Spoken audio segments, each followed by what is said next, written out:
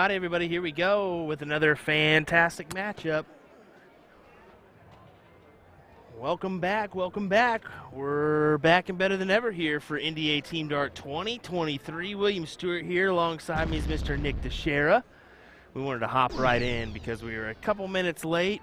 Let's be honest, I got entangled in someone talking. And sometimes you just can't get out of it. But that's how it goes. No, it was an enjoyable conversation, but definitely had to get over here and start the stream up. Appreciate you being here. As we're here for Sunday evening of action. This is 301 action currently, I believe. Sorry, 501 action. 01 tonight is our action, I meant to say. As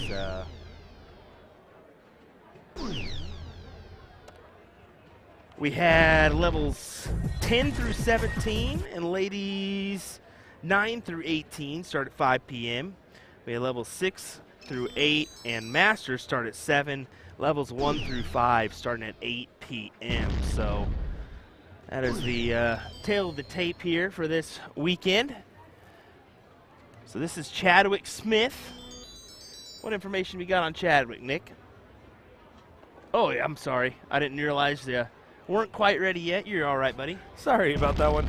So this is a Master Singles. This is the third bracket in Master Singles here for the 501. It's going to be that double-double. So that's why we had a little bit of confusion on which players were going on there. Third bracket. Yeah, because this is number 3 for Master Singles 501, it looks like. Oh, wow. So they've got numerous Masters brackets then, huh? Yeah, this is a top 128 match that we're looking at here. My word. Okay. So that's why there's a little confusion when I said level 3 instead of Masters. Exactly. So Chadwick Smith here representing Mississippi for the Mid-South Amusements LLC. That's going to be the gentleman that you're seeing at the line right now, goes by the nickname Wick-Wick, or Wick-Wicky, excuse me. And then Renee Cornelius is representing, of course, DSAB for Germany. That's why I did hear him out there speaking a little bit of German, so I should have known better than to think this is a level 3 match. Yeah, that's usually the giveaway, right? Those German players are always in those top levels here. Yeah, we got a lot of brackets going on for 01. As I got a chance to actually talk with the NDA president earlier today, and there's over 3,000 individual players that have are playing at least one event this week here at NDA Team Dart. Chadwick looking to put this away, and does with a big hit there. And I believe that is actually the match. I think we just caught the last little part of the leg here, as we are actually going to head on over to, I believe, board number 3, as I think we've got a match going on here.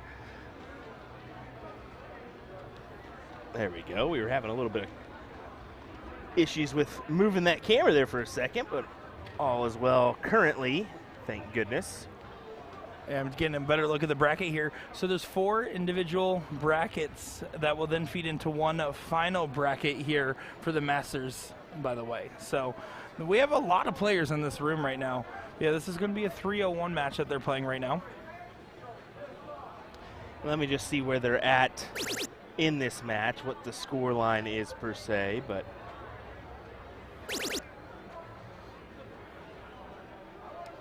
do that right now. Well, of course, everybody, we're super excited to be bringing you coverage as you're hearing my voice, which I am Nick Dichiria, joined alongside Will Stewart here. You know, fun fact, and I'm going to say this while Will's not here, only one person so far this event has come up to me and said, "Hey, Will, it's nice to meet you." So that's honestly pretty cool that I've only gotten confused for him once, because I take it as an insult. I kid, of course, I kid. But we're super excited to be bringing this coverage. How about this? We're getting a level 18 matchup here. This gentleman up, I think it's Richard. He is up 1-0 right now, so this could be the match. Hey, not there, but it's a good miss as he's going to leave double 16. Take a chance, and he hits it. All right. Well, we're going rapid fire. Now, it looks like here for how they set it up, the cutoff is Division 14 through 18 here is going to be that 301. The rest is going to be 501, and then a change up for the Masters Singles and the Ladies Masters Singles, respectively. And we just want to confirm that this is the match here. Don't want to preemptively jump from this one. Yep, it looks like it as we get a big hug from those two competitors. At least we got to jump in there and at least see a glimpse of that one. Again, we do apologize for the semi-tardiness of getting here. You know, I personally blame Sean. Sean, the guy who's at home right now. No harm, no foul. Listen, I'm surprised I haven't gotten confused for him yet. No, hey, what's going on, Sean, to me? I did hear that you got a hey, Will. Oh, you're not Will. I did hear that one. Oh, you did? Yes, I did. Did you hear me say it to the stream right while you were gone, or did you hear what happened? I'm not sure about that one, but in walks Jake Smith. Possibly not. Maybe just grabbing the brewskis and headed on by. But, hey, that's quite all right. We want to welcome you to this evening's stream here for NDA Team Dart. As it's been a good day so far. We crowned our international champions, our international challenge champions, as we'll hop on over here and say hello. Look at there's David Gott. That's David Gott. Right there. There's David Gott. That guy. Yeah, I hope you guys are doing well. We could use this as an interview cam, I guess. We're wearing that. Wearing the Ninja Turtle jerseys here, so I just want to give a cowabunga. We're lean, we're mean, we're green. Oh my goodness! Never do that again, please. Well, Sorry. we'll take a glimpse of the room here before we gander on down the road. But yeah, there's Brett Hollanday right there. Big shout out to him as he walks on by. On our spy camera that we basically have at this point. Yeah, definitely. He's going to be standing there. Over there to the left, you saw Bob Anderson. Hop on over here. What's on over this route? More dartboards. Man, and there's a lot of them. I mean, just look at this room.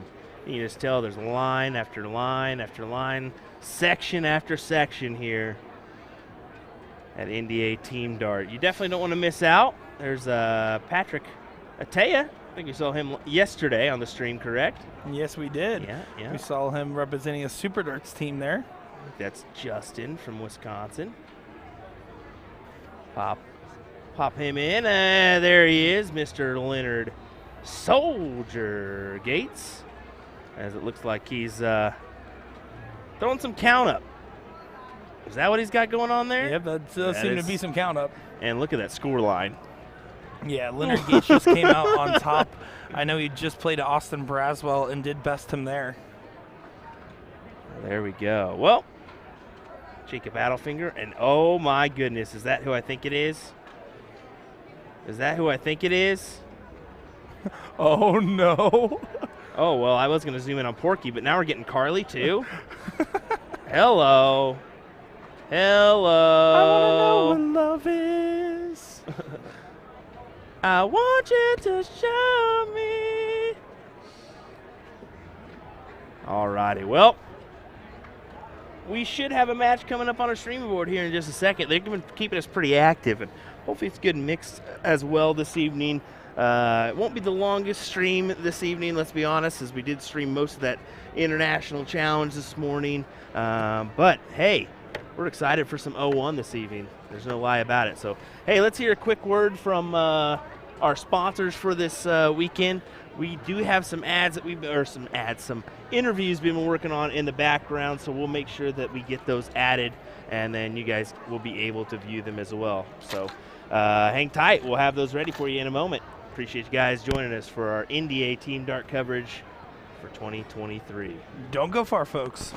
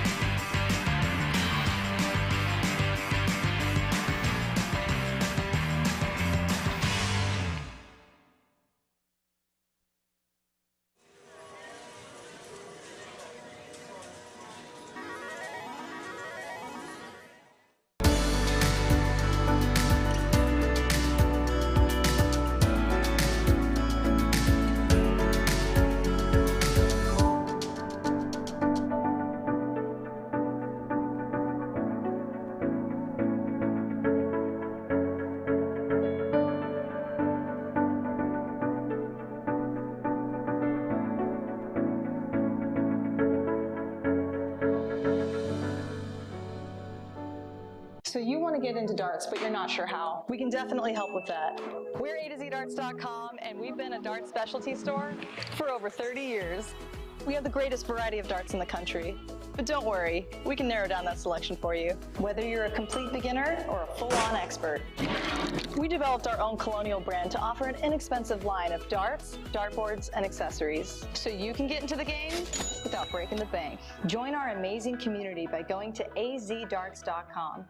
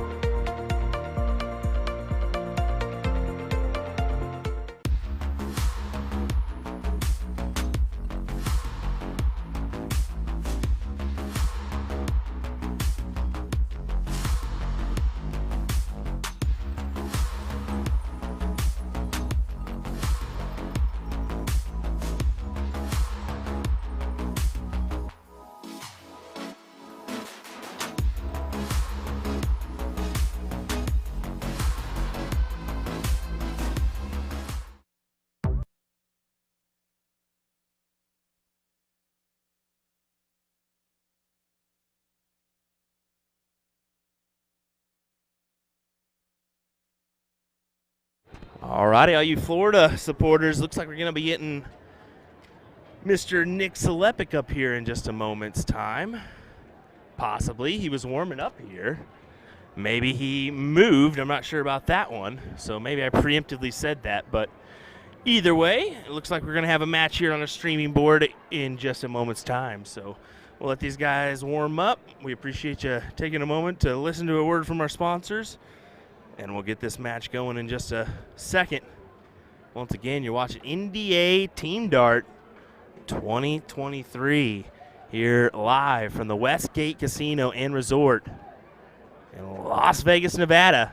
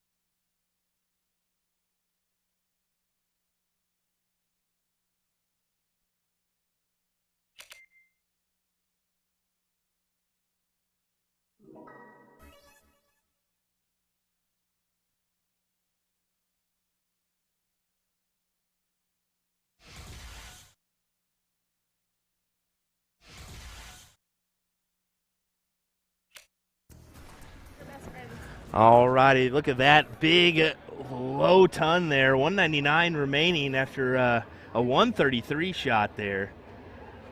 Fortunately for Mr. Nick Slepic, didn't find his way in on that first go round, and just 28 scored after that. So sorry for the delay here, as I've got some frantic goers in my area, I guess. Oh, sorry, did I call you out there? My bad. Well, we'll get Nick situated in a spot to where we can get this other gentleman's name here, and because this gentleman's playing really well right now.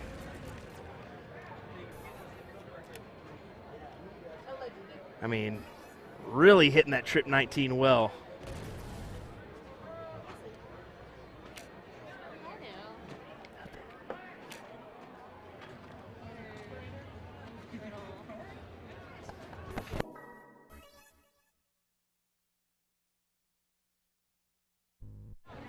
Well, looking for 70 here.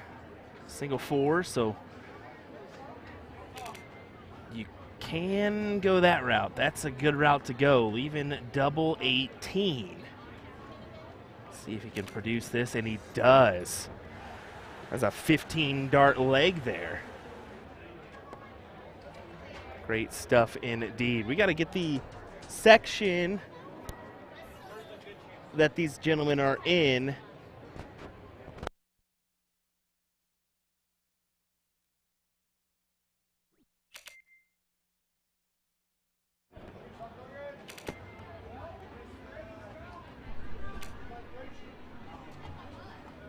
Well, double 14 in for Nick. As all of a sudden, a couple of spectators showed up behind these guys. I don't know if it's for these guys or Stefan. Of course, our German friend from the team event the other day who wanted to make sure it was happy birthday, Luca. Gene Kreiser? Is that it? Gene? Gene Kreiser? Oh, I need to give you a battery because I definitely took Kayla's out. Yeah, I wasn't going to let that happen. This is a top 96 matchup on the loser side. Of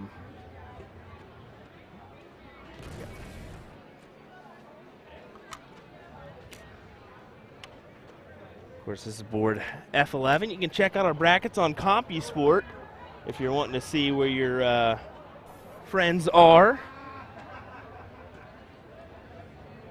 and what board they may be on.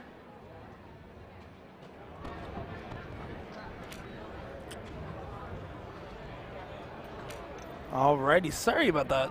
I got caught up in the mix of everything that was going on there. But it's glad to be back in the action and back in the booth here next to lovely Will Stewart.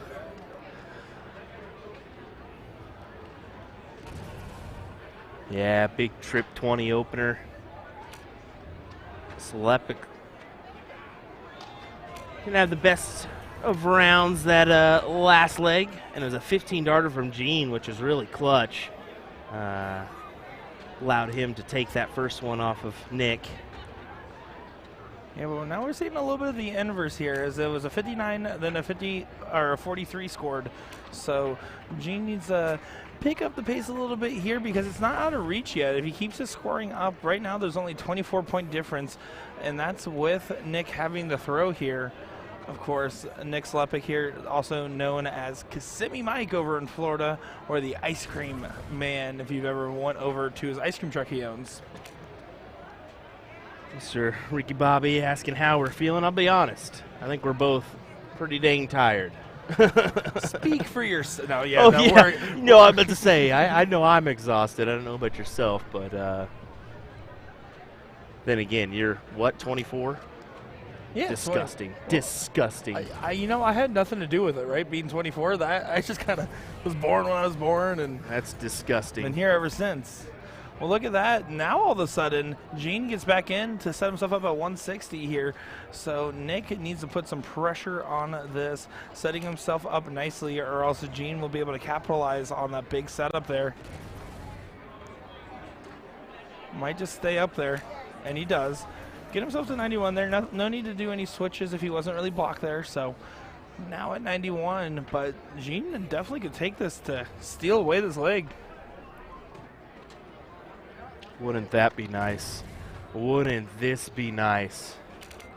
Oh, and it did catch the dart there to go into that 5, but a great last dart over into that trip 15 there to set himself up double top. Nick Slepik here. Needing 91.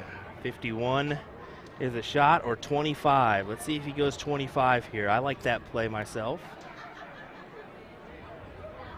Looks like he's going trip 17.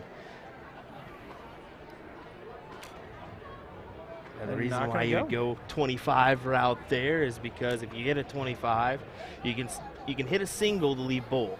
So that's the reasoning behind that. For those that maybe don't know. Yeah, that's some great insight there. And unfortunately for Nick, he's out of this tournament now. But if I know Nick, he's going to be a little upset about that one, but he's like, I'll go have some fun now.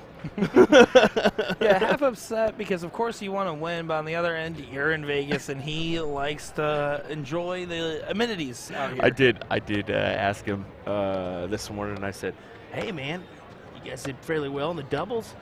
We were saying you might go to Fremont afterwards. You go? He said, heck no, he didn't go. Oh, no. Now he's back in here. He knows we were talking about him. We must have said his name too many times. Well, I'm going to kill myself. I don't want to do it for everybody else on camera, so I'll do it in here.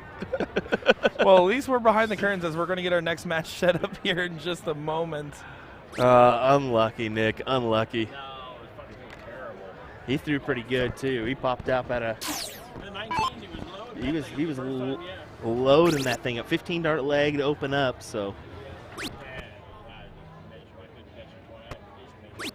Well, you know what that means. The tables in the Fremont are calling. That's exactly what it means, and that's where I'm headed. Love it. Love it. Started out well. The first match, I threw back. We were real well the first match. Lackey, and we went down the end.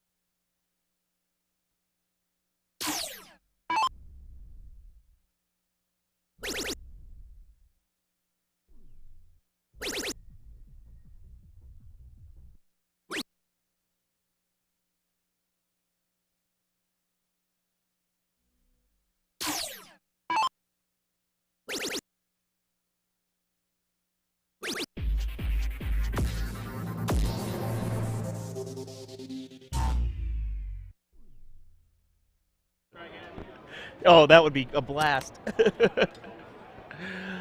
All right, I think these are both guys from Germany. Honestly, I believe I recognize that jersey there. And an unrecognizable name, so that would tell me definitely a German as well. So it is kind of crummy to come all this way from across the pond to play a fellow countryman, but you know what? At the same time, it's bound to happen eventually if you're doing well in the bracket. Am I right? Oh. Daniel Killian says, 2 days in Vegas, I'm toast. No, we definitely feel you, especially when you're starting to stream this long. But at the same time, it is kind of a fun thing to be involved in the Vegas kind of thing. And it's, if you get out early, you can go head to the slots and gamble if you want, or go get a nice meal, because that's another advantage as well.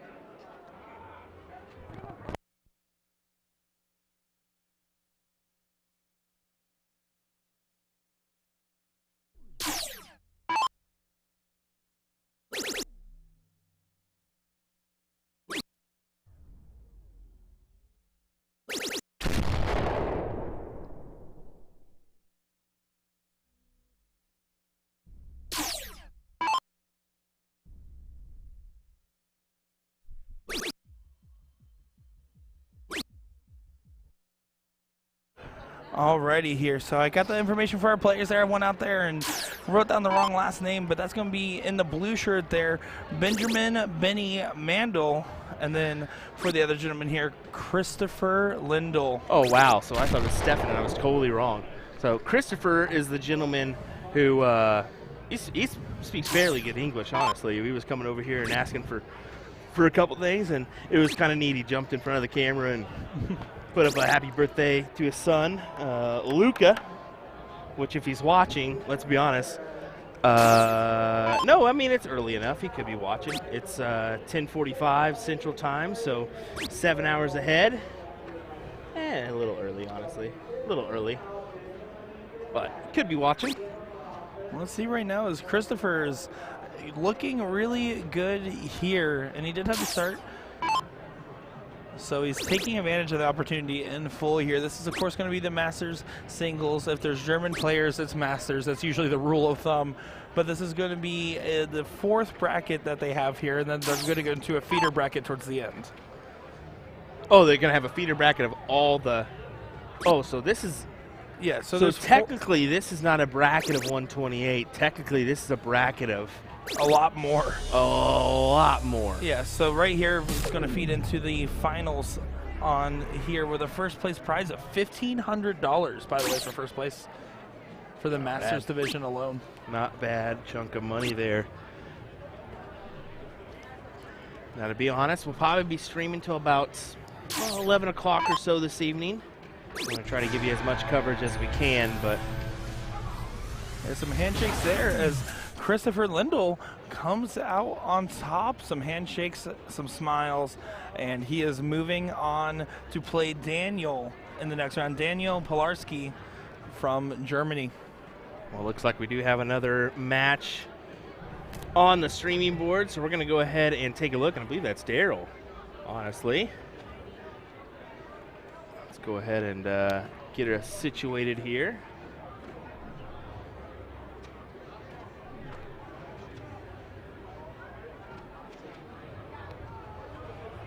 Yep, so that's going to be Daryl, as you said there, representing Superior Vending from Minnesota.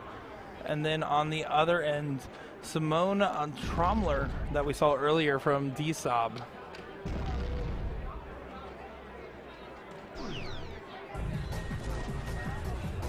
Daryl teeing up on a 1-4-1 there.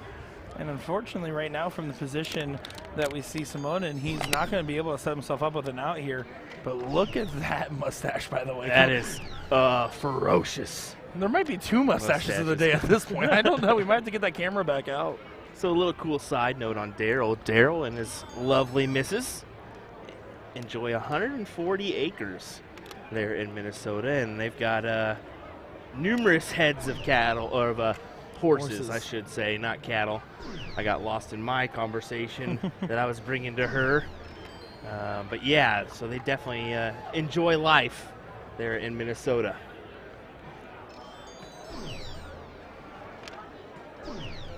Yeah, I mean, with that many acres, there's so much room for activities. I would have an ATV going out there causing trouble each day. I can't.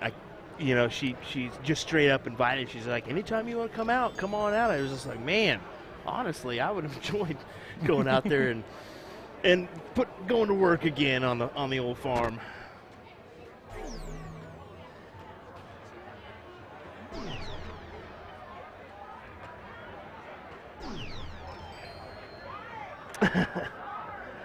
Tara saying actually it's Wisconsin, so maybe it was just a mess up on the Compass board, or maybe that's just where the vendor is associated at. But either way, we just went off the yeah, she did say we need to get you up to Wisconsin, so I'm assuming they might be on the border of that.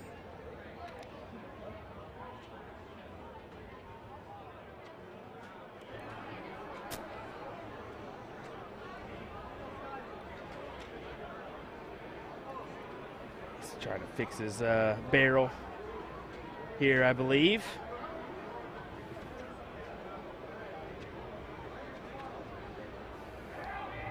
Must have had an issue. Hey, look at that. The lovely wife is tuning in. Hey, Hannah, hope you're doing well. Sorry about that. I just got a little update in our bracket for one of the other stream matches that just got called up here. They're like, hey, Kyle Liddicky and Taylor Hedman are playing on F11. But right now, by the time they'll get going, this one will be finished up. So a lot of people were just asking, or Austin came in here and asked me, he's like, I got the winner. I want to know if I'm playing. So a lot of those CSC guys have a little bit of a rivalry against each other. They love knocking each other out of tournaments like this.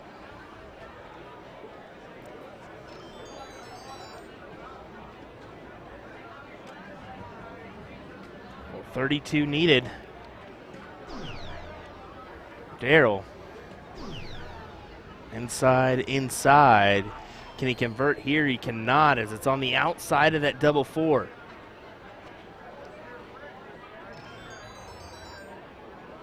Well, if this 160 goes, that'd be a huge save here.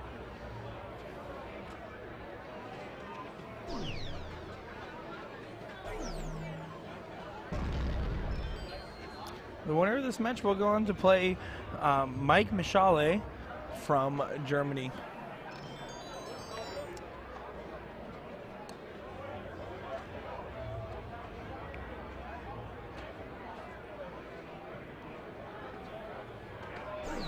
And look at that. Does go ahead and get it. We'll take a quick look at the replay there. He is able to convert and get it. I believe that is the match there. And we're going to take a moment. Yeah, it looks like the darts are getting put away there for these guys. Well, good darts from Daryl as he's able to advance into the next round over, we'll call him Handlebar, because, man, is that just magnificent. And you know what? We've already claimed the mustache of the day, but this may be mustache of the evening. Oh my goodness, we got flows galore as we got another gentleman in the picture with a beauty. What is going on? These guys got some great mustaches rocking out here. They do, and oh my goodness. Well, this the ugliest guy in South Dakota. No, I don't want to say that. I'm just kidding. Don't tell him I said that. He's beautiful. But we'll have this match coming your way here next. Hey, look, there's Carly. Carly? Hey, that's our friend. Hey, there's our friend. Our friend. Our friend. F is for friends that do stuff together. U is for you and me. Yep. N is for anywhere and anytime at all down here in the deep blue sea.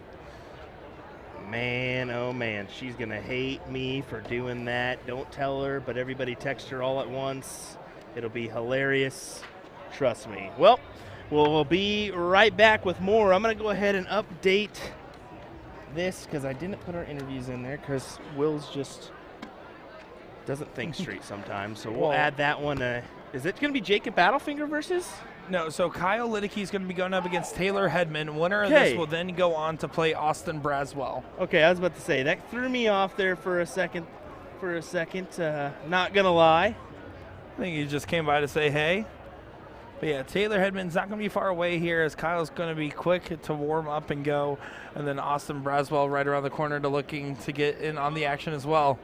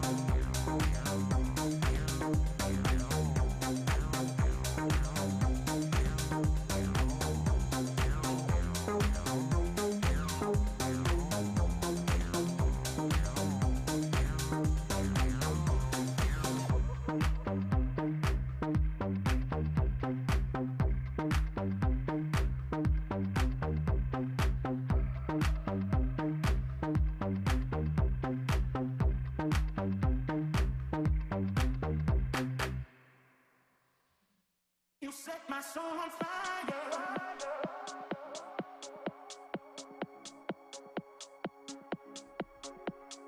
Baby, you set my soul on fire. You set my soul on fire.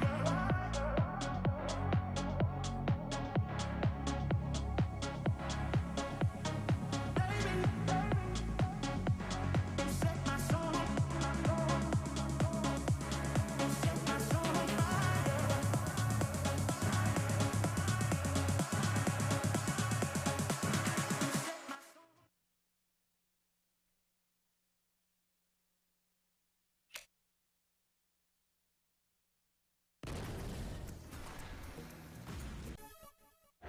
Alrighty, folks. Well, we got a good one here for you, as that's going to be Kyle Liddicky up at the line here, going against Taylor Hedman. So a CSC bout that's going on here. Of course, that's one of the shows that I do take part of here. Kyle having a little bit of double trouble, though, in this first leg, as he is not able to get in. Taylor Hedman is over in that South Dakota region as well as Kyle. So they're both representing Sioux Falls and MG leagues. So imagine traveling all the way to Las Vegas to play someone that you have in your backyard. But of course, that's the way the cookie crumbles. As this is a top 96 match here. Winner of this will go on to play Austin Braswell from Florida. But yeah, right now Taylor Hedman just under the wire there, but getting a great start and a good distance ahead here, as it's going to put some pressure on Kyle to hit a big round here.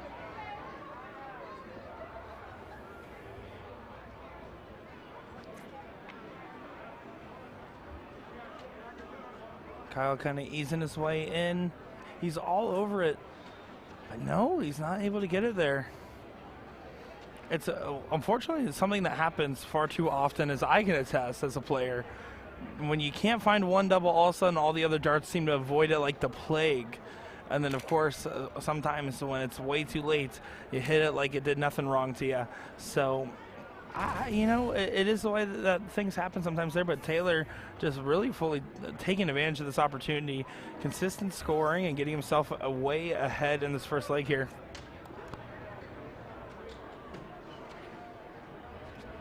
Yeah, Kyle just unfortunately struggling to get in, but he goes, hey, there we go. Yeah, I mean, again, it happens to the best of us here. Better late than never, and that's also why it's a best-of-3 format. There's going to be plenty of opportunities here for him to capitalize. Of course, this leg might not be one of those opportunities, as that is a great time to 140 there from Taylor Hedman. I did get to meet the better half of Taylor. I'm blanking on her name right now, but she came up to me and she's like, I just want to let you know Taylor had a great time playing on the CSC and doing that interview with you, but it sucks that it was the day of because he was in his work clothes and he felt bad. I'm like, no, it adds personality to it. He was like over there in the trailer and he had his like hoodie on and some camo. Yeah, the pleasure of talking with her as well, so it was pretty nice chatting. Great last start there from Hedman to leave himself on 8. Of course, single 16 there would have left 40, but either or on that one would have been just fine.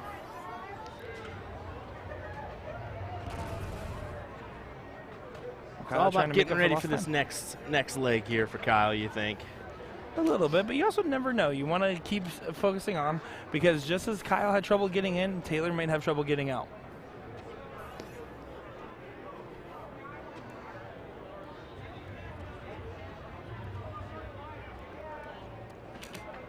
Well, look at that. He does find it. Kyle's going to write down that first leg. And he'll try to forget it quickly as they move on to the next one, huh? Exactly. Just one of those off rounds there, something that happens to the best of us. But now we're going to go to leg number 2 here. Kyle's going to start off. And I think he just needs to kind of shake that situation off there and move on, as he has been in plenty of situations before, and we know what he's capable of when he's on his game. Just going to have to dial his way in. Does get in on the second dart here, and then going back up to that 20, and does get a 52 open there.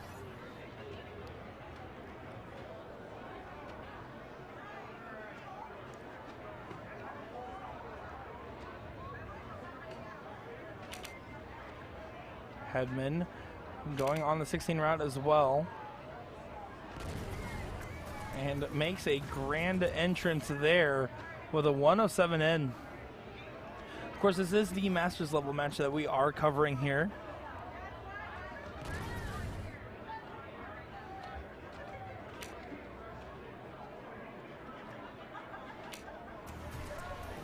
Kyle's having some frustrations right now, that's for sure. It's one of those things, too. I always struggled when I started getting pretty good relative to what I consider good at darts, which is not much for my own personal bar.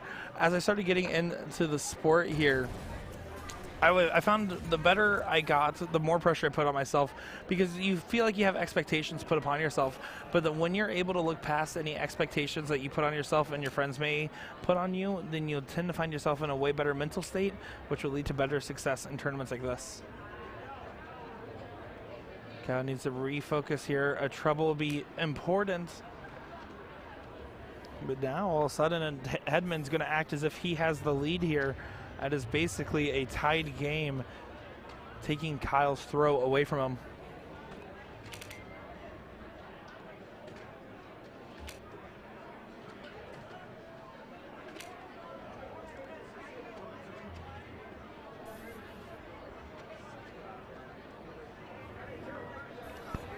See if Kyle can convert here as he searches for the 19 and then goes up top.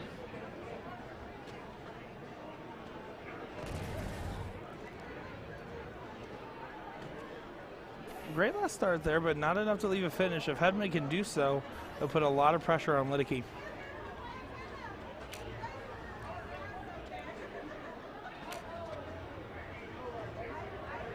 Of course, since we can't see Carly back there behind Lackey, we do want to wish her a happy birthday, as Cinco de Mayo was her birthday. I believe she turned, what, 47? I didn't say that. I'm keeping my mouth shut on that one, folks. I already did my bad work of the day, as in camera work. Well, if anybody in chat tells Carly, you're a narc.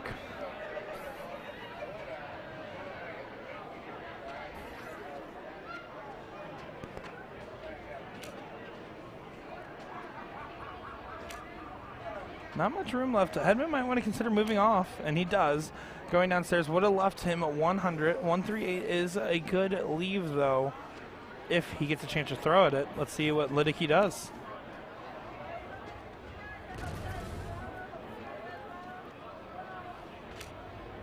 Ooh, kind of slipped out of his hand there.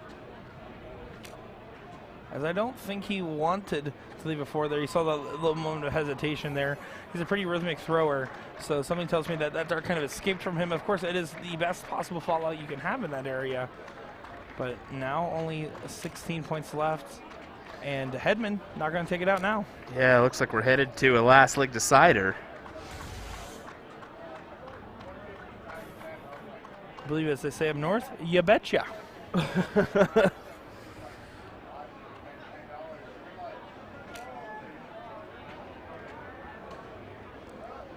feel like Kyle's got to take this out here, and he does. Well, what was a very lax first leg there for Lidicky is now a moment of celebration, as he played really well there and is going to have to diddle to see who goes first against Hedman.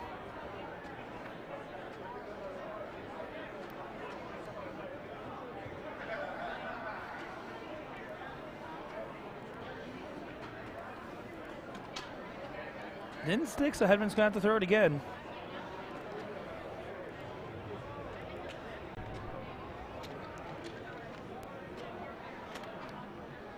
Lidicky needs to get right in there. Oh no, it got underneath that dart.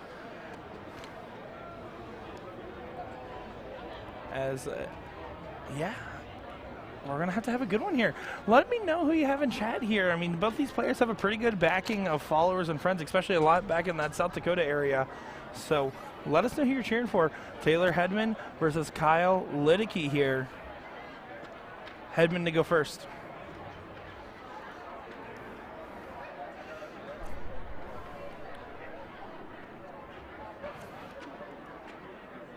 Hedman's going to have to move away from that 16. Is able to still find it. I don't know how he was able to continue going at it. It felt like it was completely blocked. But getting in is all that matters here. Lidicky's just going to dial it in there, marking the distance. Does get in with the second.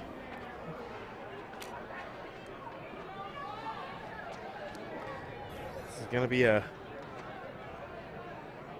back and forth battle here, tied 1-1. Which South Dakotan is going to move on? Both on SD Elite this weekend. Yeah, once teammates, now mortal enemies. Because Hedman there gets 100 points. So when you're in this B position here, if you're not out shooting, you need to at least be keeping up with. So we need 100 or more from Lidicky. He needs to make up for lost distance here, and this is the way to do it. 1-2-5 there, continuing to close that gap just ever so more and start to get that lead back in his favor.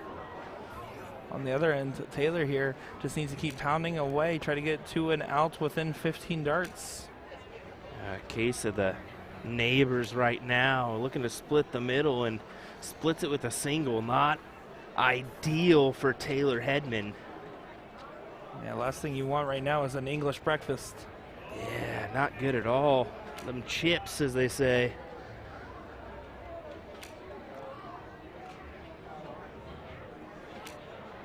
Kyle finding 60, but still has a pretty assertive lead at this point. Yeah, but it just takes one big round from Taylor to get himself back in this. See if he can do it here. Well, that's a good start to it. And that's an even better start. And what a time to do that. Will, you couldn't have said it better yourself, as that is a 180 there from Hedman. A boom goes the dynamite moment. I mean, it is some CSC, guys. I have to get one in there. You just got to speak it into existence, my man. Someone has to. What is this? Great answer there as we get a big high ton.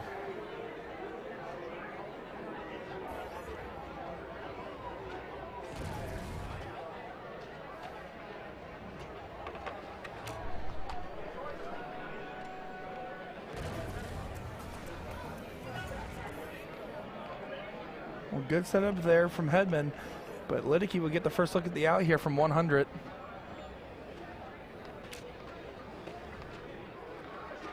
$80 did go for that trip 20 to leave double 10.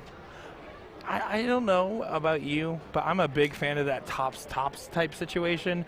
Jose de Sosa got me hooked on those.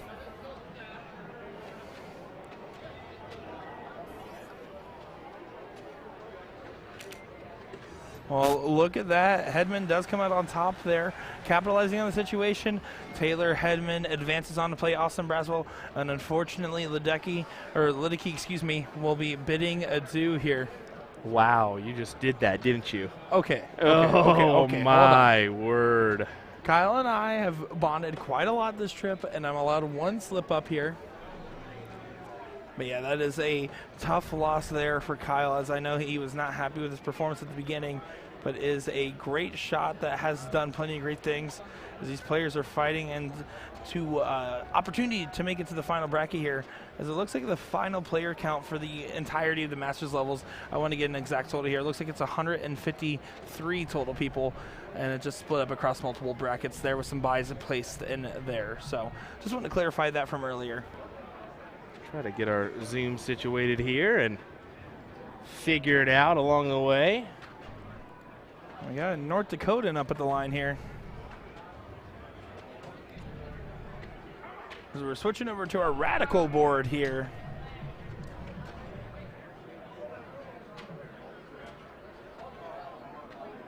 So we're going to get the information on these guys here in one quick second.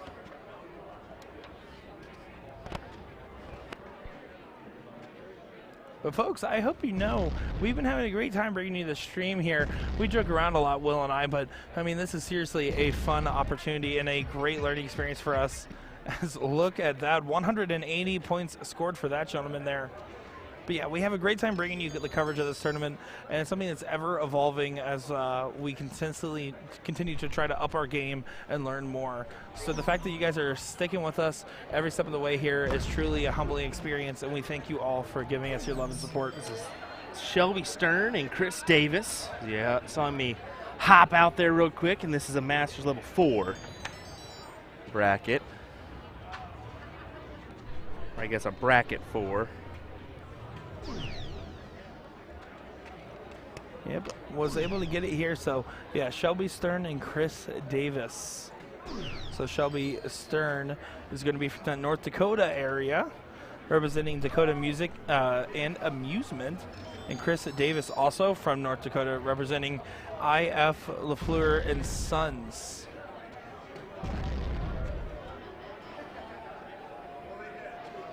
From 75 here, debating on how he wants to set this up. Going over to trip 17 was the right call there to leave 24. 105. Could start at the 20 if he likes. If he hits a single, can go to the 15 after for coverage. If he hits the triple there, of course, he can hit a 13 for double 16. Okay. To each their own, I guess. Interesting decision there. I mean, a lot of these guys that don't play 01 nearly as much, you'll notice if they can add it up as if it was a 5 mark, then they will go for the math that they can quickest recall. Well, it may not be just 01, it may just be the split bowl thing. I mean, how many times do they play split bowl? That could be a factor because every league's different.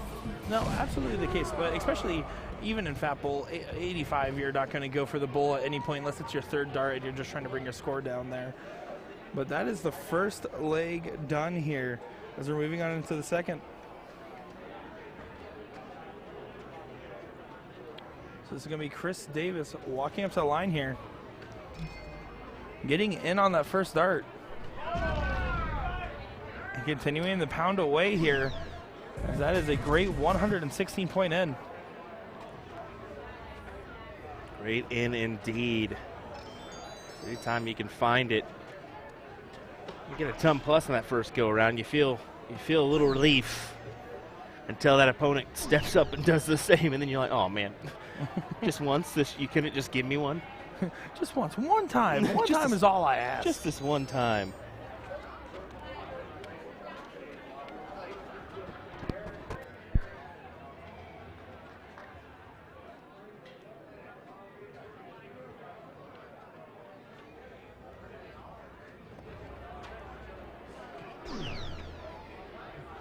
Well, Chris right now can keep chucking away here. And that's a great last dart. Again, one of those things that you need to utilize more and more as a player is getting used to hitting your cover shots. As someone over here is giving us a very aggressive look for no reason in particular.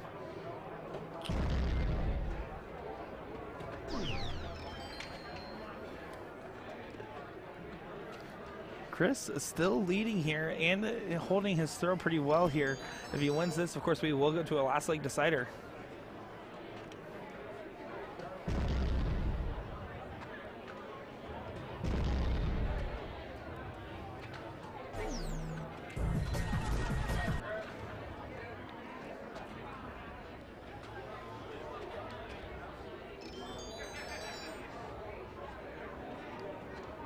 Let's see. You can convert on a couple here. One more of those would be nice. Still kind of on ice, per se. Absolutely, can't agree more with that one. As Mr. Davis here is just going to keep taking advantage of this opportunity and try to tee up as best he can. You see he's taking a moment there trying to think about what's best to do in this scenario. Sometimes, I will agree, obviously ideal setups and knowing your mass is better, but when you're in the middle of a match in a game like that, sometimes it's better just to flow with your rhythm, especially in a singles format where you're the only one dealing with the outcome. Hitting the bigger round and getting closer to the bottom here might be the better play. Well, you had the right mindset. 57 left, 36, and look at this. Good 1-2-1. The 1-5-1 does have a chance, but only if they get the opportunity here, as Chris Davis is going to see if he can take out this 56-16 for tops. I think we saw that classic. Where's that been from our North Dakotan there? And there we go. He takes it out on double 10. Now we're going to be going to one more leg here as they're going to diddle for the middle here in this North Dakotan battle that we're having on the dartboard.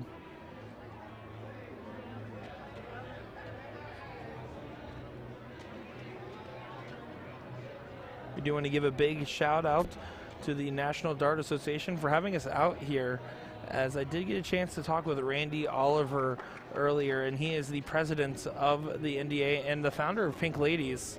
So got a chance to really get to know him there and figure out more about the organization and all the things that it's accomplished, and hopefully later on we'll be able to give you a little insights into what goes on at the NDA.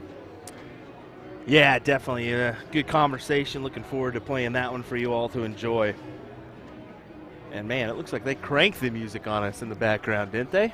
Yeah, they knew we wanted a little pick-me-up right now, a little country hoedown, if you will. The only pick-me-up I need is this cup of coffee I'm drinking right now. And yeah, fortunately it's 9:15 and Will's having a cup, because that's what exhaustion does to you. Well, there ain't no rest for the streamers. 96 a little bit, in there. but still a lot of work. Hey, you did get a 15-minute nap in between our morning and evening stream. It was an eye rester, if anything. Look at that there. 107 in for Shelby, 96 in for Chris.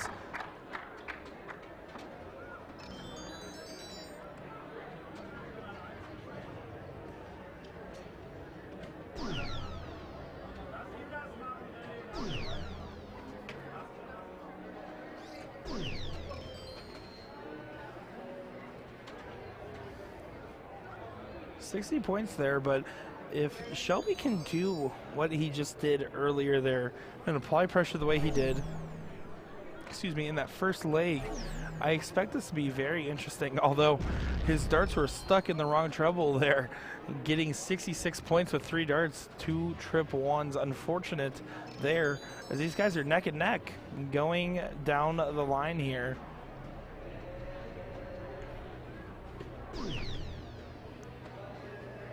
Very direct throw here for Chris Davis. You can see where he sets up there. He does the standard 90-degree right angle setup that you'll see with a lot of dart players, but instead of having any pullback, we'll go straight onto the follow through. Here it goes. Bum, bum, bum. We heard a small bop, bop, bop in the back. I thought it was going to be a bigger eruption, but I guess not.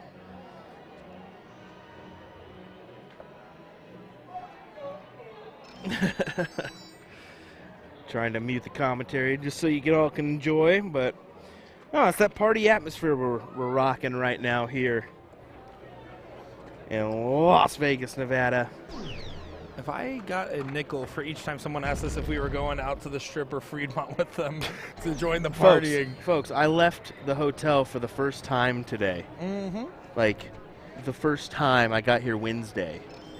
Same here. Yeah, it's just any more for me. It's another event, and yeah, since checking, we don't really get a chance to explore. You know, people are like, "Oh, it's cool that you're working in Vegas." We're like, actually, it's just about the same as anywhere else. For actually, us. it's when you think about it, the temptation's there to always go gamble and go out and stay up, which is never good when you're a streamer. So yeah, it's way different when we're in Missouri, right? Look at this. Look at this. This could be fantastic. 80 scored, leaves 70. Thought he had a chance here. There we go. Now the crowd's getting into it. 155.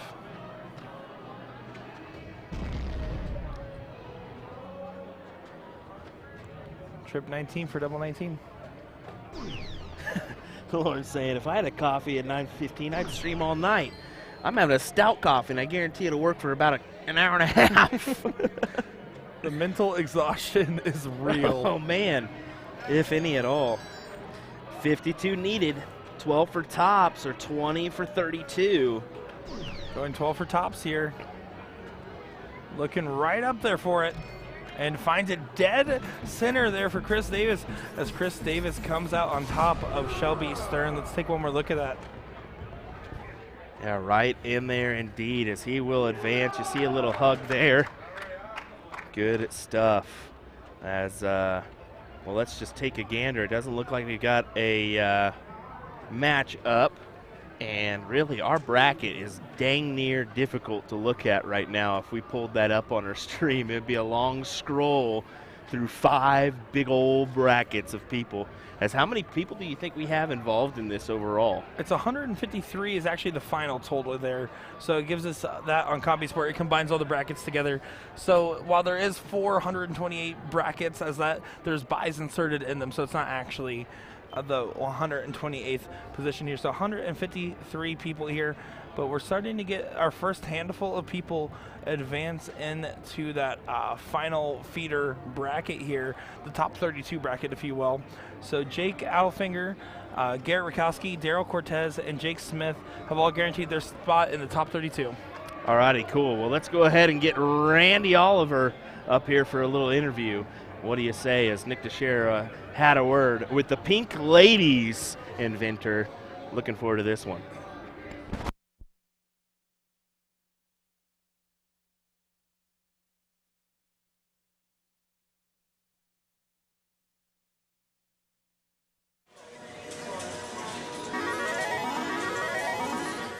Well, hello everybody, I'm Nick Dichiria with USA Darts, and today I am joined by Randy Oliver over here representing NDA as the president of the National Dart Association. Randy, for those that are just watching NDA Team Dart for the first time, can you explain what NDA is and represents? Sanctioned dart leagues throughout the world. We have numerous operators, members, and obviously participants, dart players. Our goal is to run the biggest and the best darts tournament in the nation. And that you do, at least here in Las Vegas. We have turnout this year as there's hundreds of players. We have a lot of the international crowd in here. Are you surprised or happy with the turnout that we have for Team Dart this year? We're very happy. We have over 3,000 players here this year. almost 4,000. The survive after COVID, the building up of everything, bringing it back. The players are fantastic. They're glad to be here, and we are so glad to have them. All of our events are completely full, and it's a great turnout. Well, out of those thousands of players, of course, you guys do have an international program. So the DSAB brought over 90 players here to represent Germany. How does it feel to see that international turnout be so high this year? It's great. We wish that Spain and France, Italy would all come back again. We're hoping that as the COVID has survived and all of the bad news, we're really hoping that we can attract them to come back to this. And when you mentioned Germany, they just won the men's challenge.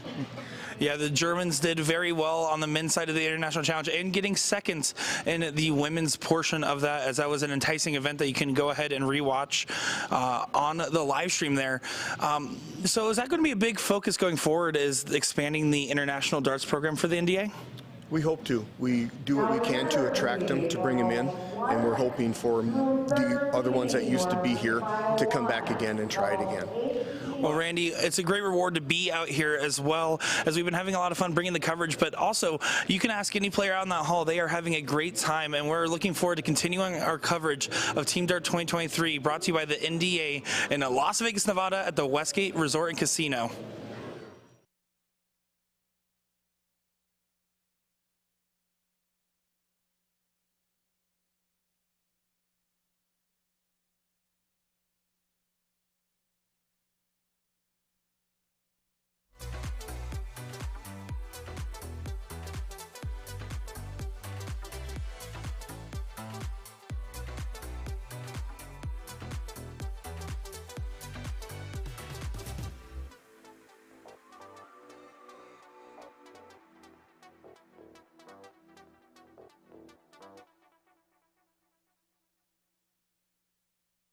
Every time I close my eyes,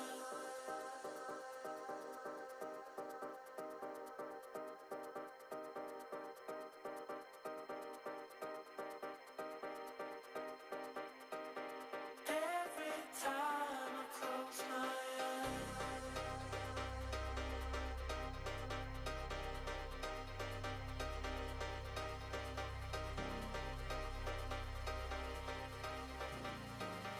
every time I close my eyes. Every time I close my eyes. Every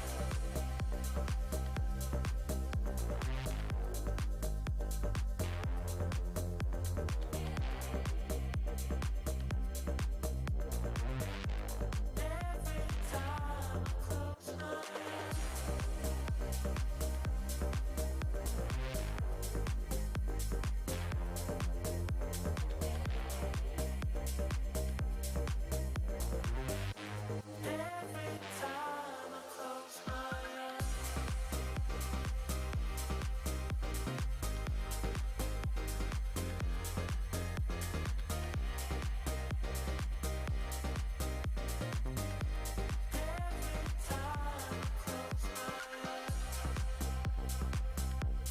Every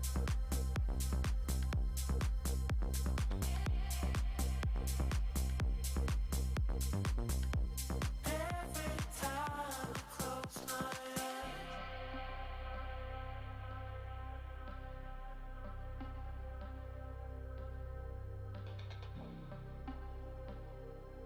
eyes. Every time I close my eyes. Every time I close my eyes.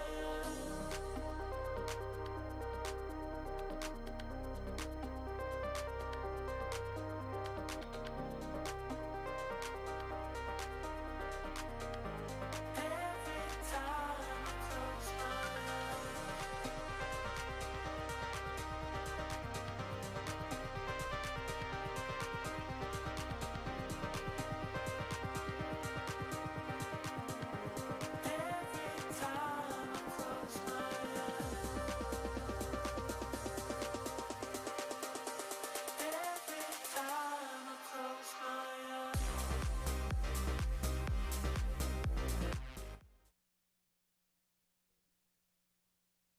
All right, well, you may have saw me, it's Daniel and Peter. This is Daniel and Peter, level 4, or bracket 4. Both of these gentlemen are from Germany.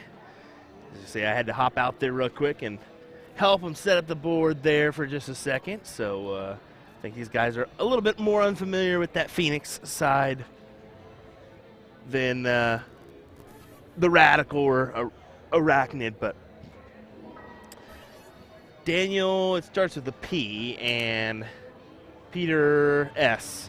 Good luck on the last names. I'll warn you that one now, Nick, because you're definitely going to go ahead and pronounce those for us.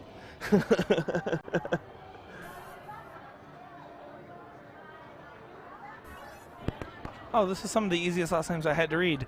Daniel P. and Peter S. You're dang right. Well, Pilarski.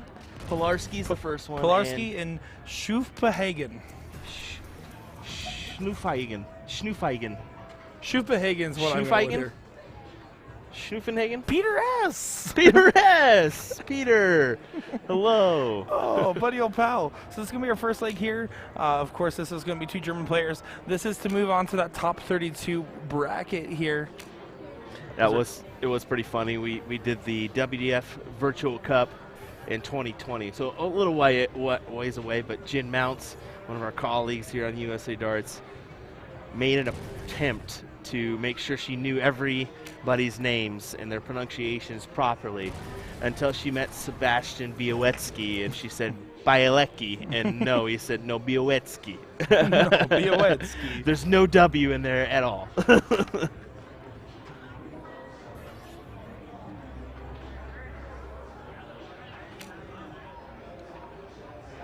Well, these players are fighting along. Like we said, this is going to get them into the top 32 section of this event here. Top 32 is the cutoff, so that's where you'll start making money on each game. Okay, yeah, so money to be made, money to be made. Yeah, $1,500 for first place, $1,200 for second. There's a lot of money in this Masters division here.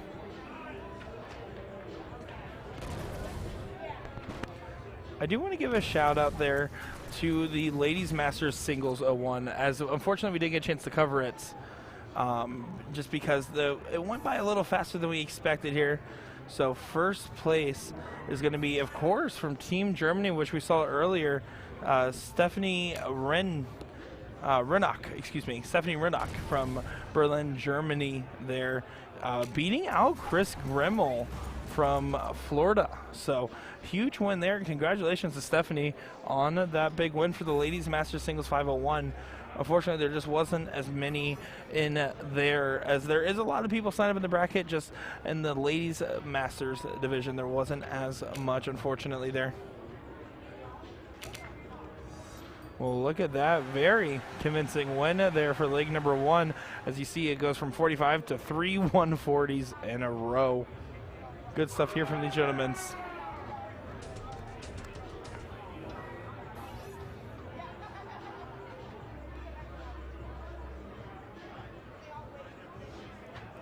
Now we're on to leg number 2 here.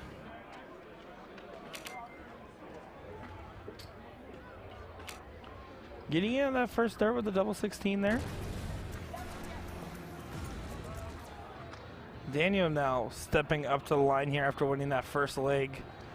Huge open though for Peter.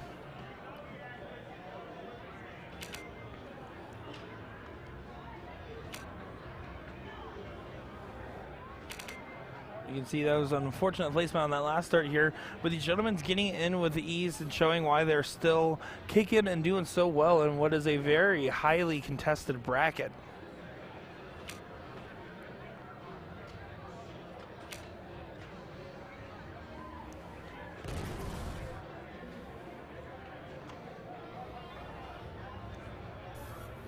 But now, let's see if Daniel's able to catch up that difference there. Looking for about a ton plus range here. Of course, it sounds redundant to say, but when you're in that B position, especially if you already have the advantage, you want to just be applying as much pressure as possible, as he does close that gap here, making it a 3-point game, kind of hitting that reset switch. And you can see Peter there set up his dart in anticipation for the game screen, and then it took a little bit longer than he anticipated the transition. That's why I always tell people, especially even in leagues where there's shot clocks on the board, like some of those NDA leagues that have 20 or 30-second shot clocks for your first dart to hit the board, take your time. You don't need to be in that box early. You don't need to be pre-setting up while you're waiting for the board to switch over. You only throw when the board's ready for you to throw, right? So why would you try to change up that variable and set up before it's ready? And of course, he did have to do a little reset there, so he was able to adjust for it. But it's just something to keep in mind as one of those factors.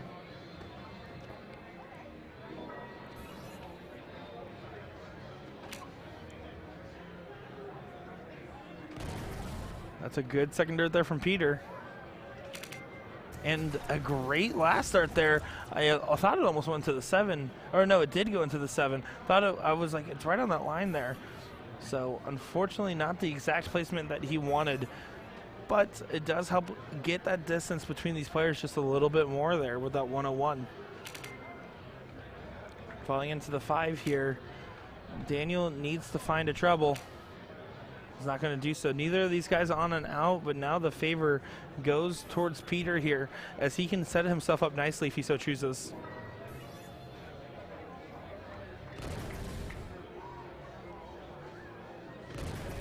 Look at this. A perfect setup there. 130 scored to leave 32. That's exactly what you would want to do in that scenario, and there's not much else you can do different other than maybe setting up on a different double, but that is the best way in my opinion here, as now Daniel's going to have to just try to apply as much pressure as he can and hope that his opponent busts here. And that's going to put some pressure on this. Beautiful, beautiful ton 40 there. But it might be too little too late for this leg, as we might be going to a last leg decider here.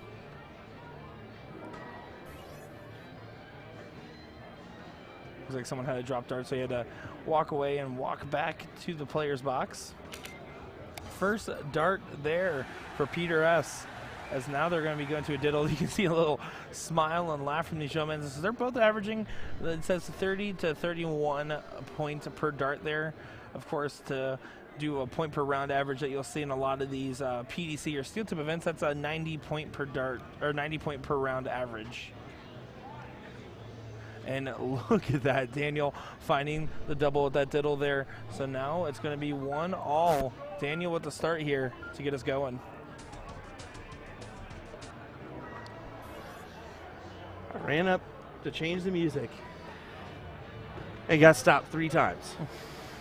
Can you stop 3 being so popular? times. Stop being so popular and likable. No, it's quite all right. It's just, oh, now you know, like, Darren Young is known for getting like second call, third call. And it's not because, you know, it's just because people are always constantly stop him, say Darren, you know, that kind of thing. But no, that's just quite all right here. You're getting the same kind of treatment, which is fun. Enjoying it. People are like, Sean, what's going on, buddy? Or Will. I'm not Will. Oh, yeah. No, just kidding. Hey, that was my favorite, though. Will, try again? That's what I said. Wait. I think I said try again. There was someone we did know. He was just pulling a laugh on us, pulling a funny. But we're here to have a good time, and it's really cool that you guys feel comfortable enough to come up and say hi to us and exchange. And the amount of people that complimented our previous live streams, this current one, shows we've worked on, I mean, it truly is a cool feeling. Yes, it definitely is. It looks like there was a misregister or something there. I think the board was just a little slow in the changeover here. Daniel, after winning that diddle, now is going to hit a big round here if he can, because he hit that 120 last round to keep up the pressure. I think they're just confirming that nothing here got confused in translation.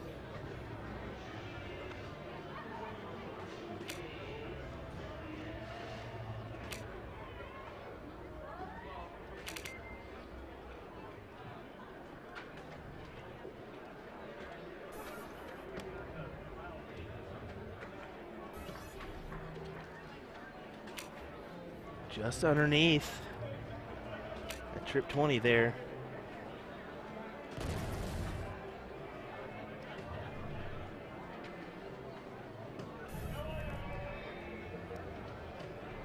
Dan, I'm digging Daniel's jersey.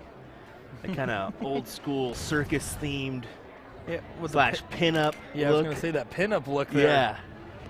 Personally, a big fan of it. Honestly, the whole swagger of the get-up here, the hat slightly ajar on the head there and everything else, the guy just looks cool. You know, they say the better dressed you are, the better your darts become. That's why I do so terrible at darts.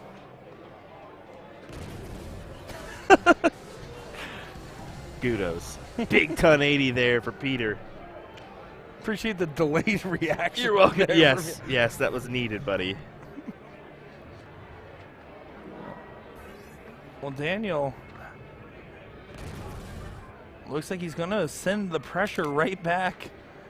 He needs to leave it out, though, and that's a huge last start to do so. 114 there, as we've seen 120, then a 9, but then 123, 135 for Daniel there. So some great stuff on the stream.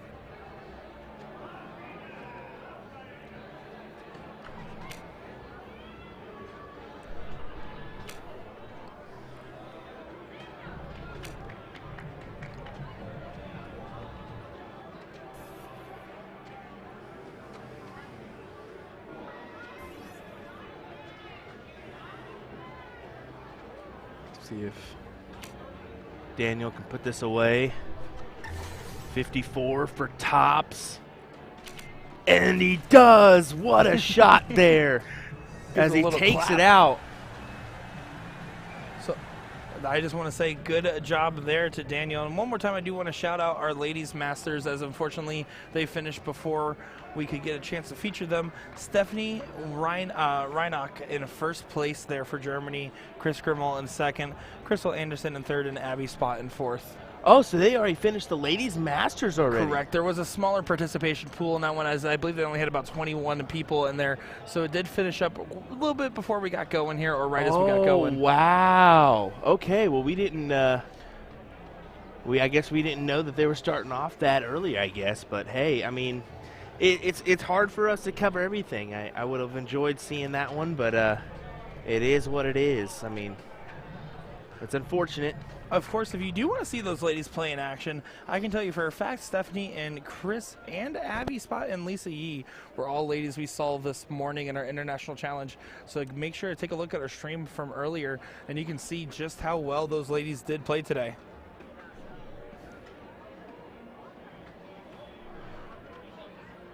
Well, that is going to be Chadwick Smith Wiki going up against Joey there.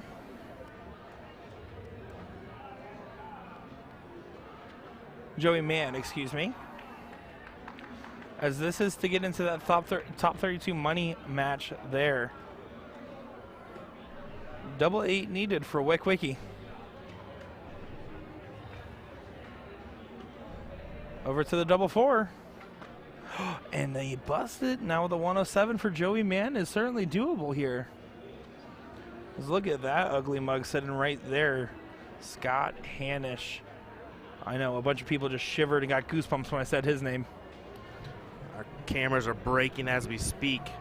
We don't know what to do with them. Wow, look at that 107 from Joey Mann. Wow, big shot indeed as Joey takes it out. Chadwick Smith. And that's going to do that one, I believe, as that is 2 straight there. Oh, maybe I'm wrong, but I'm pretty sure that's the case.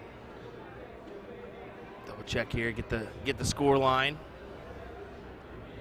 Yeah, it looks like that is the case. As you can see, Wiki putting away his darts there, unfortunately getting knocked out. And Joey Mann moving on now to the top 32, which they did start playing some of those matches, by the way. They're just kind of getting these Masters guys going as fast as possible here.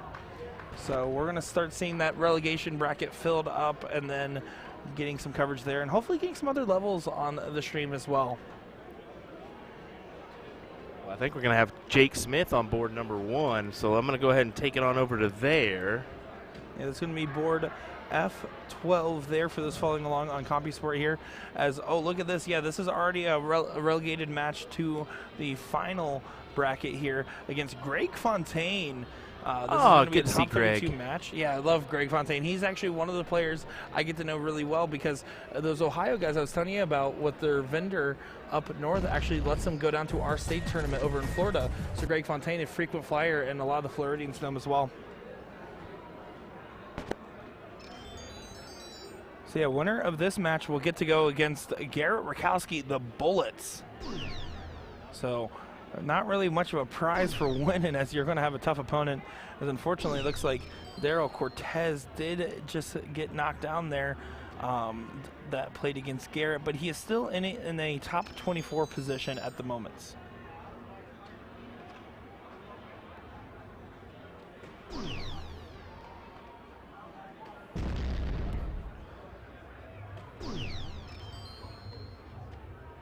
And Fontaine there just chucking away. One of those smooth stroke dart players. I got a chance to play him at a bull shooter a few years ago. Was lucky enough to come out on top of that one, but of course that was before he kind of got his form back. There was a few years there where he was struggling. Greg Fontaine, of course, also known for his association for the Darts for Dogs organization, and a Super Darts sponsored player. And of course, Jake Smith, Team USA member that we saw this morning here, had a heartbreaking loss to Team Germany in the final leg of the match. But in that final leg, I have to say Jake Smith played great. Smart dart there from Greg Fontaine to switch to that 19 on that last dart there. Of course, not as much fanfare as hitting a 1080, but on the other end there, leaving that big fish on the off chance that he gets pressured into shooting it. Of course, if Jake doesn't leave it out, he's going to focus on teeing up more than going for that crazy out. I don't think Jake Smith's going to let Greg Fontaine breathe easy here. As look at this, a 180 points scored for Jake Smith at a very opportune time to reapply pressure here. Greg Fontaine now might have to go right at this 170. I don't think you can focus on setting up at this point. He needs to attack that 20 strong.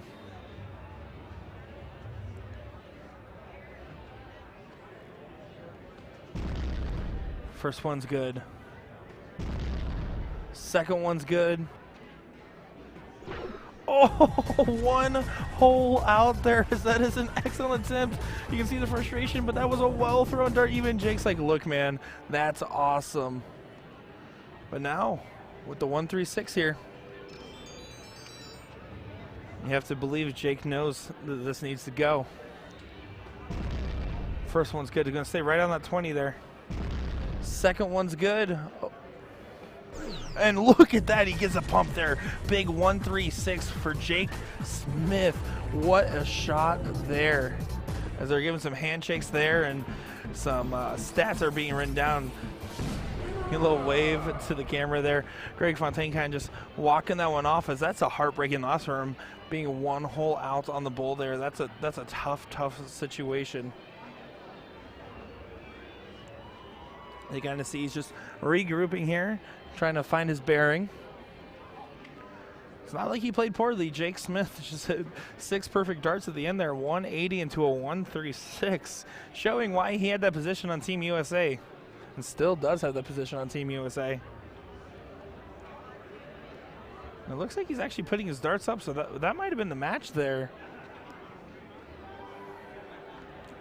That very well may have been the match there.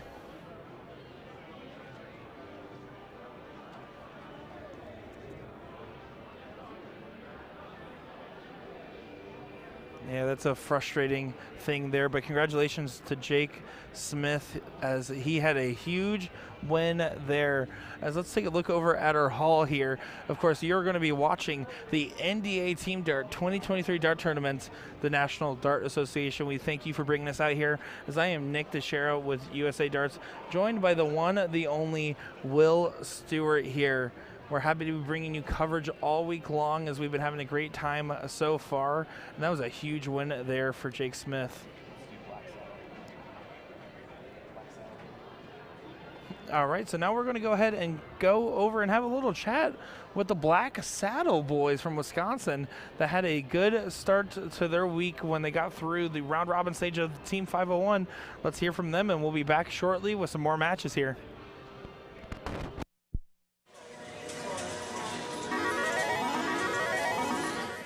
Well, hello everybody. I am Nick Dichiria, joined by none other than one of the most popular teams here, Black Saddle. I have with us Bob Anderson, Matt Crafts, Steve Diker, and John Pilgrim. Now, you guys had a great start to your week here at NDA. Can you tell us a little bit about our experience so far and how that first morning event went for you? Apparently, I'm the team spokesperson. It was nice to get out quick. Last year we had a really rough go the first event, and we didn't actually make it through the first time, so that was kind of for me it was a chip on our shoulder, and I feel like the rest of the guys feel the same way. It's no joke out here. There's no bad shots in the Masters division. So to get through the way we did was fantastic. I'm thrilled. I mean, I can only imagine. I mean, for those that don't know, the Masters is anybody is playing in that. There's tough teams, and every player has to be on the best of their performance. If you guys are all playing your best game, who's the best on the team right now? We don't have the best on the team. Yeah. No? We play as a team. Just the way that we shoot. The way that we shoot together. I mean, there's maybe a bad round, but that sets up the other guy for the right out. So there is no really guy above anybody right now. I think we're all throwing pretty well together. We're gelling well. The biggest thing for us is you have to pick each other up when they have that bad round. Our main focus today was to get in the first round. In a double in, double out format, if you don't get in the first round, you are way behind. And we figured that out last year because we weren't prepared. Well, you heard it here, everybody. This is Team Black Saddle over at NDA Team Dart playing the Masters Team 501. I'm Nick Dichiria, and we're bringing you coverage this whole week. Thanks for tuning in.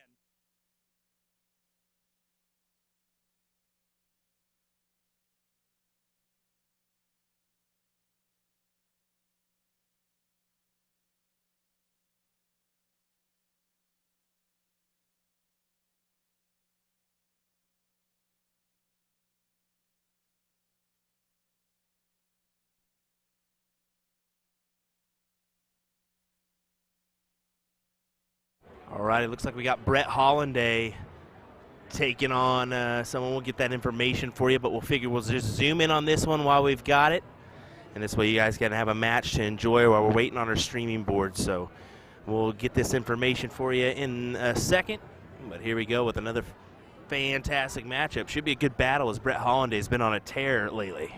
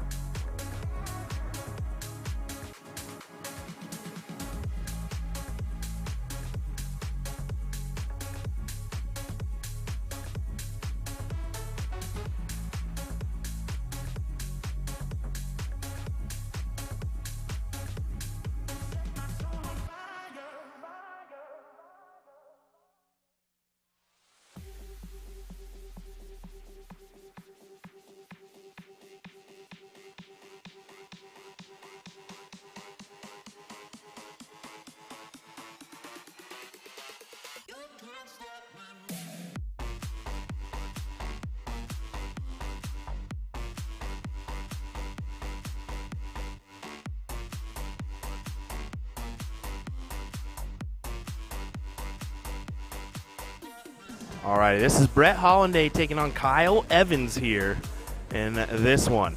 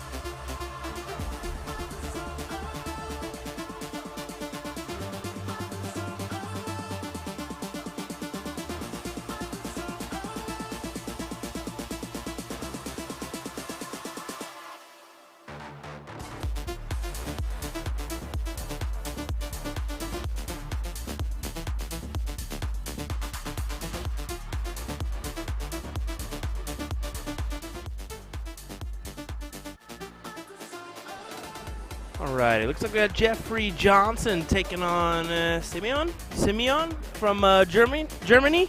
I believe that was his name. Big 1080 there from Jeffrey Johnson. Good stuff from him. So I believe this is a duel here in the Masters side. I do believe that Scott Hannis-Joey Mann matchup was just a practice matchup. So we'll keep it right here. We're keeping an eye on our streaming boards for more action. Stay with us in a moment.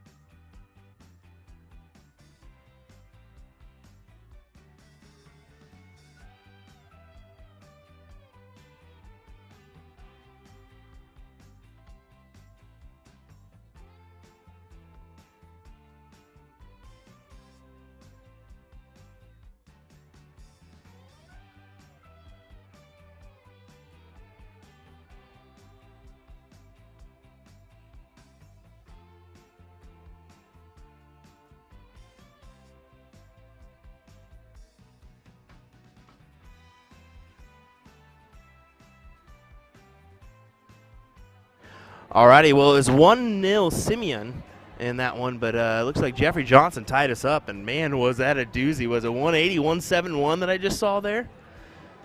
I got to talk to our handlebar mustache of the day out there, too. He said, I heard it.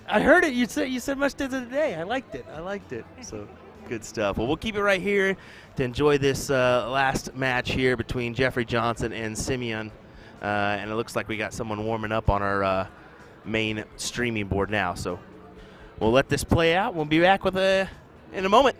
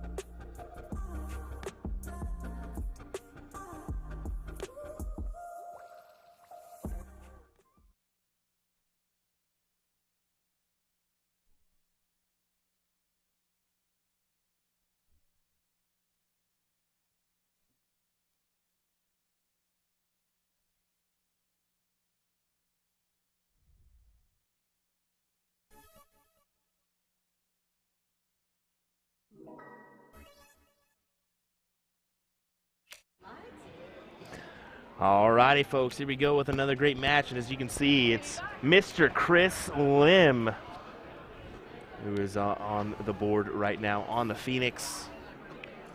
Who's he playing here? I'm going to get the information for you right now, but I do want to shout out Chris Lim as look at the shoes matching the jersey. It's something that I feel like is a secret X factor for a lot of these players. Now, this is going to be pretty far along in our bracket here. Yeah, this is going to be a top 32 match, but on the losers' side, winner we go against Daryl Cortez. But the gentleman at the line now, this looks to be Robert Showers from Darts Are Fun in California. So I believe Chris Lim won the first leg. This is the second leg, if I'm not mistaken here. Oh, I am mistaken here, as this is game number 1. So Chris Lim to try to break the throw. He's trying to set himself up nicely. A trip 20 in this last start here would be monumental. And that is a wall-thrown dart getting around the blockers there. Indeedly so. He's left himself on 100. I'm sure these guys are no strangers to each other.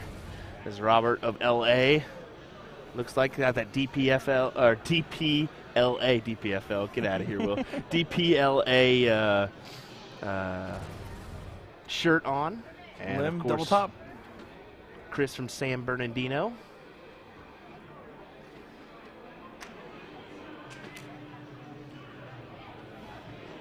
And it doesn't connect there for him, unfortunately. Giving the opportunity back here to Robert.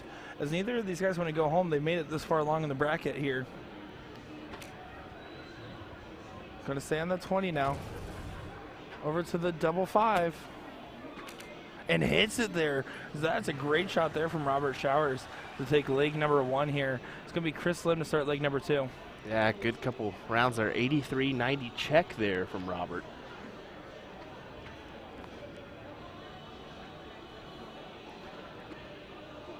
As they're just going to take a moment to write down the stats and then get going here.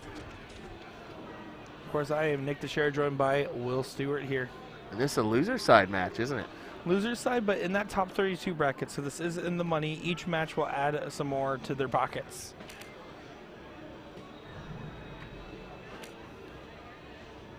Chris Lim does get in there.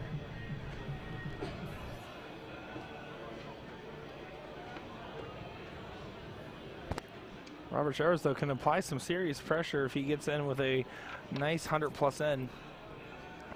Not going to happen now.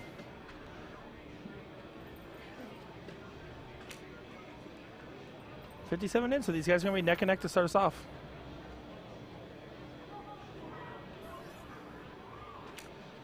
Chris Lim is no stranger to success out here in Vegas, as he is a frequent flyer of the NDA Team Dart and a lot of other events that go on across North America in general.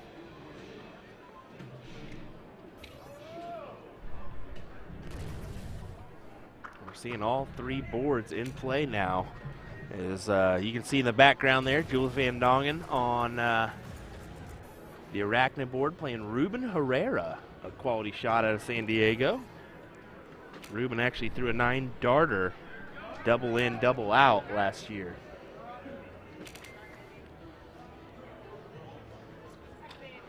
Yeah, it looks like our final 32 players have been decided, by the way, for our bracket here. So now we're getting to the nitty-gritty, and every game from now on, in the Masters division at least, will be a money match.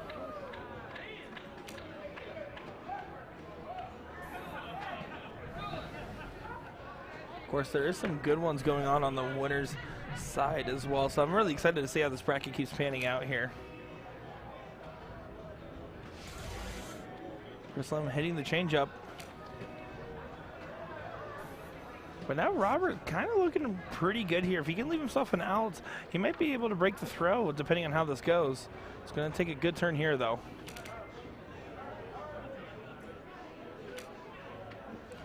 He's going to be staying down there now. Finding in the last start, leaving a 1-4-6. Not a pretty out, but it is definitely doable. Puts a little bit more pressure on Chris here to set up properly.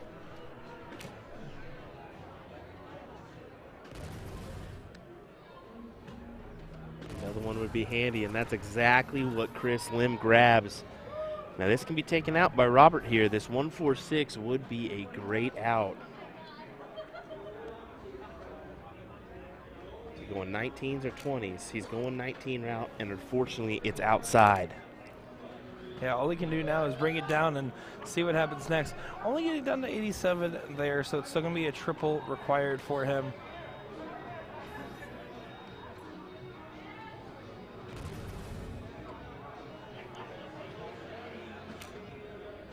And Lim can't take it out now. Yeah, he can't. 87 now for Robert. Yeah, if he can take this out, he will advance and eliminate Chris Lim. Robert knows it too. He's taking just a second here to get set up. Take a couple ghost throws. Well, let's see what he does here. Taking his time, someone had to grab a dart from that area. Now he's lining up here. Over to the double 18 for the match. This will be a big out, and that's exactly what it is. Robert will advance after beating Chris Lim in 0-1. Wow. Yeah, that is a major surprise there, just given the fact that Chris Lim has so much notoriety at this tournament here. The winner that will go on to play Daryl Cortez. It looks like we're getting into our second leg here.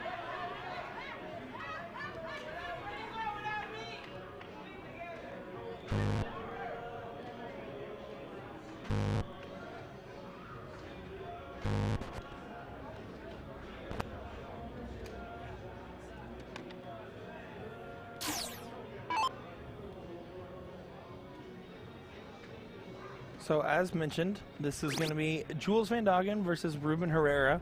Winner of this one, get this well, plays Leonard Gates. As we get a 160 in there from Jules. Punching Ruben there for not getting in.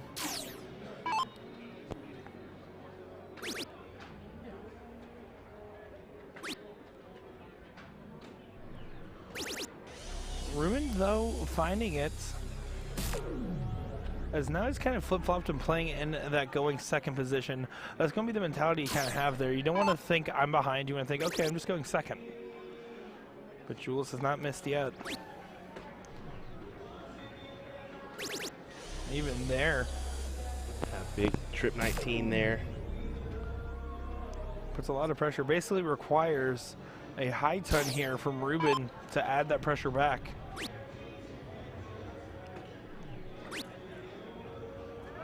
See a little crowd here behind these guys watching on.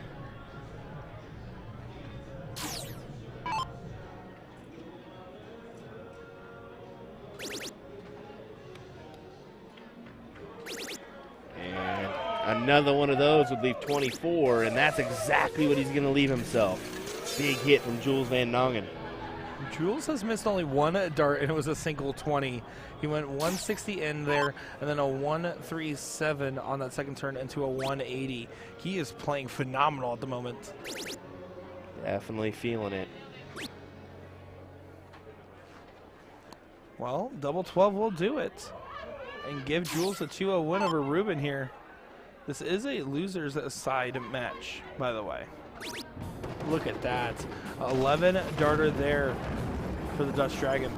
Yeah, great shot indeed. He's going to snap a quick picture to make sure he has it. Yep. I just want to correct myself. 10 darter, excuse me. As that is a great performance there. Jules will go on to play Leonard Gates in the next round here as he moves on to the top 24. 153 people entered this bracket here for the Masters doubles, and now we're down to the last 32 or so. Yeah, and I think we're going to head on over to board number one, as I believe this is Justin Dennison.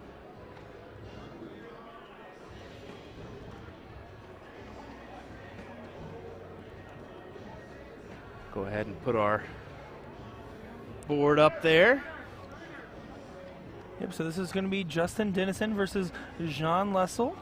Jean is going to be representing the DSAB for Germany here.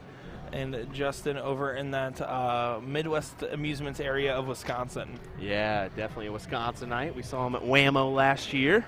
Whammo. It's fun to say. Oh, it is. It is fun to say, isn't it? For those that don't know, we'll be there right after this event. We get home Thursday, and we get to enjoy the weekend at home before we head on down the road to Wisconsin.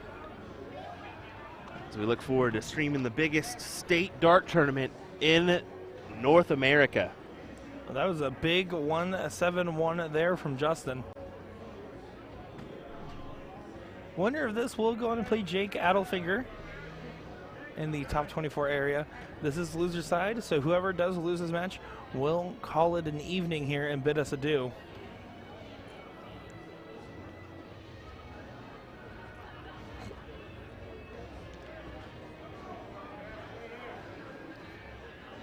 See if Justin can keep up that pressure from that previous go.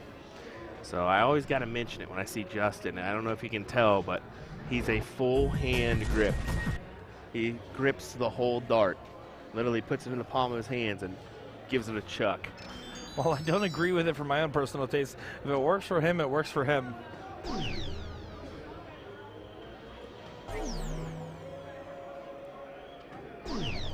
It's kind of funny because we always mention that one. We always mention Matt Graff, and they know it too. And they always say, "Oh, I'm up on stream. I guess we're going to mention this again." Yeah, yeah, we will, because it's a mentionable and it's noticeable.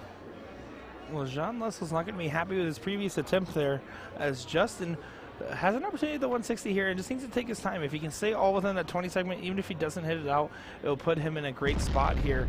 Although he might just take it right now. That first dart is good. Second one's good. Over to double top. And look at that 160 out there from Justin Dennison. And a big fist pump as he knows he's advancing on into the next round. Huge darts there for Justin.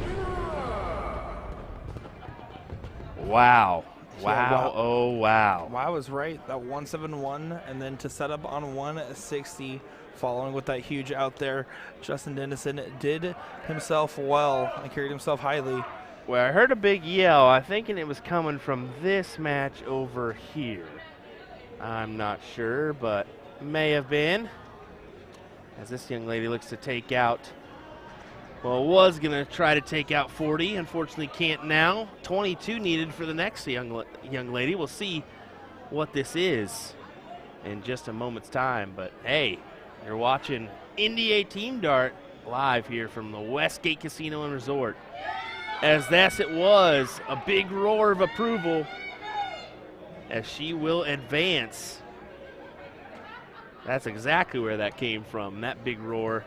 She's got a nice little crowd watching here.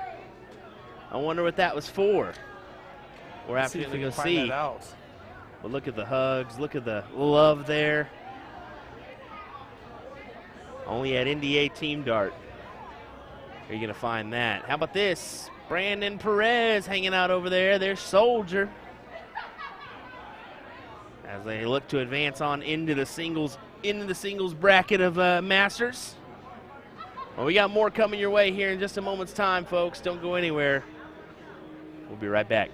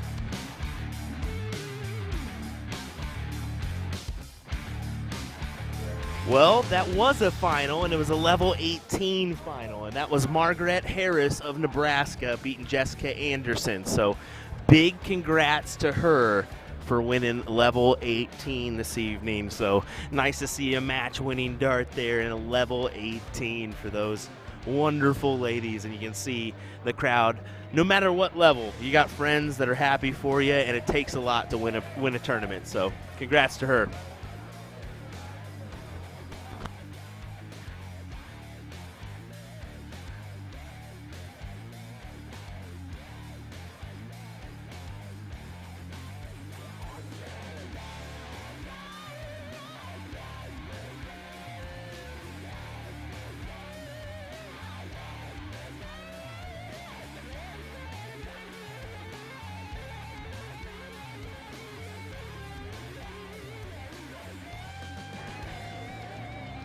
A little wave to the camera there as she wanted to let everyone know, look, hey, I got it.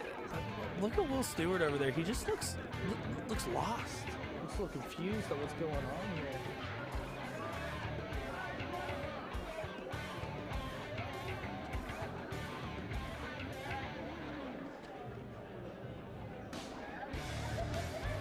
The Will Stewart of USA Darts. Leonard, get out of the shot. It's not about you right now. This is Will Stewart's time in the sun here. Look at how great he looks in that jersey.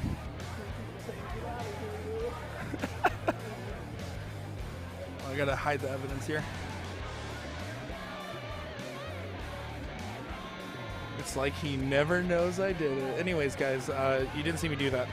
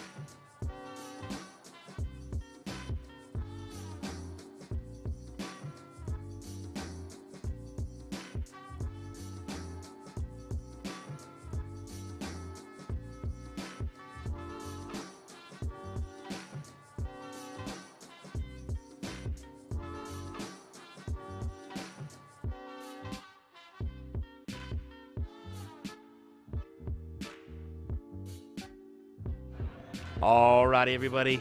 Well, I tried to get him to move to board 300, but I guess we can deal with this match here in front of us. Leonard Gates versus Jules Van Dongen. Yeah, I mean, I guess we can play We this did one. say we wanted to show all levels today, so of course we want to show something a little different. So we're showing some masters here. Yeah, just a little bit something different. But no, I mean, this is definitely going to be an entertaining one. can't blame us for keeping us right here. There is no other matches on our streaming boards currently. We do got some warm-ups going on, but I think we're just going to keep it right here because I would feel we'd get slaughtered if we didn't put it on this match. Let's be honest, this is a matchup a lot of people love watching because it goes a different way each time. These are some competitive players here, some of the best that America has to offer. Well, it's also not every day you get to stream a PDC Tour player, that in the likes of Jules Van Dongen. And I tell you what, look at Soldier. There we go. There we go. Get it. Get it. Get it. Get it. Get it. Get it. Get it. Get it. Get it. Make sure he knows we're looking at him. But that's Soldier for you right there. That's what he does, man. He's got them headphones on. He's jamming out. He's having a good time. Oh, he's a character. He's a character for sure. No denying it. Well, we'll get going here in just a second's time. I believe they'll take a couple more warm-ups before we get going, but should be a fairly quick start. Yeah, just to give a little context here of who the winner of this will play, they'll either play Johnny Lackey, Daniel Pilarski, or Simon Hines, depending on how that shakes up down there. But that's who's going to play into these guys, as this is going to be an excellent showing. I mean, we just showed Jules on the stream there, and he threw a 10-darter. So if he does that again, he's going to be more than fine. Gates was struggling a little bit earlier today when I got a chance to see him out in the hall here for the start of this event. So we'll see if that is still the case as he is kicking along here. They did a little coin flip to see who diddles first. A little fist bump there as here we go.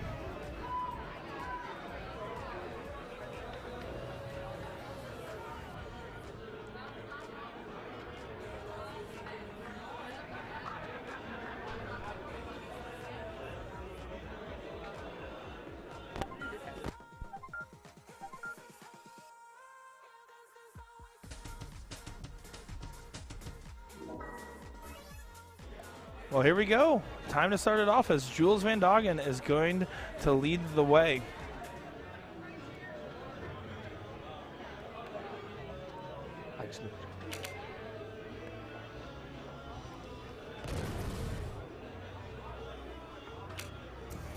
Good start there from Jules. This is a 120 opener.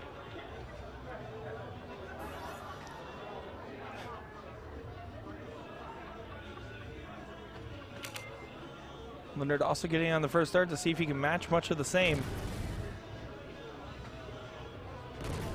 How about a 160 in there for Leonard Gates, the Houstonian in full form. Of course, Jules is representing B&G Amusement from Missouri. Leonard Gates doing Star City Amusements over in Texas. Yeah, frequent flyer of a Sharks Bar and Grill there. And Shawnee, Kansas for Mr. Jules Van Dongen.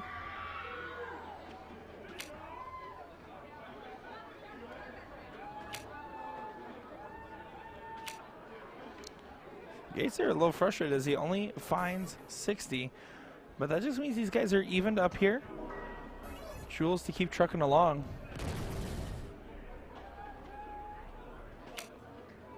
Needs to find this last one here to leave it out. And he does so. Yeah, leaves the 160 look when he returns, because with Gates being back on 281, what happened? I love that there's somebody live streaming the stream back there. But you can see a good crowd, and I believe that's mostly Germans watching this match here. Yeah, I mean, both of these players do have an international following due to their acclaim and notoriety. Gates was a little frustrated on that last start there, catching the top of his barrel, leaving him at 141. Otherwise would have gone in. Jules is going to put a lot of pressure on this as well, as that is a 140 there, putting himself at 20. Gates now has to hit this, or Jules is likely to take this first leg.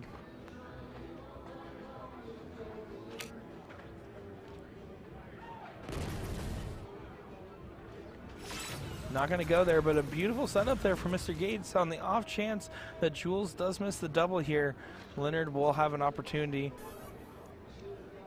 Van Dongen for the first leg.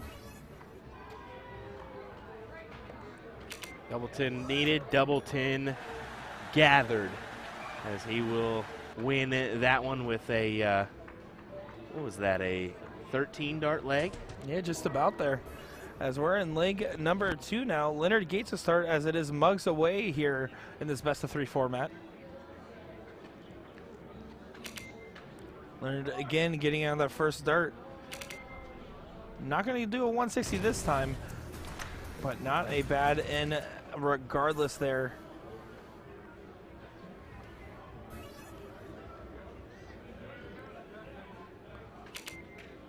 In first start for Jules.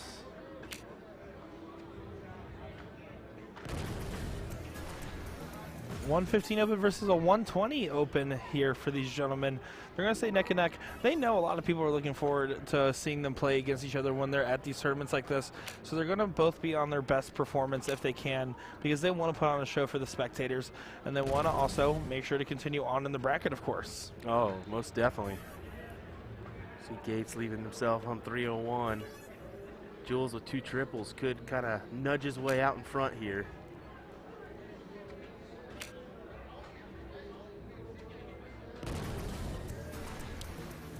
They'll start to get a little bit of a lead here, but nothing too definitive yet, as they're both going to be racing to set up to the out first here.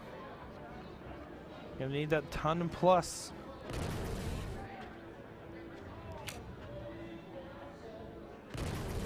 And that was a huge last start there from Gates, leaving that 1-4-1 there and putting a lot of pressure on Jules to hit a big round here as well.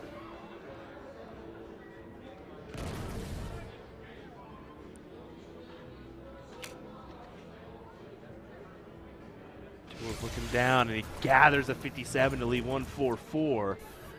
Does this look have to go for Gates? That's the question. Well, it's still on. Oh no, catches the other side of the wire there. And a great setup dart from Gates. But wow, oh wow, did he want that one to go right there.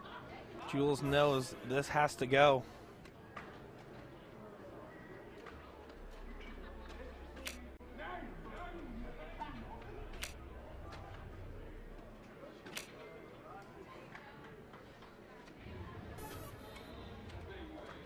Well, Gates, a little reprieve is a little button push there, error from Will, but hey, double 16 in there for Gates as it's a 1-1 score line now, and another 13 dart leg, this time in favor for Gates. Yeah, you know that Jules wanted to take that one there, but these guys are very well aware that the game is oftentimes decided by the diddle when it comes down to the two of them. So this is going to be an important one right here to see who shows first. Leonard to show.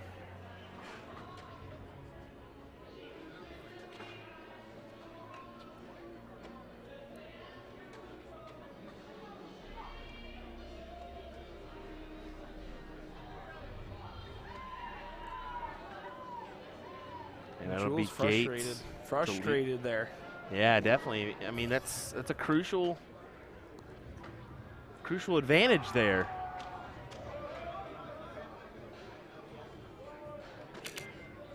And in first start for Gates.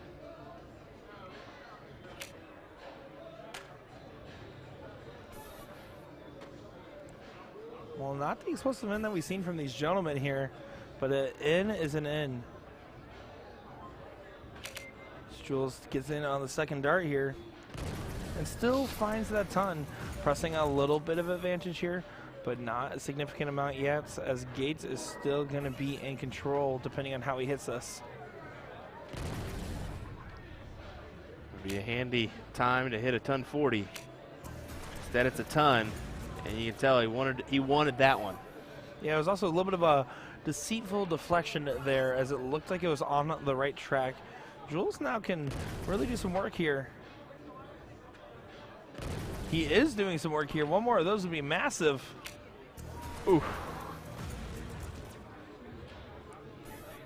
Well, it does expand that point differential between these players here and kind of puts Jules out in front. Jules will be able to be the first one set up with an out here if he does do so.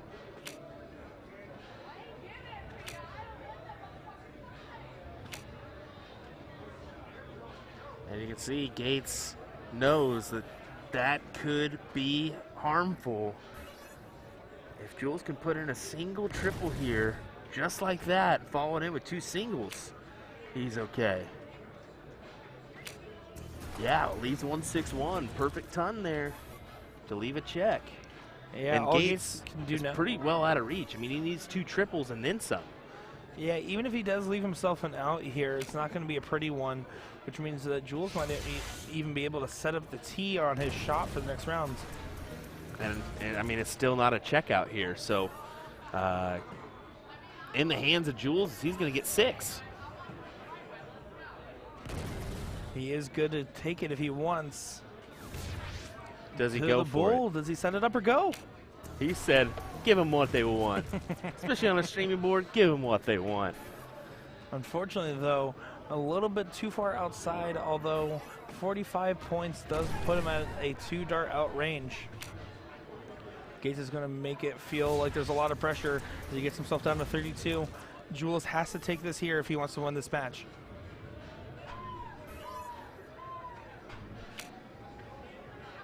Five for double top.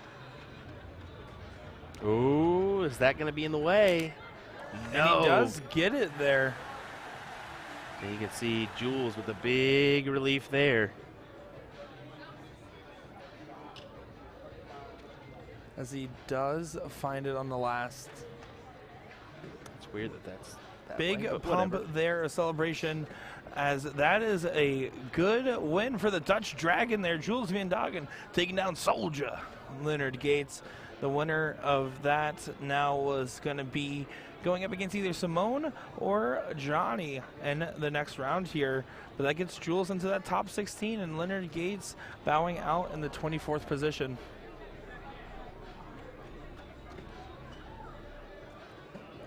Folks, I hope you've been enjoying our coverage of the NDA Team Dart 2023. We've been staying over here at the Westgate Resort and Casino and having a great time doing so. As the amenities have been wonderful, the weather has been great, and the memories have been meaningful.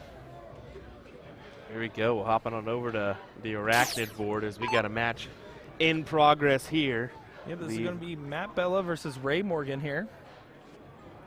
And definitely the viewers, no hesitation at all as they storm on in and demand that we turn it on over to F10. We're on it, guys. Calm down. Calm down. We see the board over there.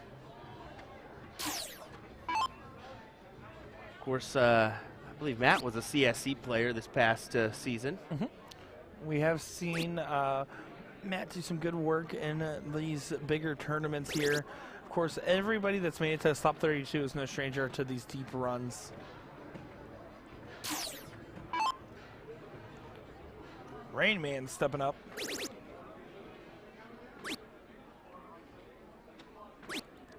Is able to leave it out at a 154.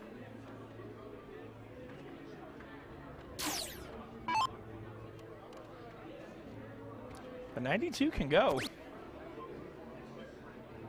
72 here. Taking a moment to decide how he wants to approach the situation.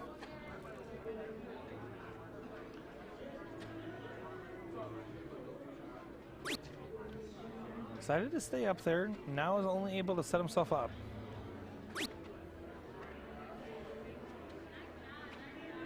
Dart did kind of get away from there, only leaving 43. Although Raymond here at a 154 has some work to do.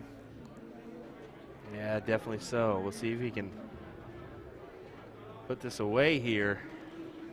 2 trip 19s, or he's going the 20s route. Kind of to each their own.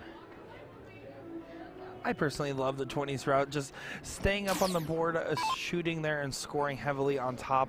I'm not a big fan of hitting too many covers if I don't have to, so the 19s are not my strong suit as much as the 20 would be. And I'm the complete opposite. I'll hit the 19s because I got to stay right there for another one instead of move around. But hey, to each their own. Matt Bella does go ahead and win that leg, and I think that is enough to win the match. Looks like it as his darts go immediately to his pocket. Now, I do know that we have another match, I believe, on board F12 against Simone Hines and Johnny Lackey. going on. I don't know if they have started yet, but I did see it was called here while I was looking around the bracket.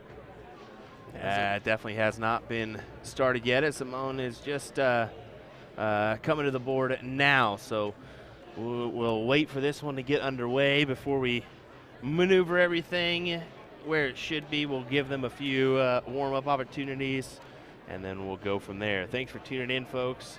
This is the NDA Team Dart 2023, live from Westgate Casino and Resort here in Las Vegas, Nevada. We'll be right back with this action.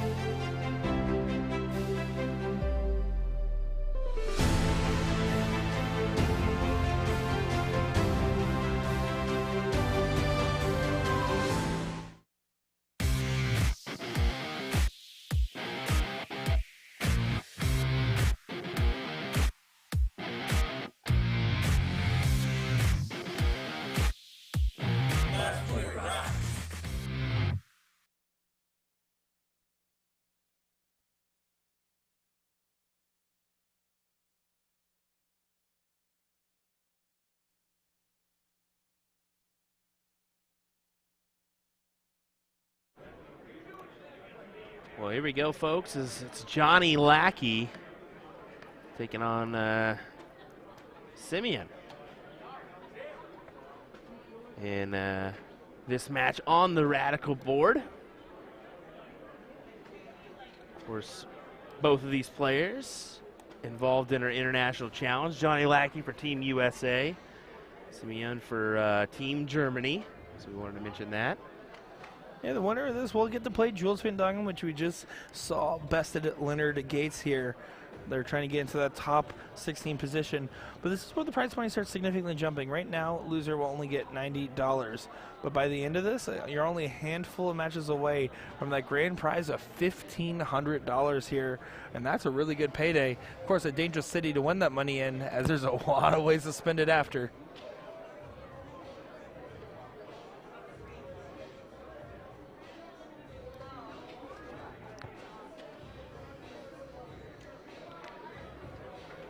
Alrighty, Johnny Lackey will get the start here in this one.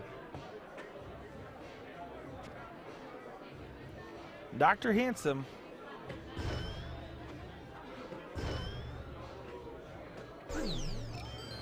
Does find out in the last one there. But Simeon here can really make that hurt.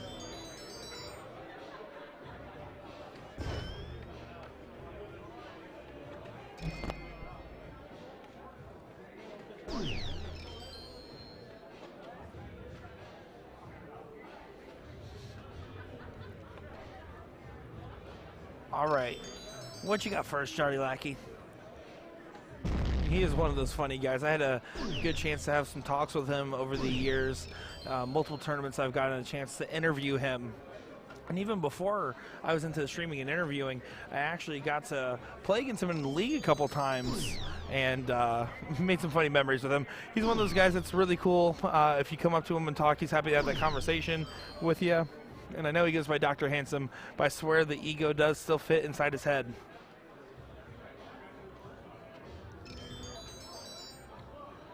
Rocking a pretty cool looking Flight Faction jersey there. I will say Lackey in the last year and a half has really gone back to his former self, if not to new heights. As when I first started seeing him get on the scene, he was in that mid-4 range, but now he's a definitive 5-0 shooter, and it shows why he's been doing so well. He's been putting the time to practice, the time to get in.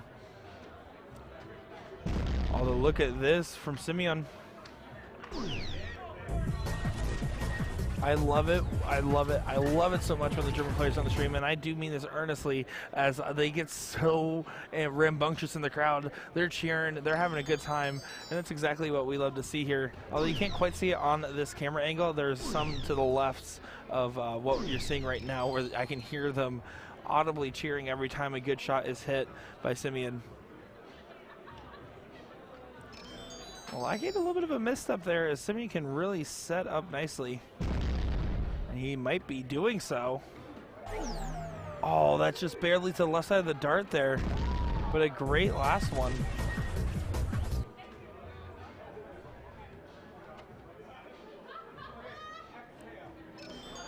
.107 leave. Put some pressure on Lackey to do much of the same as far as the setup is concerned. Look at that. Answers right back in there. This is going to be a competitive one. But Simeon to break the throw.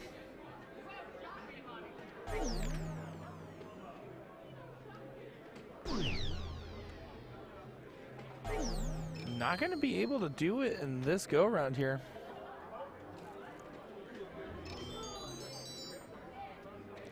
.86 for Lackey, going to start at that trip 18, then heading over to the double 16, and that's exactly going to be the case here.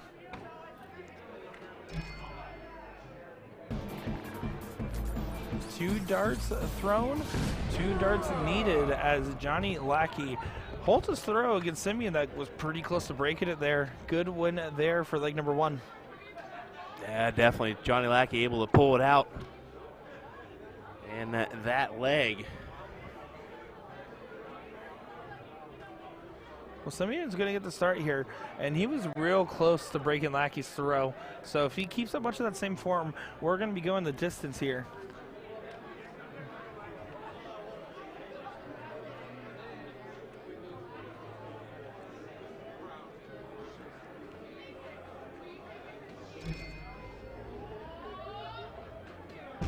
Look at this.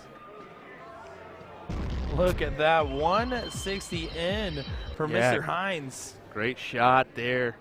Good opener indeed.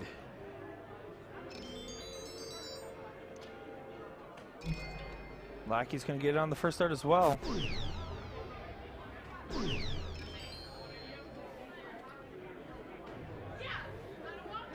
Getting a 70 in, not bad. He's one of those players that opts to go to that right side of the board there. Perfection continues. And just barely falling out over there. As that is a 5 out of 6 perfect darts for Hines.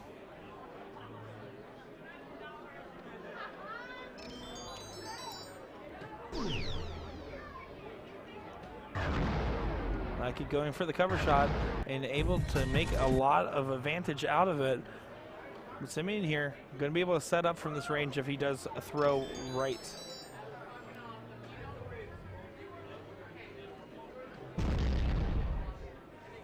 Johnny just shakes his head in the background as he knows Simeon's just on one here.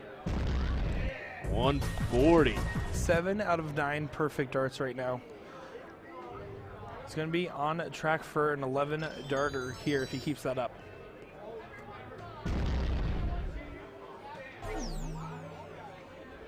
You can see Lackey's frustration as he knows that as soon as that dart connected, even though it was in the trip, 162 is a bogey.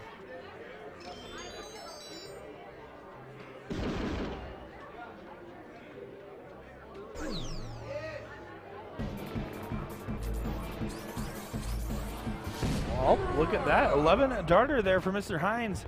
Simeon is now going to make this one apiece here as Johnny Lackey is going to see if he can come out on top of this diddle. Yeah, great shot there from Simeon. This nice handy 11 darter is always nice. You can see that PPR 125.2 there for him.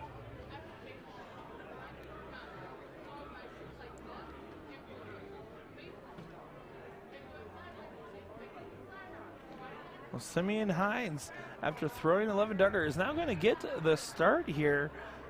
Let's see how this one shapes out. Let us know who you're cheering for in chat and what you think about this one here, as we're seeing some excellent darts being thrown. He is on a tear right now. He is on a tear right now. Back-to-back 160 ends. Yeah, great stuff. And Lackey knows he's got this made out for him. He's got to get in here.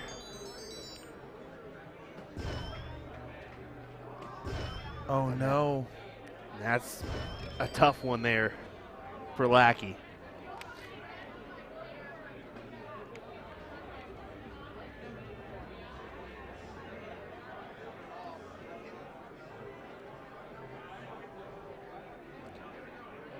Simeon Hines now.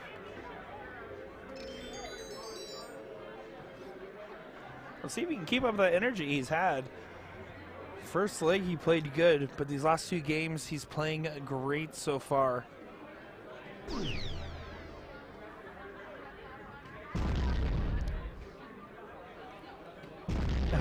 It's literally a repeat of what we just saw, except this time instead of hitting a triple 1, he's increased into a 140 there instead of a 123. That is 5 for 6 once again there for Mr. Hines from Germany.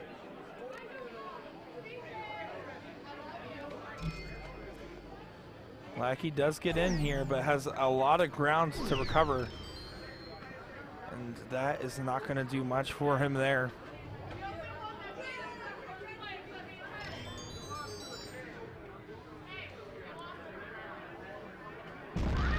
Wow. Wow. Why not just do it again? Look at this. He's playing great. This might be back-to-back 11 darters here.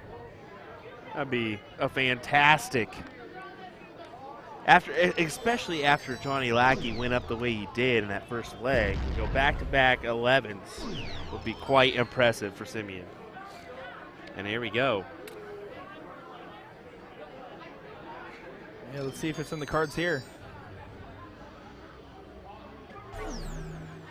Oh my goodness, double 16. Oh, he is human. Double 8s. 12 darter, atrocious. As I kid, of course. 11 darter, then 12 darter there for Hines. That is some beautiful stuff there. Johnny Lackey frustrated, but honestly, he even just said, what can I do, as he gave him a big hug. As now, Simeon Hines will move on to play Jules Van Dongen here.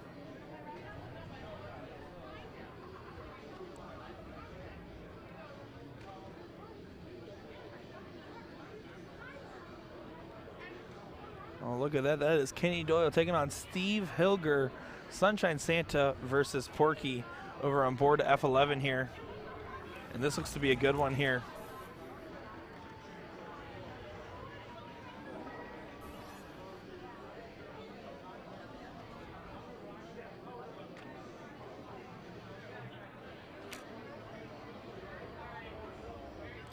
Porky frustrated, as that will not leave him out here. He is still throwing those house darts, by the way, if you're curious. He is this good with house darts. This is a top 16 match we're looking at. Will's going out there to figure out the exact situation that we're looking at here.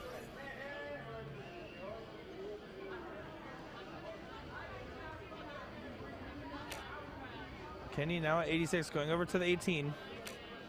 Not going to find it here. All he can do is set up. Kenny went back over to the 20 there to try to leave 8.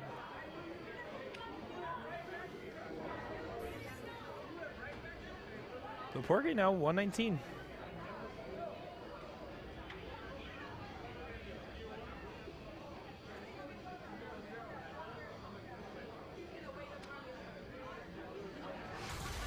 First one's good.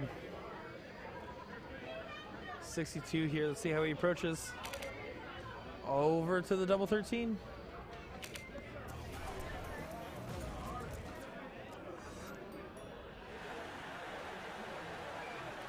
Well, that is a good shot there from Steve Hilger. Porky, as he takes that one there with a huge out, 10 plus. So it looks like they are marking down the scores here. And I wonder if that's it. I think that might be it for that one.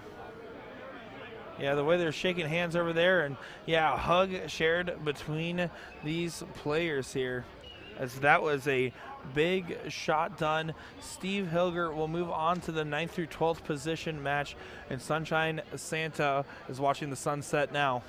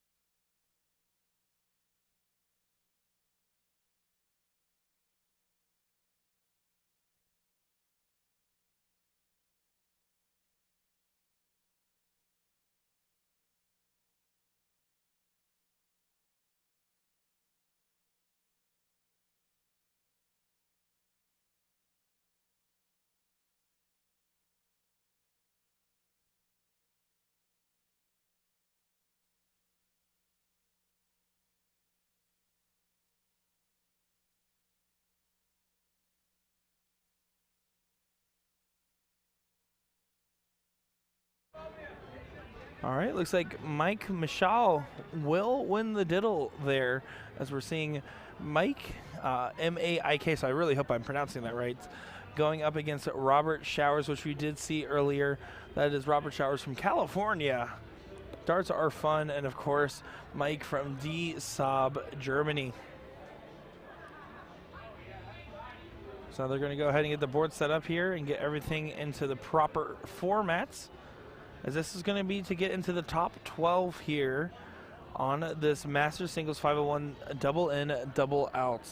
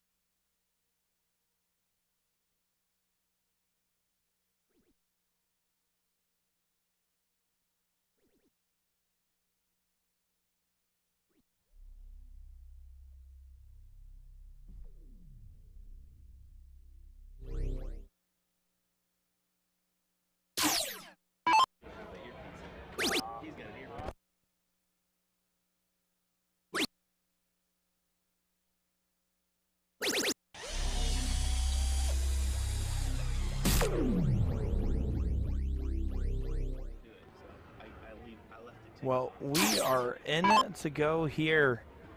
As they were both able to get in on their first go. Mike doing some work on those 20s is just going to keep chugging along here.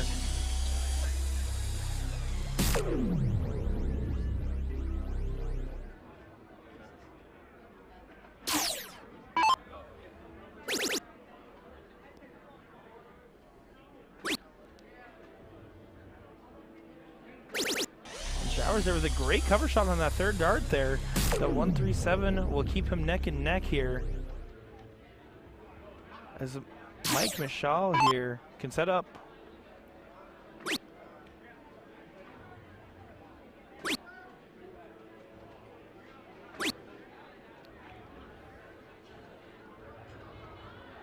Not going to be able to do it. Robert Showers now, this is going to be a great opportunity. If you can break the throw here, be happy to do so. This is going to be the time to do it. That is not helpful though, as that dart caught the wrong side of that wire. Well thrown, but just a millimeter off.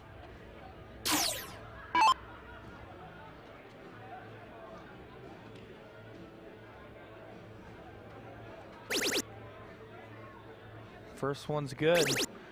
Second one's good. He can set himself up real nicely with a 180 there, as he does leave himself on 32 there.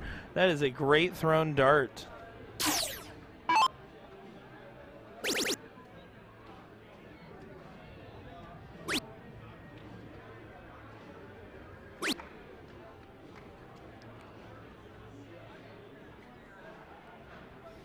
Robert finding himself on 100, having that never say die mentality of setting up.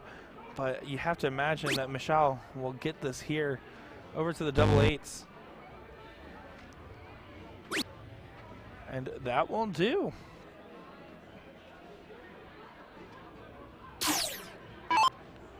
So Robert Showers now with an opportunity. 80 left here. He went for top tops. He's going for top tops. Oh! You can hear the crowd celebrate there because they thought it went in. That was a great shot at it. But unfortunately caught the other side of the wire here. Double four needed. And a good shot there. As Mike Michal will go up in the first leg. Robert Showers will start the second here.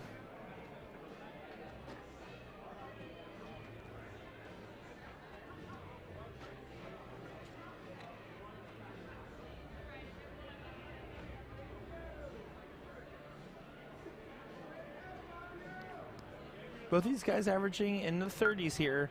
For reference, for those that are more used to watching traditional steel tip, a 30 point per dart, of course, translates into a 90 average per round here. As you see, whole round average is really common in that steel tip dart community here.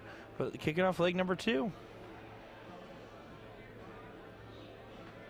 Robert having some trouble getting in here, and he's kind of blocked himself out of his initial choice in doubles. As you see, he likes that 16-19 area of the board there, but when there wasn't anything available, he chose not to stay there. He tried to move around, and it didn't work out in his favor here. But it is sent right back there, as that we're having a little bit of double trouble to start off leg number 2.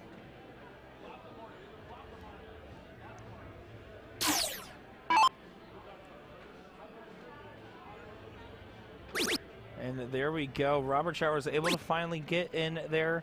57 points scored to get this kicked off here.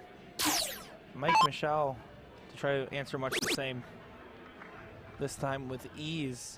As when one player does it, the other finds it way easier to do so. And that is a very solid 101 entrance.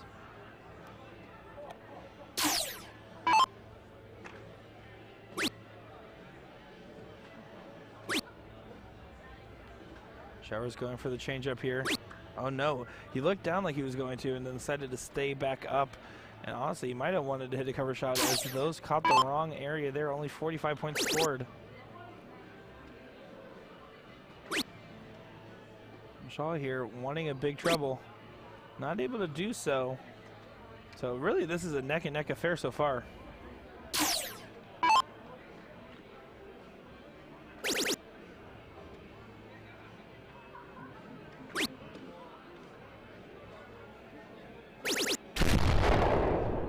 Showers finds a 1-3-3 there to put back the pressure. It seems that these guys are staying even keel here, so I imagine Mike to answer much the same with his own low ton. Of course, when I speak it out into the world, it can't be true, as the commentator's curse is forever going to be the case. Robert here now with the opportunity given. What these guys are struggling with is just that first dart. The other ones are getting in the right regions, but that first dart is kind of shaking their confidence. And the one piece of advice that I was always given was, if your first dart misses, it didn't. You have to believe that you meant to do that and continue on. Because if you start thinking, oh, I missed, you're going to start getting all worked up and you're going to start getting all stuck in the wrong pipeline of thought process there.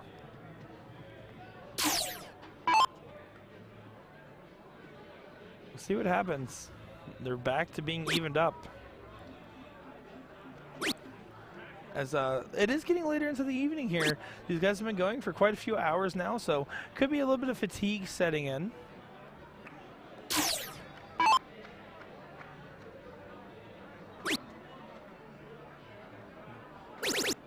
That is a good dart there.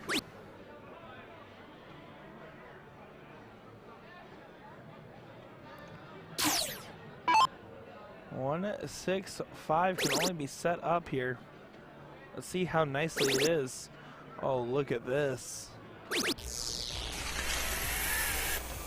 Tried to go for the single on the last one, kind of fell into that double 19 to hit 152 points, but at least he didn't actually hit a triple there.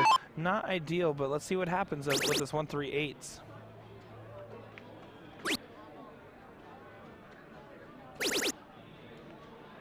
Good last start there.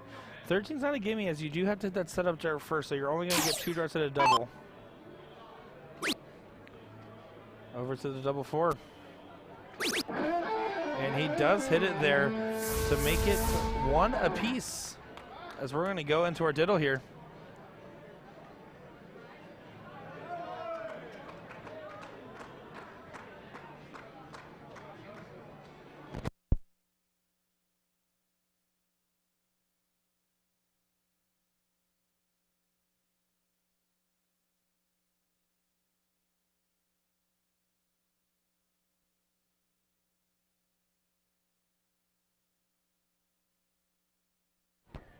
All right, Mike Michal to start off the diddle here. Right on that inside of the wire there in the single. Plenty of room here for Robert. And does find the double there. So some good stuff from these guys here as we're going to kick off this tie-breaking leg here. Robert Showers to go first.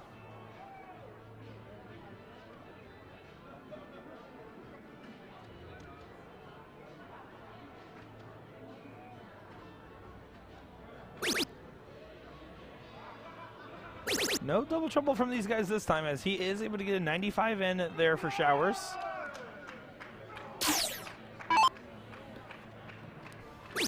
And very much the same here for Michal. Look at this. Oh my goodness, that deflected. But that was a 103 there. Looked like it was going to be a 160.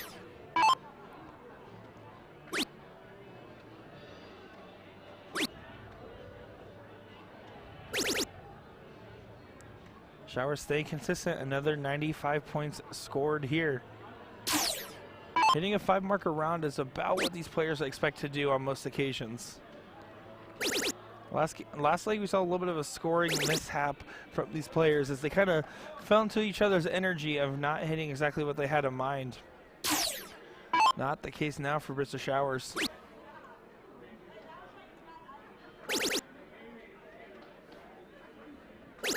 And a good recovery there, as now we're increasing from our 95s to a 97. Working our way up the ladder there, but importantly getting to that 214 range. So great place to tee off from, as it looks like Michal here, while scoring greatly, is not going to be on and out here. So Robert can put a lot of pressure here by setting himself up nicely.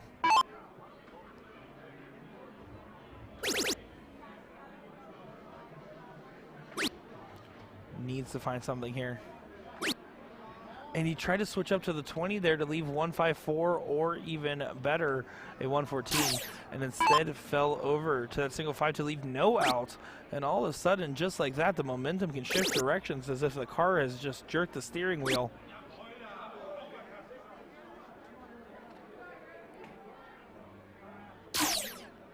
Showers now in the inverse of what we saw.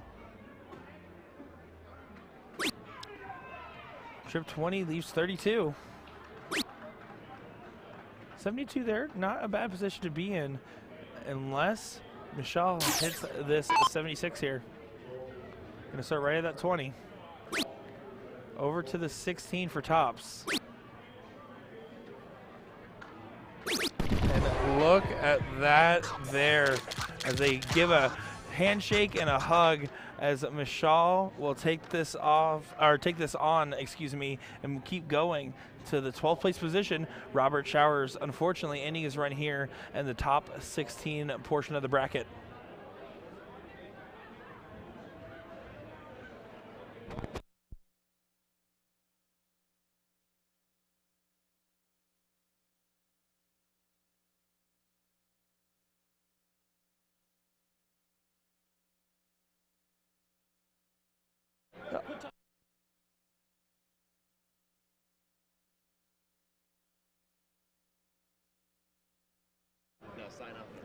Well, it looks like we don't have any other action going on our stream boards here. So that was a great match that we just saw from those gentlemen here in that top 16 portion. Of course, I am Nick Teixeira, joined by Will Stewart, bringing coverage of the USA Darts 2023 Team Dart.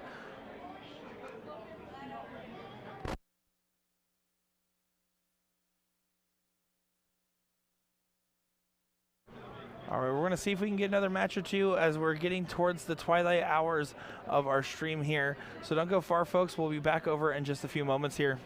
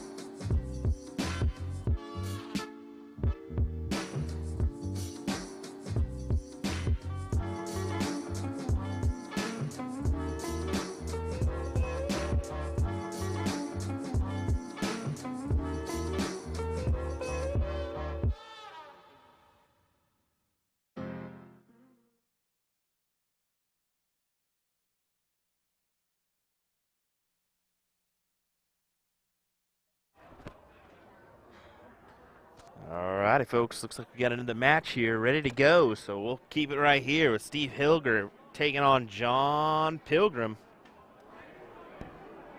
Oops, not that one, Will. Wrong one. There we go. John Pilgrim did play in that Black Saddle team that we had a chance to interview, so it was a super great opportunity to get a chance to talk to him. And of course, Steve Hilger, Porky on the stream once again. Yeah, Porky looking for that in. Yeah, the team of Steve Hilger and Garrett Rakowski was so phenomenal to see.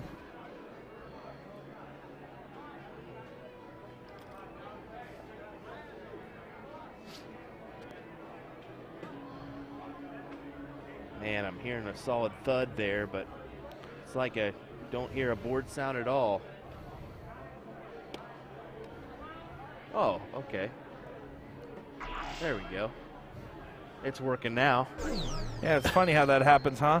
John Pilgrim does get in on that third dart here, though.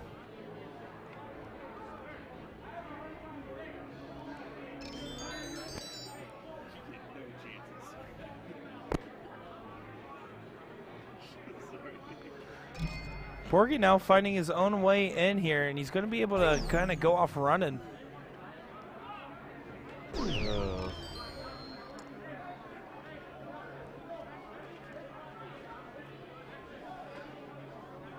Of course, most of these fellas Wisconsinites. Of course, John Pilgrim, part of that Black Saddle team. Porky, according to the NDA team, he's Milwaukee Monsters, but at Whammo, I believe it's Bull Shooter Saloon for him, as he's repping that logo on his jersey. Yeah, of course, Porky here, Steve Hilger, with his run with Garrett Rakowski, was just something monumental to see that we got to watch on our first day there. It felt like they couldn't miss playing together, and now, unfortunately, going against a fellow friend and John Pilgrim here. Winner of this will either get to play Dongen or Mike Michal from Germany here. Great shot there as we get a 180 there from John Pilgrim.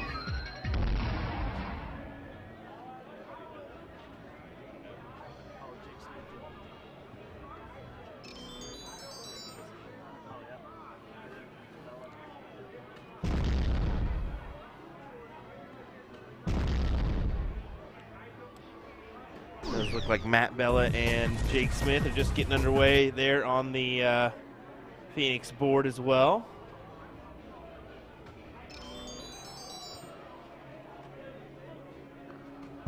Pilgrim hit that 180 to set himself up in range and is continuing to pound away at this dartboard here. As that was, look at that last start there. Hitting that changeup on the 18 was monumental.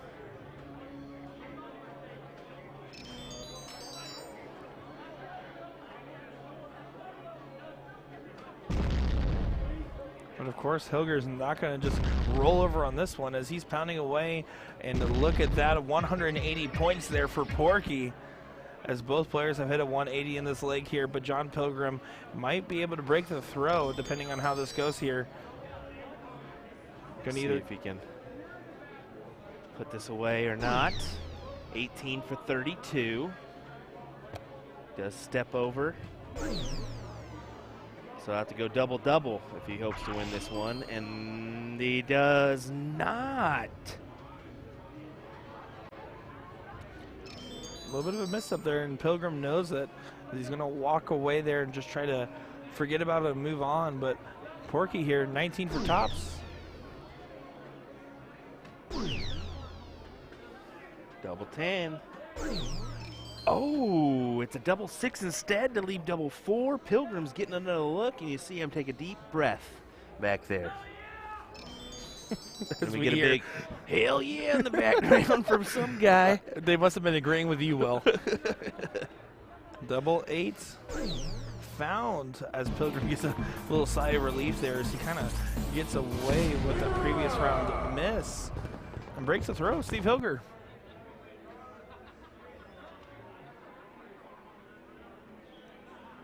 Getting a little knuckles there from these guys. As Porky's going to start us off here. First start is good, and he's going to start running away with it. These guys have been hitting that 20 relentlessly, and that one just gets a little bit away from him there.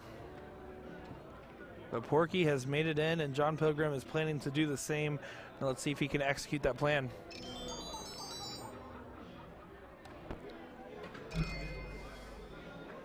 Pilgrim in with the first dart and going over to the trip 19s. I wonder if he does that for like an easy transition. I'm not. Is that what you think so? Chip Anderson is one that commonly does that. Uses the trip 16 or the double 16, sorry, and then over to the trip 19s. Yeah, it's just keeping it downstairs if you're more comfortable with the downstairs part of the board. Well, 100 points there scored for Steve Hilger. Still kind of marching along with that momentum, and he needs to because he did get his throw broken in the last leg here, and John really wants to do it again.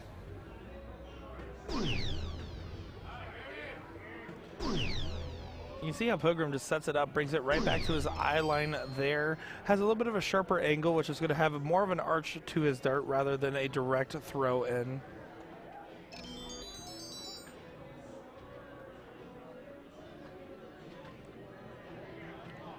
Porky, a little bit more of a traditional setup there. Kind of doing a slight twist as his elbow's a little bit turned, but still tucked fairly in there. Does do a little bring back to the eye line and then follows right through.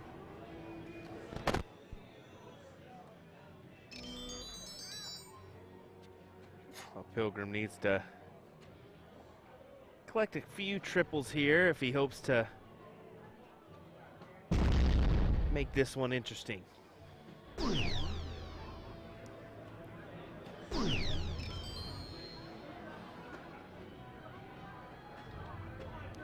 Right now he's staying even with Porky, but of course if you're trying to do a break, you can't stay even. You have to be pulling out ahead more and more. Hilger here, if he can leave an out, will feel ecstatic about the situation. I can't believe that's not in the triple, but that one definitely is. A 1-5-4 leave there. Puts a lot of pressure now on John Pilgrim to perform.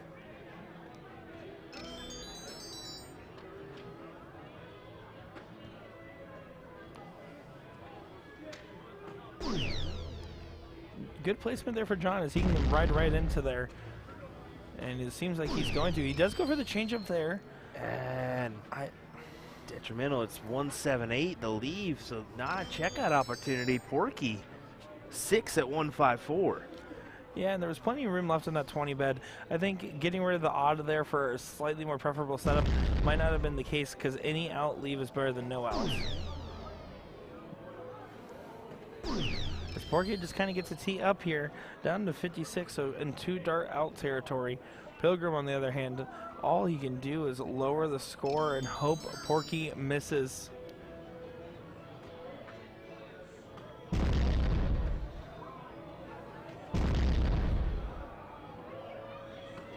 Wow, look at that. A 1-7-4 for John Pilgrim there to leave himself 4. Huge. And you can see he's walking away, not wanting any part of checking out Porky's shot here. Will he hit? Will he not? 16. Oh, and he misses into the 8. Only going to get 1. Gets 1 dart now. And finds it there. Great shot for Porky, as now it is 1 apiece here. John even knows. Gives a little nod of approval here as they are going to go to the diddle. Yeah, I definitely don't think Porky could hear us at all.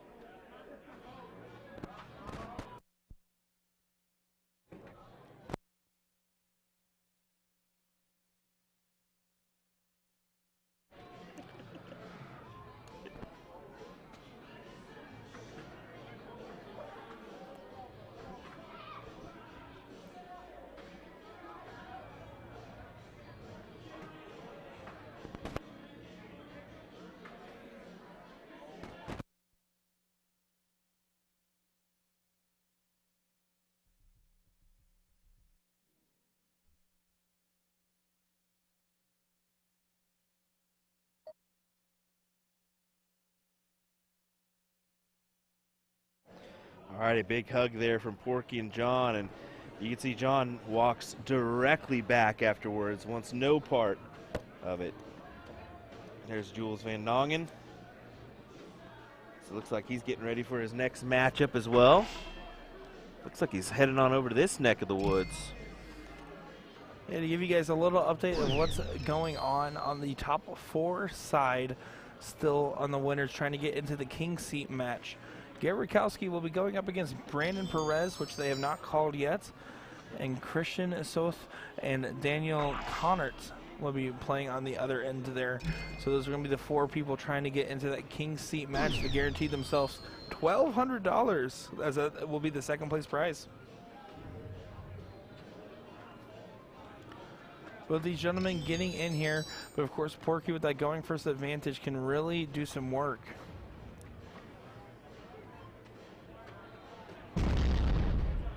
Finding the first one. Able to follow it along. Can you get one more of those? As he finds a 180 there. He seems frustrated because his darts didn't stick in the board, but it doesn't matter if it leaves you that much room. When you find a max, I think that you're going to be happy with the given situation.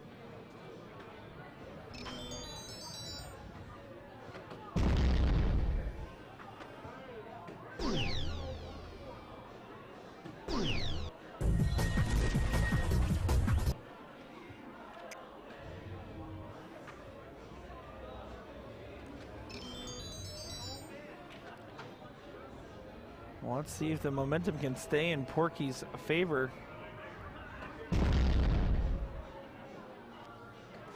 Oh my, no way. Oh my, 180 into a 177 there. Steve Hilger is throwing lights out here and is on track for an 11 darter.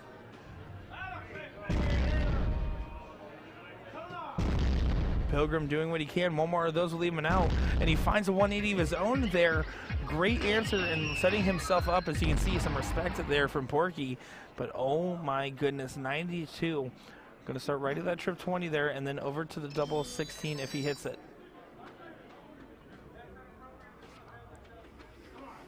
This will be crazy. 72 now. A little bit dicier. Double 18, no way. Oh. Can he pull it off? Oh, what a fun way to shoot that one. But Pilgrim, big fish, needs to get his pull out. Big shout out. There's Mr. Alvin, who's been our tournament crew for this one. And he calls it there as he pops it on over, and he's checking in on us too. Uh-oh. Well, we must have gotten in trouble here.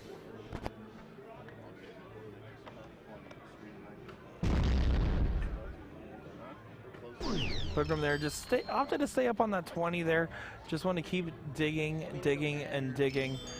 Porky here, double 9 for the match. I think you go right at it here. Trying to split it up is too risky. Oh no, he dragged it down. And you can see he knows how bad of a mess up that can be. 85 now for John Pilgrim as the opportunity's been handed back. An opportunity that Pilgrim definitely didn't expect to have, but is happy to see. He's going to go up to the 20 now. If he hits the trip, double 5. If he hits the single, double bull. Either way, if he throws it straight and narrow, he will be able to get 1 dart for the out. Double bull. Oh my, 1 hole out. You can see he can't believe it at all. Thought that one was going in.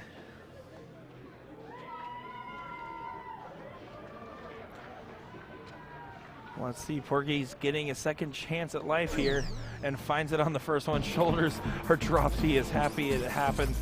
And look at that, some respect for these players and a big hug being shared there amongst 2 friends. Steve Hilger will live to see another game as either Dongen or Mike Michal will be his opponent in the next round there. But Steve Hilger in the top 8 now. Unfortunately, John Pilgrim finishing 9th through 12th today.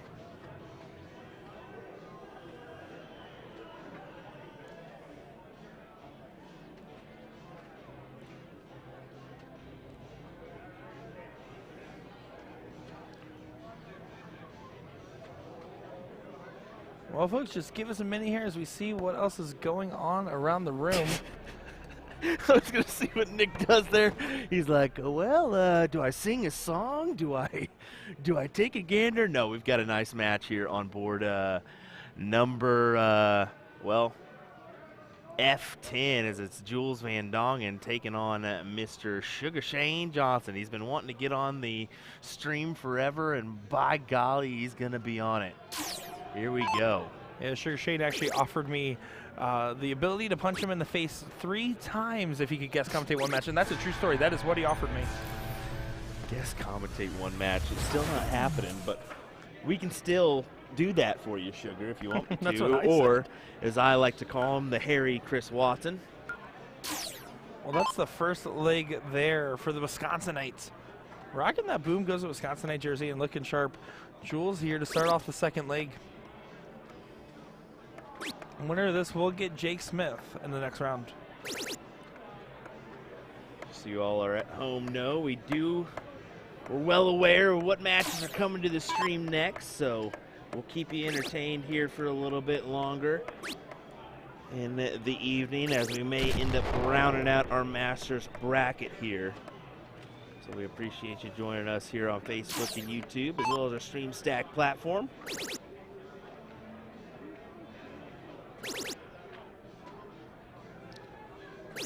Great shot there as Jules fills it up with a 180. Now Sugar with an opportunity to catch back up, but he has to find it if he wants to try to break the throw and win this 2 straight. And that is an unfortunate deflection there. So now Jules looking good from 240, has a lot of options here, long range, if you will, as he's going to keep pounding away at that bed. As long as he stays straight, he's fine, and there he goes, leaving himself 140.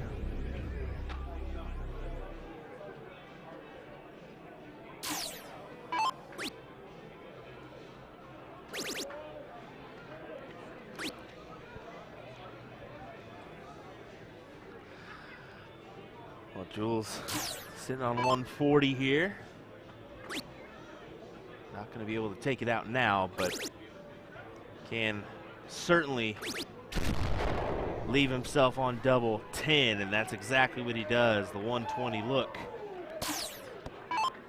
Yeah, there's not much Sugar can do in this situation other than give himself a chance if there is a next go-around, which can certainly happen. But he's not going to have one, so 6 darts now for Jules.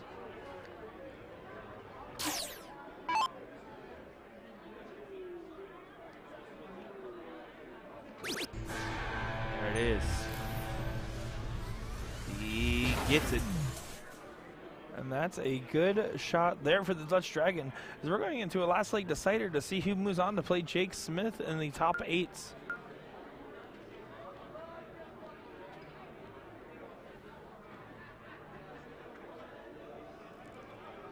So we're just going to write those stats down, and then from there, we're going to see a diddle for the middle here. Sugar to show first.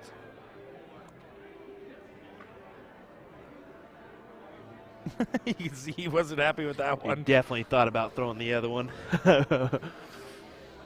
Yeah, Jules is not going to let that one slide here. Right in the heart. Right in the heart, and he goes, come on now, how are you going to do that to me? Of course, Sugar wearing the boom goes the Wisconsinite jersey.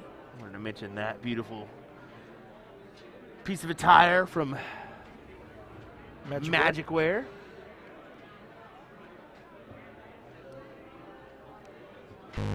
Jules not getting in on the first round. Sugar can get advantage here if he can get in and maybe score a little points here. It's basically as if Sugar won the diddle in this situation, as Jules is now going to have to play from behind. Handy there from Sugar Shane Johnson.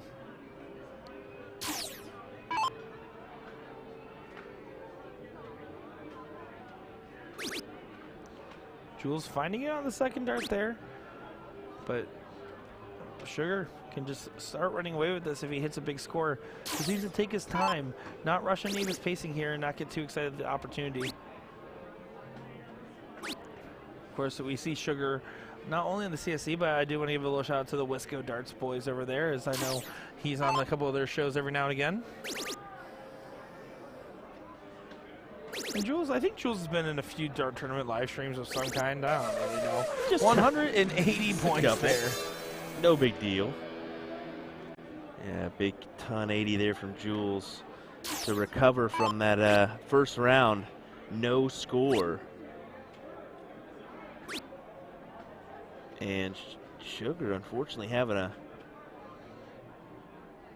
bad couple of rounds. Not the ideal go.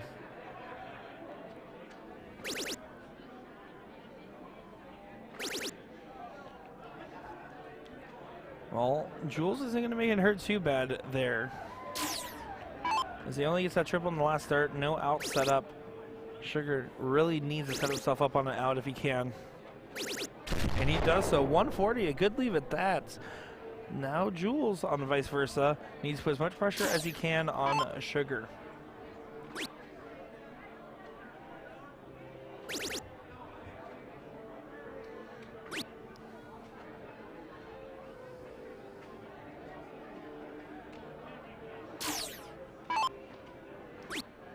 Sugar not going to be able to take it now.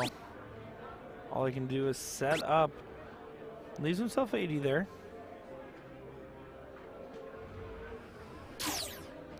Jules with 87 for the match.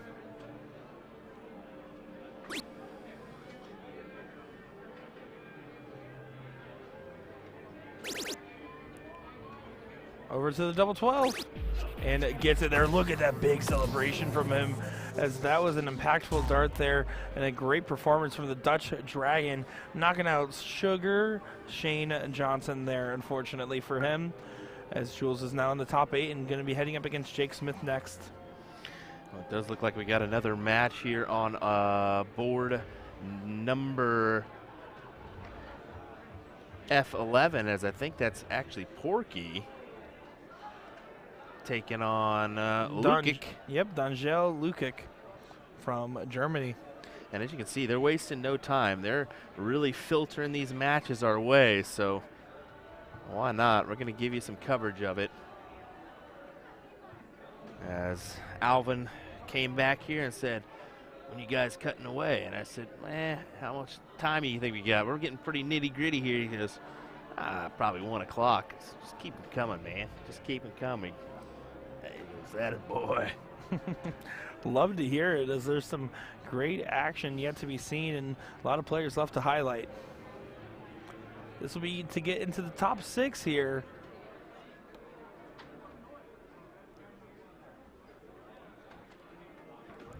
And we're really whittling down in players here.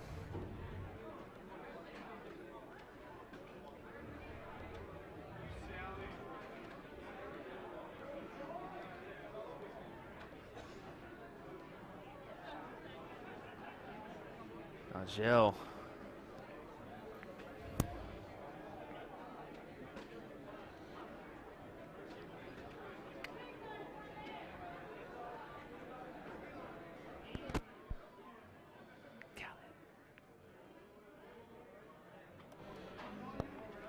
Well, Dongen was not able to get it there, so now it's going to be Porky stepping up.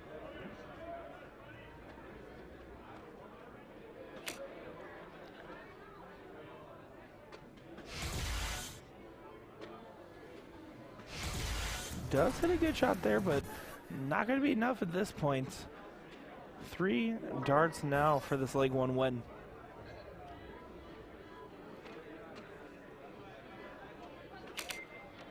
Dongen gets it. Dongen really a dang good player, man. He's get my words all scribbled there. Dang good player, man. I mean, he really attacked the Trip 19 pad, and he's just shows you, man. He's really quality shot. And don't worry, I've been mixing up my words all day. That was a scramble and a half there. Well, Porky does get in there. Not going to have the double trouble that he had in the last game. But Dongen, of course, a tough player and someone that is always going to be fearsome on the dartboard. In this case, though, not happy. Can he get on this last dart? No. It's the inverse. Want to give a big shout out.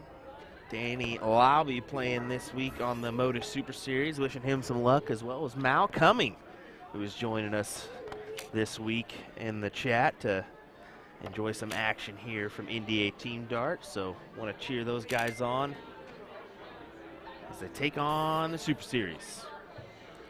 Yeah, definitely some good stuff going on there. They usually play early in the morning, so I typically will watch that one as I'm getting my day started. Yeah, they'll be kicking off here shortly, I believe. About hour, 30 minutes from now. So right when our probably coverage concludes, you'll be able to hop on over there and watch the Moda Super Series if you're still looking for some action. Borky definitely had a mishap that last round, only getting 39 points, which really means he didn't get that much of an advantage after the missed in from Dongen. You can see the frustration there. He's kind of hitting a little bit of a struggle bus situation.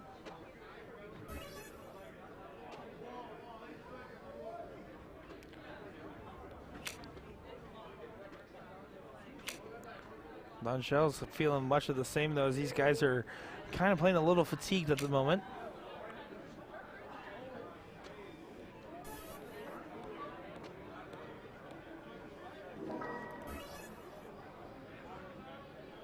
Borky taking just that second. And just a reminder, you're not hallucinating. He does rock 4 darts. Rocks the Filipino colors as his flights, so red, blue, white, and yellow. And they're bar darts, so kind of ironic that that's the case. Just uses a cheap set of brassies. It really proves that it's not the equipment, it's the player. Yeah, exactly. It's just the amount of practice and tightening up your own game, and doesn't matter the equipment used, whether it's a $15 set of darts or a $100 set of darts. Doesn't matter.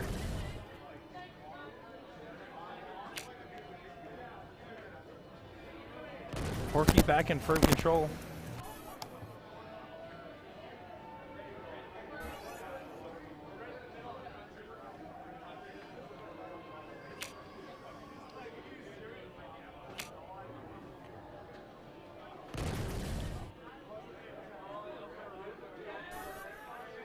.72 needed here,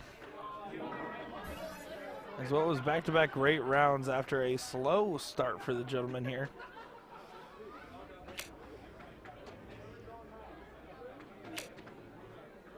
Double top. Garrett Rakowski calling in the background as he able to pull it off. I'd love to see that kind of support from your teammate in the doubles, huh? Yeah, exactly. As Garrett's actually walking up over there as well to get ready to play in the top of 4 to see if he gets into the king seat against Brandon Perez over on F10. Is he on the winner's side? Yeah, that is the winner's side. Getting down to the nitty-gritty here. How many competitors do you think we have left here, Nick? 7 or 8 teams, depending on when the matches finish up. 7 or 8 teams? Mm-hmm. Teams. 7 or 8 people. Oh, okay. A single person can be on a team. A lot of Listen, you're about to be on a single person team here in the booth here. Keep acting up. Keep acting up. You will be commentating with Sugar Shane. Do you really want that, Will? Will that make you happy? You and Sugar Shane hanging out? If you haven't caught on, I've been nitpicking on Nick the past the past hour and a half here. As we come up on day 6 of hanging out with each other here this weekend. Yeah, honestly, a very healthy work environment that we're in. As Porky's getting things going with a bang.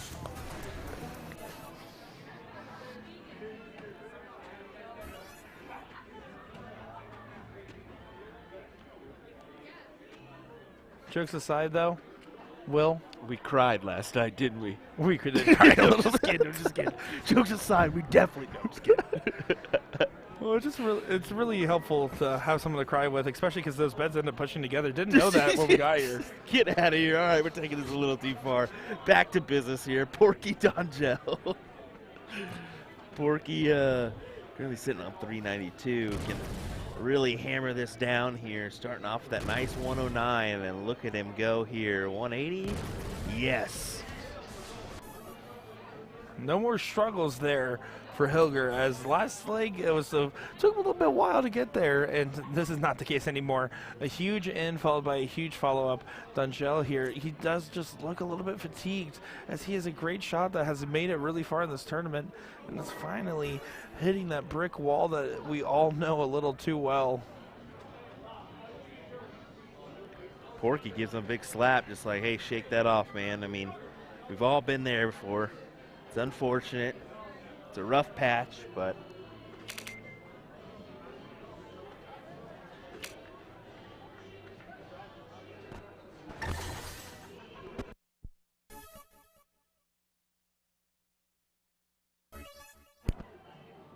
especially now that it's vacate. Well, Dongen does get in, but it might be too late to do so. Porky with a 1-2-4 on this approach here. Going to probably start right at that 20 here. Single 20 does still leave an out if needed, although there's going to be no rushes. He does have a couple of darts at least. 119, so he's going to stay up on, or no, he is going to go for the switch over there. His eyes are a little deceiving there. Yeah, smart move. Goes to the trip 10 to leave 32. Porky sets himself up to move into what would be the top 6, I believe. That is going to be the top 6 position here. Loser of Brandon Perez and Garrett Rakowski, depending on how that goes, will play the winner of this match, which at this point looks to be Steve Hilger. We'll see if he can pull it off here. And that he can. Steve Hilger will advance. Congrats to him. Congrats to Dongen for making it this far. As it switched finally over. A quicker button than I anticipated there. And that's quite all right. Well, I believe we're just getting ready to start off on our Radikal board, as we'll hop on over there and make the change for just a second, as it's Jake Smith taking on Jules Van Dongen in this one. We'll keep it right here while Garrett and who's his opponent? Brandon Perez? Yeah, exactly. Yes, they Brandon warm Perez up. there. All righty, so here we go, folks. Another great match. I'm going to adjust the volume in the background, and I'll be right back. Well, Jules right there with a 120 open.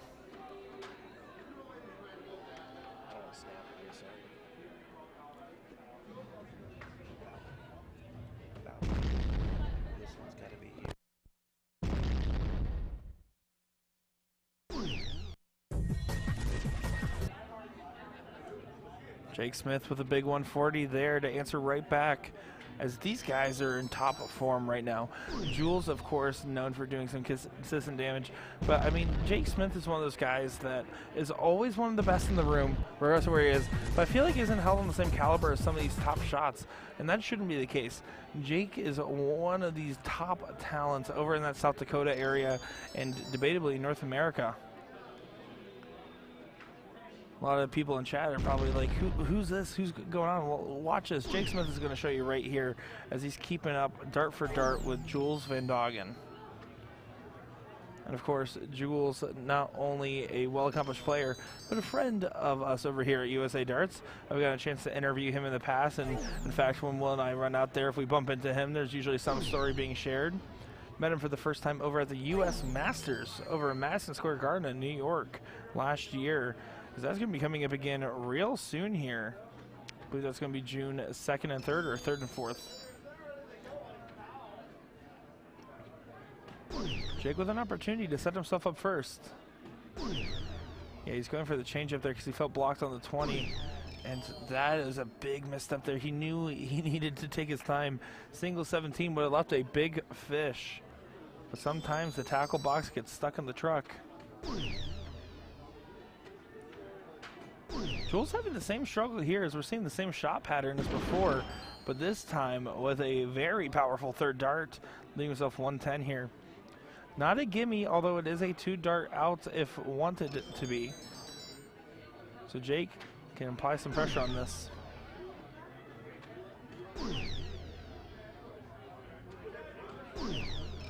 Not going to put that much on it though. Jules feeling good about this position. You can see the little head nod there.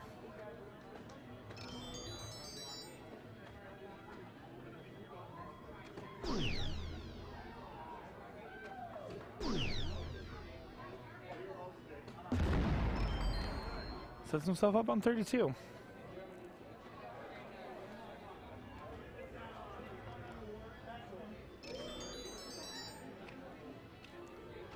$139 could go. Not anymore though.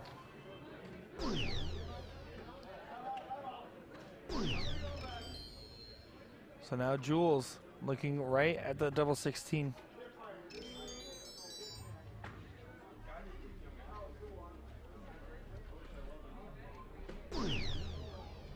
Goes up to the double 12 now, and it does find it. There he has a little celebration as he knows that that was a good one there. Jules Van Dongen going to take leg number 1. So they're going to be quick to write down these stats and then move on to the next one.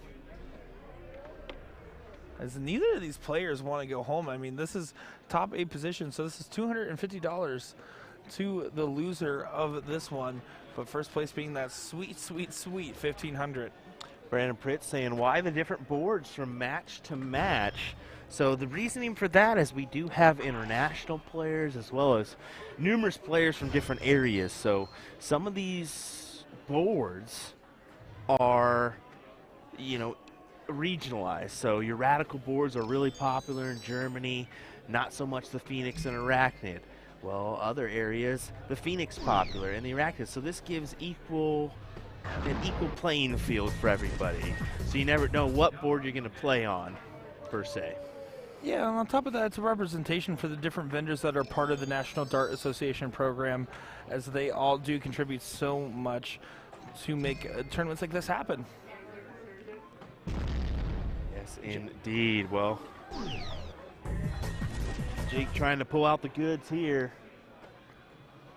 And we will see how this one pans out.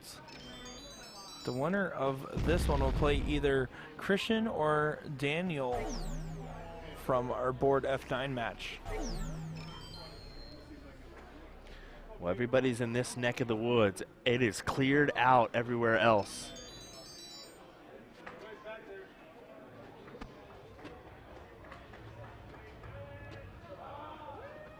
Let's see, Jake Smith taking his time to get regrouped here, doing a little equipment check.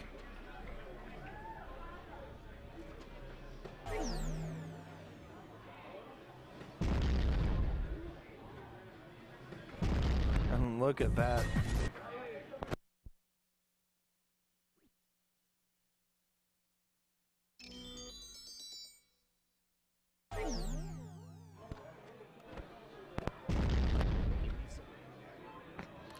Jules here. Look at that as he misses that last dart just by a millimeter, 1 hole difference. So now Jake Smith, if he's able to capitalize, could really, really use it as he needs this win here. That's unfortunate. 162 is a bogey here. Yes, it is, but see if Jules can figure this out. 6 darts from 204.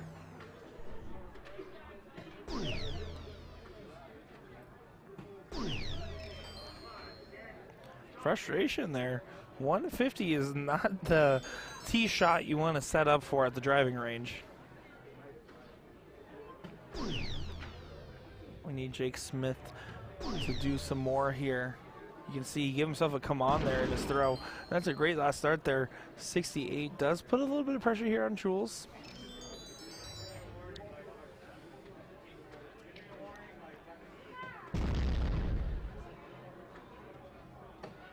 Oh my, double 15. And he gets it, and he gives a come on. Wow, that's a 2 straight win there for Jules Van Dongen. Man, Jake can't do nothing but give him a little bit of love, knowing that Jules really played well in that one. Well, let's take this on over to our Arachnid board. As Brandon Perez and Garrett Rakowski look to do battle here. Oops, not that one. There we go. And you see a little glimpse there. There was Christian on board F9.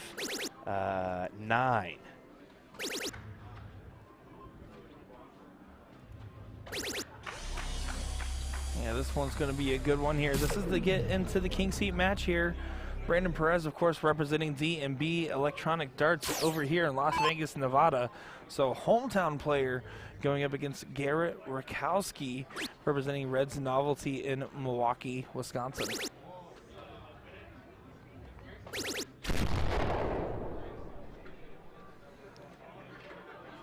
Good 140 there. Brandon Perez does get out a little bit ahead in front of Garrett here. And Garrett's kind of hitting a little bit of a cold streak at the moment.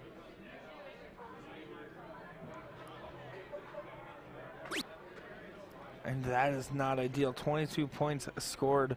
Now hands the torch fully over. Brandon can make this one hurt.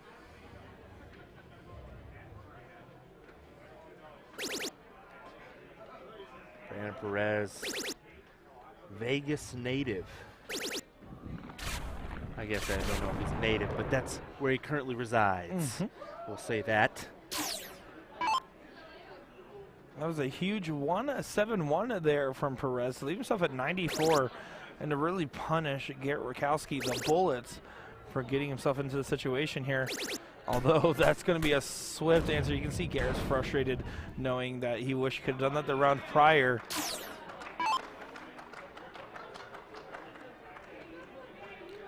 .94 here.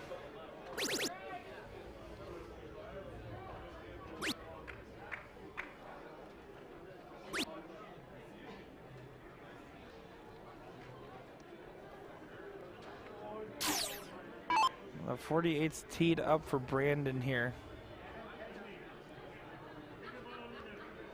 So he goes 19's first dart, trip 20 for 32.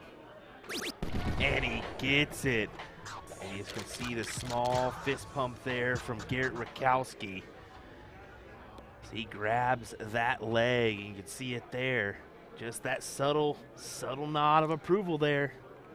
Yeah, I mean, that's a huge one to win there, as he was definitely feeling the heat of the moment and needed to get that leg. Now Brandon to start us off here for leg number 2. Oh no, it looks like they're going to diddle. This must be this is going to be leg number 3. Yeah. Excuse me. Yeah, they got a leg in while we were watching Jules and Jake. Yes, that does sound about right here. So you can see my confusion comes from a little bit of fatigue from this evening. Well, it's a fatigue from multiple days of streaming, buddy. And multiple more left. Because you got to think we're picking up by this point usually, you know, and wrapping up our day. We're actually already packed up and probably hit the sheets. Usually already, yeah. As we enter, well, what is now Monday, as it is 12:03 local time here. It is flying by, though. I mean, the days kind of blur together when we're in this booth, but the memories being made and the experiences that we get to share right now have been something of high value for me.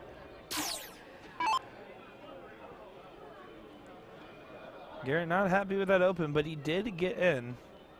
Let's see if Brandon Perez can best him here.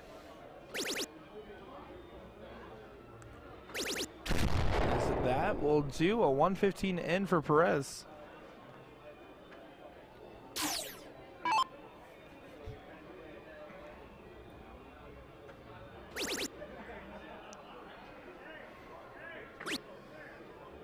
Garrett's getting real frustrated right now. He's one of those players that you talked about earlier, expects himself to be perfect and will put that weight, and even perfect isn't enough at times. Yeah, I mean, he is one of those players. He expects perfection every time he comes up. He puts a lot of work into his game, as many others, but yeah, I mean, that's just Garrett for you.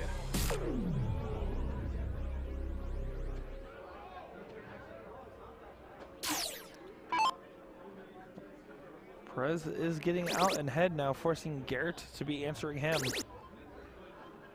But here's your answer right there as we get a 180 from the bullet, Garrett Rakowski.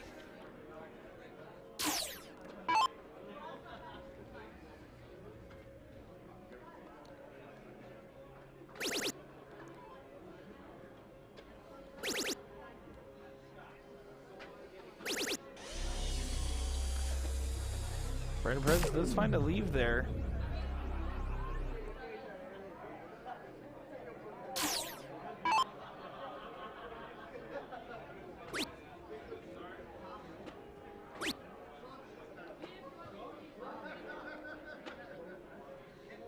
Taking his time thinking about this one.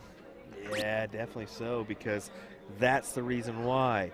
He is not at a checkout now, so 6 from 151 for Perez to advance.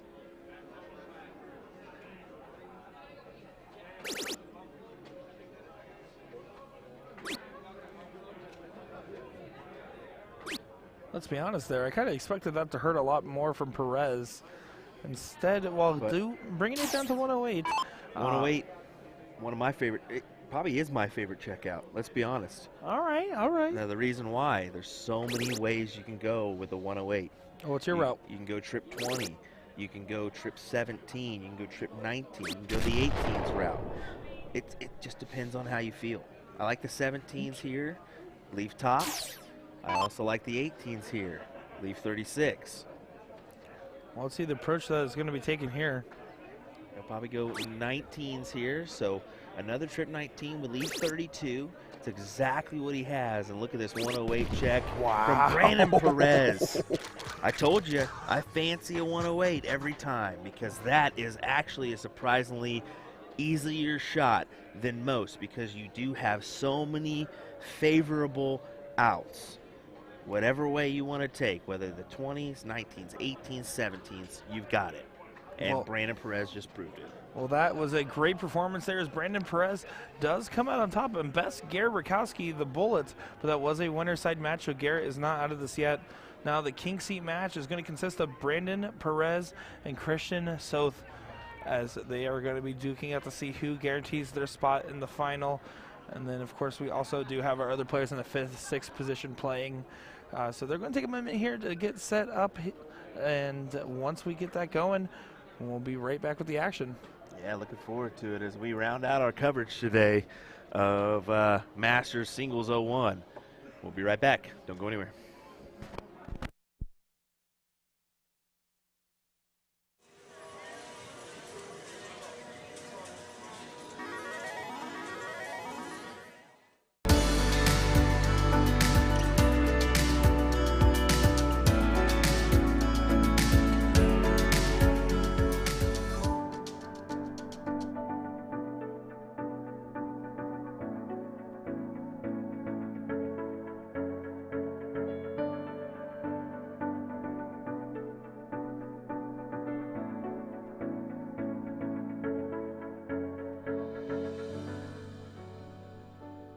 So you want to get into darts, but you're not sure how. We can definitely help with that. We're usadartsproduction, and we've been a dart specialty store for over 30 years. We have the greatest variety of darts in the country. But don't worry, we can narrow down that selection for you, whether you're a complete beginner or a full-on expert. We developed our own Colonial brand to offer an inexpensive line of darts, dartboards, and accessories, so you can get into the game without breaking the bank. Join our amazing community by going to azdarts.com.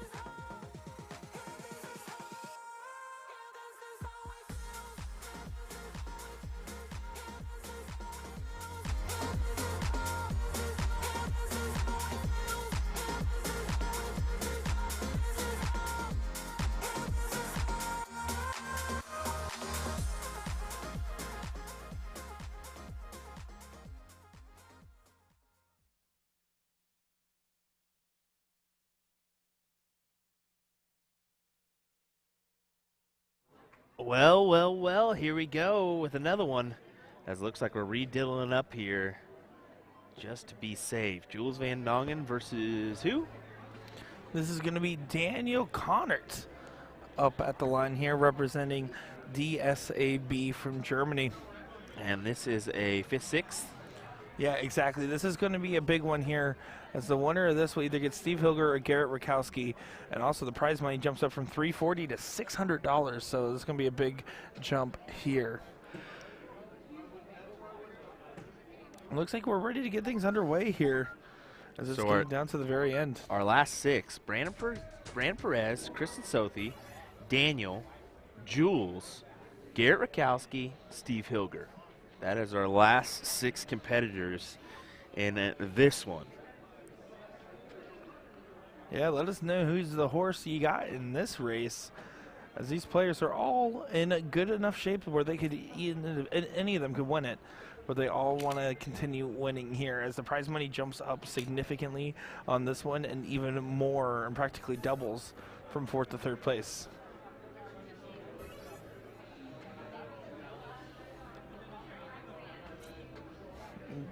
Daniel here, Daniel Connert, trying to get in. Dart kind of escaped there from them.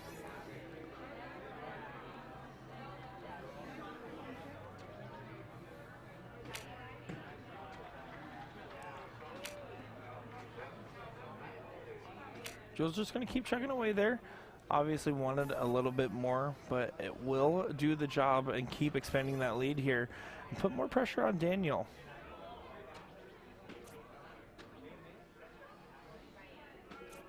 Daniel really struggling to find that double right now. Finally gets it there in the last one, but not happy with the placement of those darts up until that point. Yeah, advantage Jules in this one so far. Jules is definitely one of those representatives that kind of came out of nowhere in the last 2 years for the North American dart scene and has been making waves ever since. As I'm sure most people watching along and in this room are aware of who he is. Of course, a PDC tour card holder. Yeah, that's interesting how that worked. I mean, he used COVID year as a builder. I mean, he was playing 5-6 hours a day, you said, and then all of a sudden he found himself in the predicament he was, shooting 90s at the time. And yeah, he went over to Germany and earned that tour card. And yeah, it really shows that there's just so much talent laying around, and you never really know until someone seriously picks up that set of darts and puts the work in. well, he'll be the first to admit the tour card hasn't really gone his way, but you never know. The year isn't over. Yeah, and that's a huge 180 there from Daniel.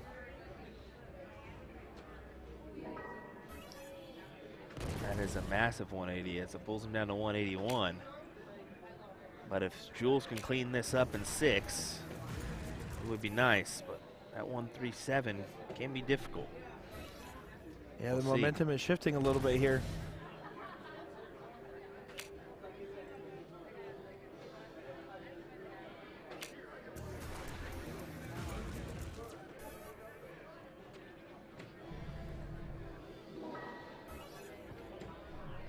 $137. 80 left here. Yeah, I don't know if he was going tops there. Right in the middle of that wedge, so I assumed he was trying to go for tops, Yeah, and it floated the dart down. itself was undecided on which one I wanted to hit. Yeah. 78 for Daniel now. Man, Not going to be he's able to have a look at it. And Jules, you can see that saying, come on.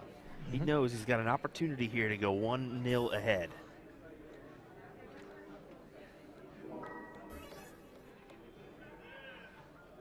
Let's see if he's able to do it. And Jules finds it.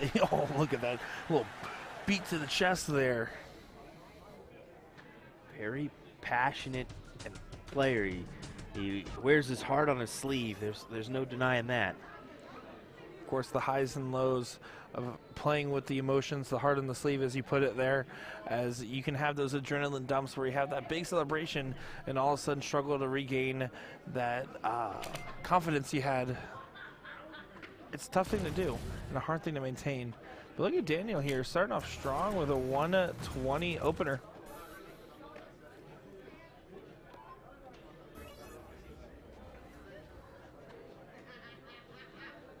Jules needs to work his way in. Does do a switch up there. I like the shot.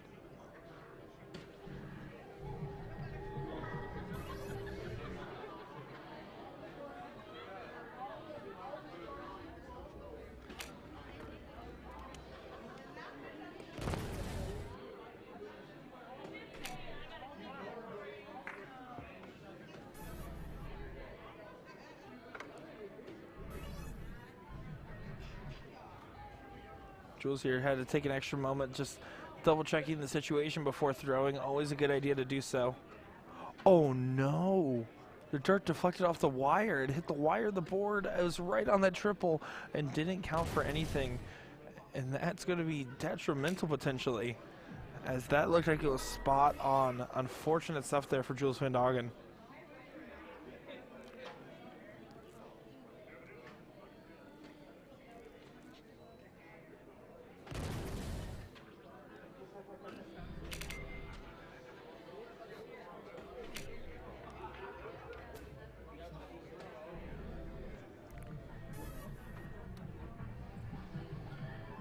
Jules with the distance away, but can close the gap here. Can't close the gap. 180 would be nice. Even a 140. How And about it's 100? not even that. Just a low ton. So Daniel.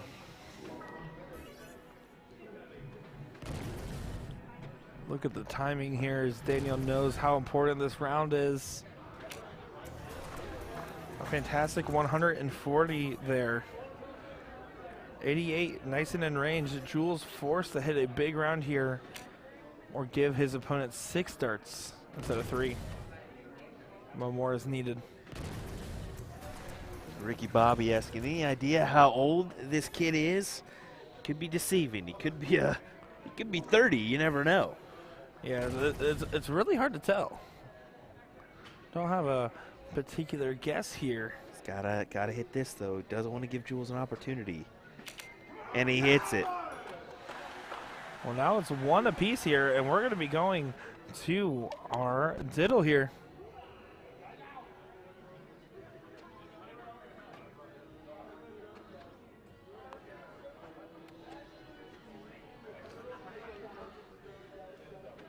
We're just confirming there.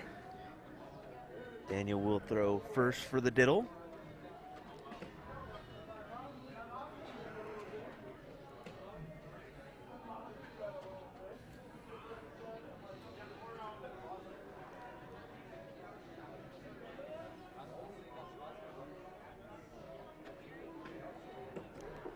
Well, I was trying to see if I could find Daniel's age by cyberstalking, but was not successful in my venture there.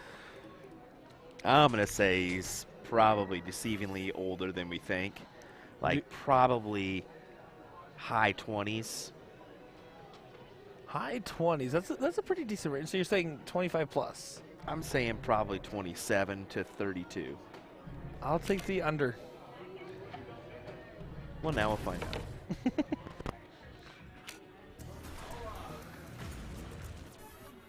120 in there for Daniel.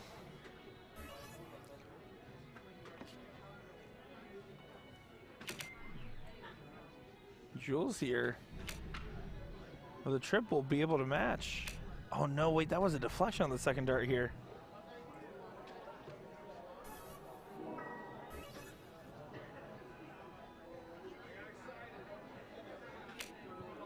Let's see, Daniel needs to keep those nerves under control.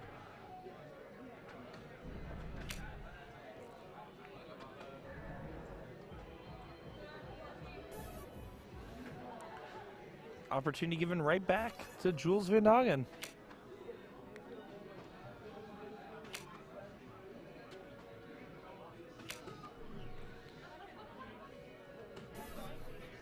Keeping that scoreline even. As I think we have an update here from Will. 31. Well, that's different. They're using German years.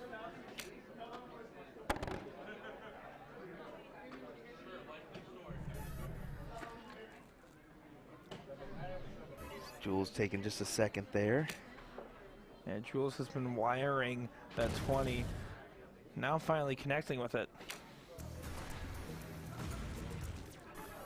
Pushes there down as it rested right on top of the triple bed there.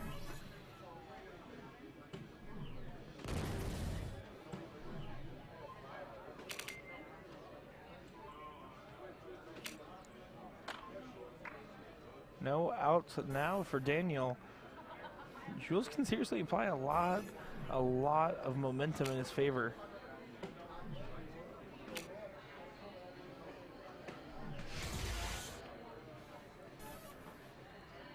Good last from Jules, leaving 198, but Daniel can clean this up and advance. If he can finish this in 6. Gotta find a big triple, I feel. Can't find it. Alrighty. Jules makes a dent, adds some pressure to this 148, and you never know. Well, look at this.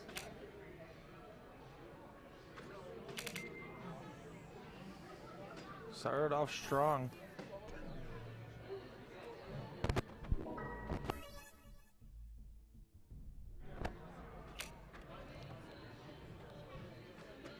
The king seat is still playing out. Looks like Christian Soth and Brandon Perez over there on board F8 as we're going to see who gets position here in this bracket.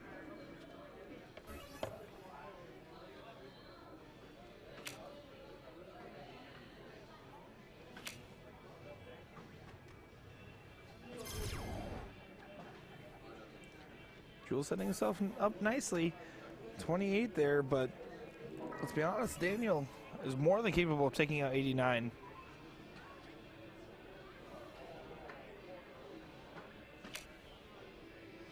Gonna go for bull.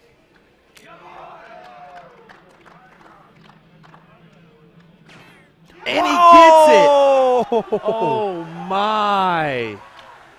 Wow, and the Germans are going wild right now. I think that was a simultaneous win in the king seat match as well for the Germans, as you heard a roar and then an immediate roar after as well. Congrats to Daniel, who's going to advance into the next round. Wow, that was a huge win. And it looks like Brandon and Christian are still playing that king seat match. But over here to see who is going to be playing Daniel Connert, it's going to be either Steve Hilgert or Garrett Rakowski. Go ahead and pull the board up here.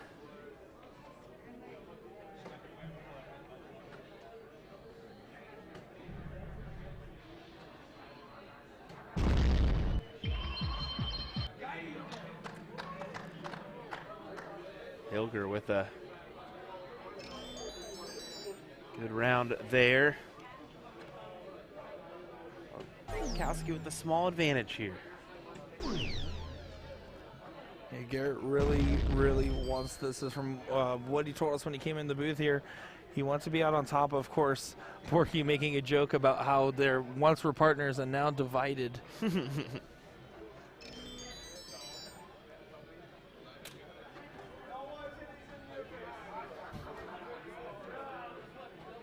Porky taking his time here.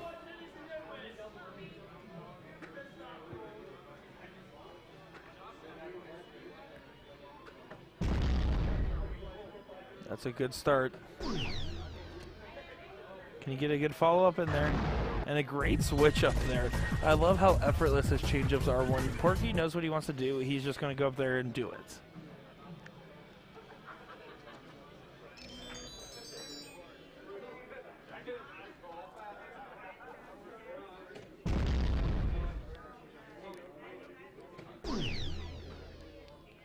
This will be a big last start if Gary can find this one. And he had to stay there for it. 154 is the leave. You can see the love in between these two guys. A lot of respect amongst these players here. I mean, when you're going against a partner, there's always going to be that mutual respect. But of course, that respect doesn't mean much because you still want to beat them, maybe even debatably more. Because look at that last start. Double bull. Great switch up there to leave it 82 there for Porky. 154 for Rakowski. Oh my, double top for the high ton finish. Garrett finds it there, and you can see Porky's clapping like, come on, good stuff there. As, oh my goodness, what a way to finish it for the bullet with his back against the wall. Porky on 82 to hit that big shot there, and I believe that was for the match there. So now it's going to be Garrett Rakowski going up against Daniel Connert, as our king seat match is just about finished up, if not finished up already.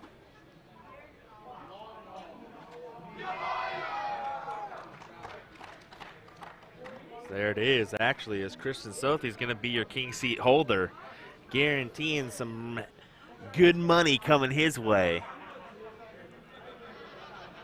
And Brandon Perez will end up playing the winner of Daniel and Garrett. So hang tight. We'll be rounding out our bracket here momentarily. Don't go anywhere. Will Stewart, Nick Dichiria. We'll be right back.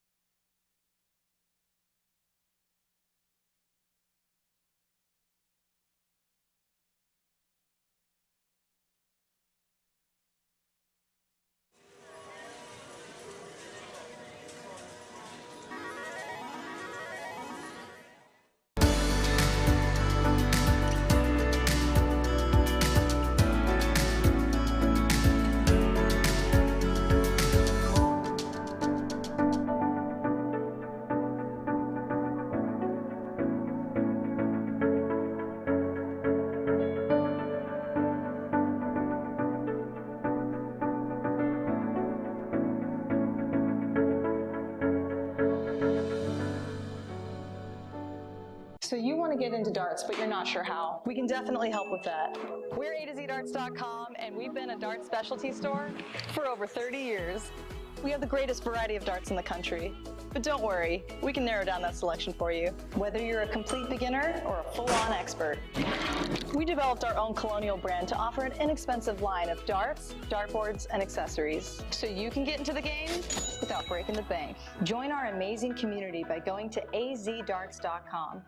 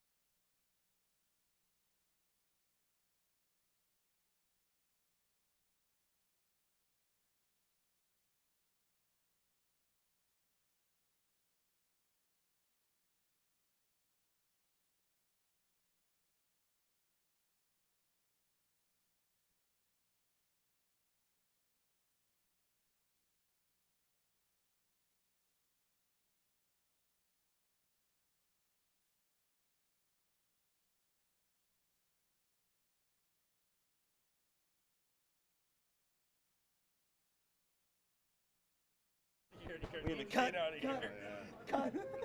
that out of here. Oh my goodness. Well, yeah, I should have saw that one coming probably. That's quite all right. It is what it is. Sorry for that one, folks.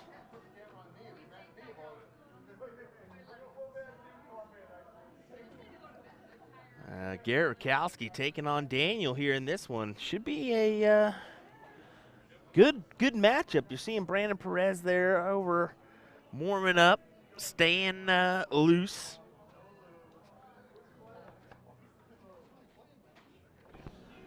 Yeah, I mean, Garrett, we just saw him hit that big 154 for the win against Steve Hilger there at a monumental timing. And that's what it really comes down to. The timing of hitting the big shots when you're pressured to do so and hitting the big setups when you need to. Again, our last few warm-ups in.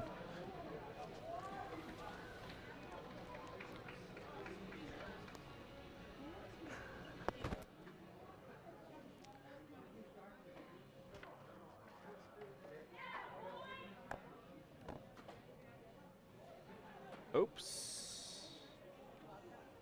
Guess we're on the wrong board there. Apologies. We'll flip that on over. Guess when you're staring at the same pot of boards for a while, it can get a little bit messy. But hey, Garrett Rakowski, Daniel R in this one, right? Daniel what? Connor. I don't know why I keep saying are. But Daniel Connert, 31-year-old German who just took out Jules van Dongen in that last round. There we go. Helps when you have the right board on that one. Apologies on that.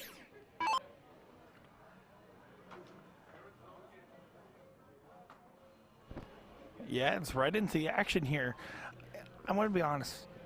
Just getting a chance to talk with Garrett, and I know all these players really want this one, but Garrett really has that oomph in his personality right now. He wants this so bad as he starts off with that 1-5-2 to really back up my point there.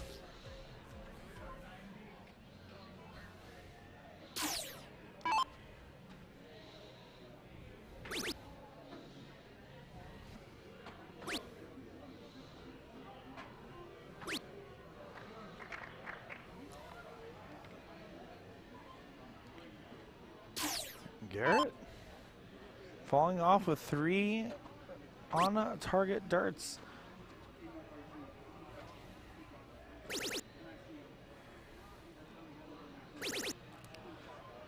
Gets there in the last one there. In that 200 range after 6. Not a bad place to be. Normally I'm there after about 60 darts.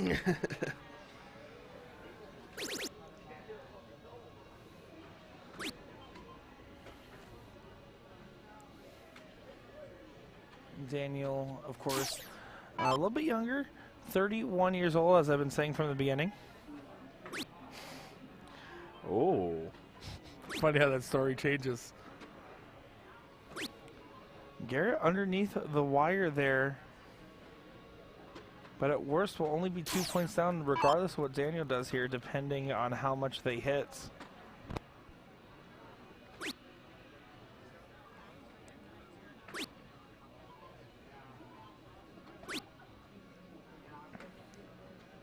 Only a 45 there, which means Rakowski really can do some work. Yeah, he can go out in front in this one, indeed.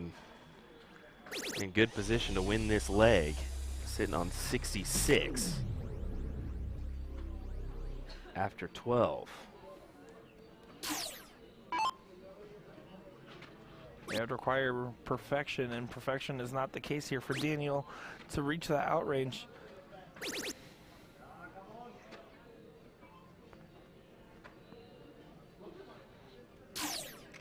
Of course, Christian from Germany is sitting in the king seat here. I know the German players really want an all-German final. But Garrett's going to do what he can to stop it. Down to 4 points here. Inside on that double.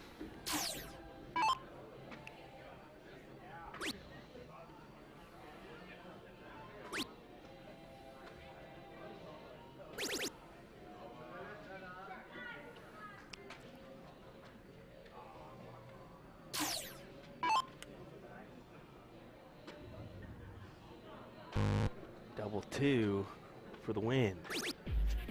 Gets it. 1-0 advantage in favor of Garrett Rakowski.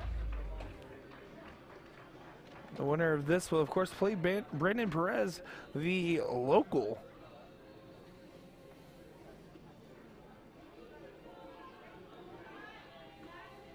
Yeah, the local boy indeed. As you can see him back there warming up on the Phoenix board.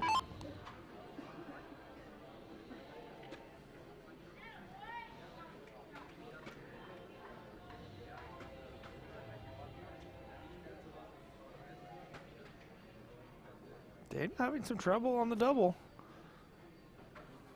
Make that triple trouble on the double.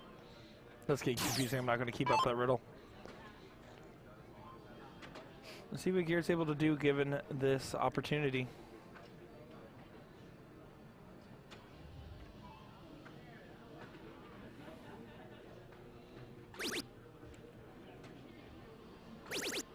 Is able to get in and start off with a 76.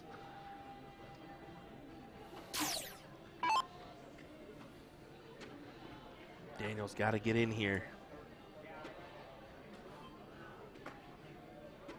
If not, I was about to say, if he doesn't, he's going to feel let down. You know what's cool to see is, I believe, if I'm not mistaken, that's Steve Hilger right there. That's who Garrett just beat to play into this match. And now he's sitting there supporting it. Of course, they are longtime friends. And Steve Hilger actually got a chance to give us some insight, saying Garrett Rakowski's been getting into steel tip, and he's been the one coaching him on his mask there and helping him get to the next level there on both sides of the dartboard.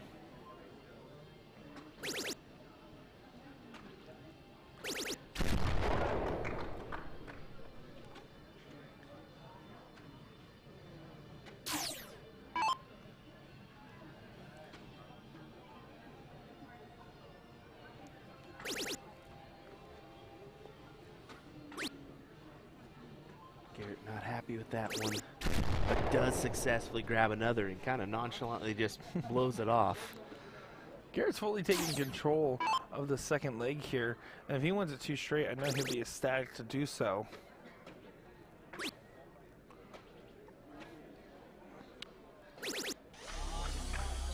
Daniel keeping up with it, but even though Daniel was going first, it's now Garrett that's in the lead here. The question is who sets themselves up better.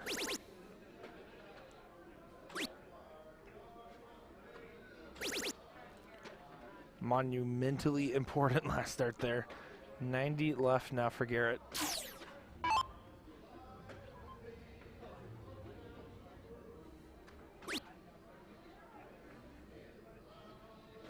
See Brandon Perez in the background there. Just taking a little side eye, seeing what's going on to see who he's going to be playing. Yeah, Garrett gives him a little love, but needing 90 here. 220s for Bull. But he's going to go 18s. I don't like the play. I don't like the play, but it'll pay off for him as he is able to put in a double 6 for the win. Like I said, I'm a fan of just 220s or even the 80 for double 5, but nonetheless, he does it and gets him on into the next round. So good stuff. Well, now we're down to only 3. Brandon Perez to take on Garrett Rakowski. And, of course, waiting over there in the finals, Christian Soth waiting there to see who he's going to be playing. Well, we'll have a match coming your way in just a moment's time as we have our 3rd place action for you next. Don't go anywhere. We'll be right back.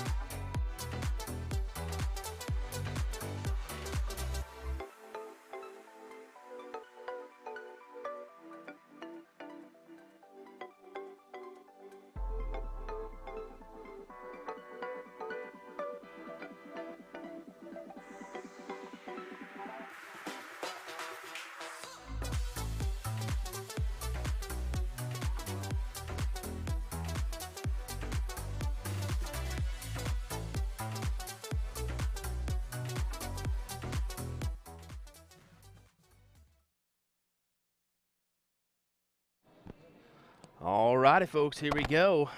So we're already ready for action. Brandon Perez, Garrett Rakowski going to waste no time getting after it here. We will have to be a little bit more quiet than normal as we adjust with them being right next to us. So if anything, we actually may just go quiet and let this play out, because that is definitely quiet in the background. That it is. This hall is starting to empty up, and you're really getting to the last handful of players here, and the intensity of what is left is going to be very apparent here in this match. Most definitely. You saw Brandon Perez there opening up with a nice 120.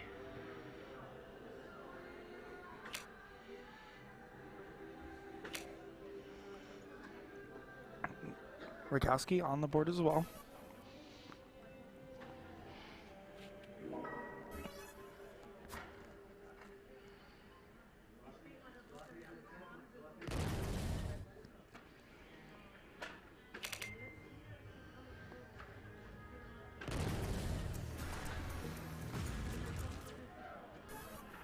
There's a low ton from Brandon, who's really been playing well today to be in this position he's in right now.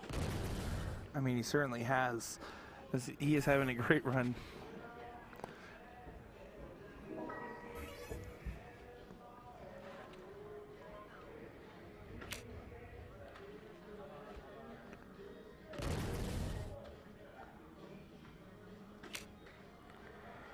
Leaving himself 1-6-1 after 9. Yeah, still on track for a 12-darter if he so desires. Garrett here is going to need a big one to put some pressure here on Perez in this first leg.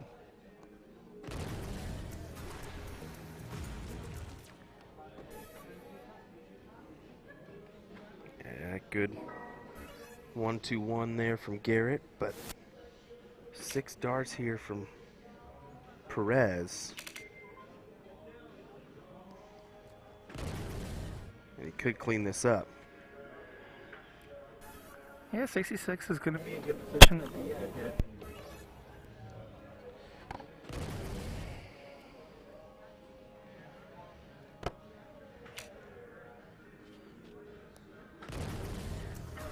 Great last start there from the Bullets.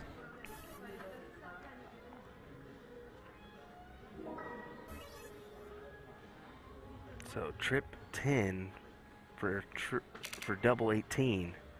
It's going to be the look. And no hesitation, he gathers it very quickly as it's a 14 dart leg for Perez. Yeah, very assertive play there. Garrett needs to bring all he has on this next one here if he wants to stay alive in this tournament. Some laughs and jokes are going around as these guys are definitely good friends and wearing very much similar, if not identical, jerseys there. It looks like they're about the same design with just different patches on them.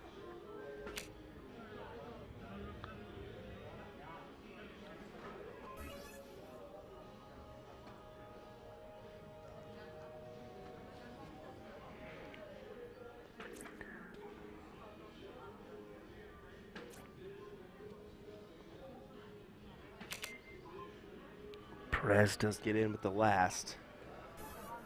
20-point advantage for Rakowski here in the start. So see how this one plays out with Perez up 1-0.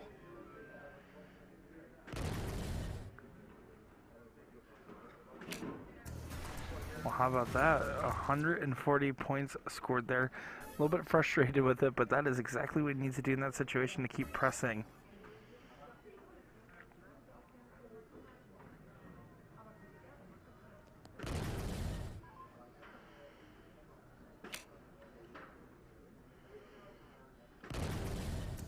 And an answer right back from Perez as these players are going to be right within spitting distance of each other. Hilger, of course, coming back to continue watching this one and support his friend. You can't see it from this view, but on the right-hand side of there is a bunch of players still hanging out and supporting.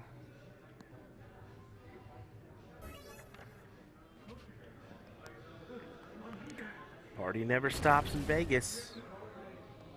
Just keeps on going. Solid 140. It's not a checkout look, but keeps him right there. Yeah, just like consistent play from him.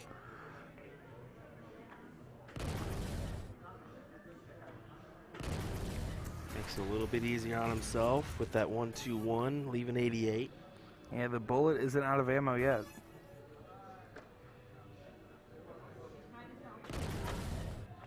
But Perez, look at him go here. He's going to make this not so easy on Garrett. And he goes for the 45 to leave double 12.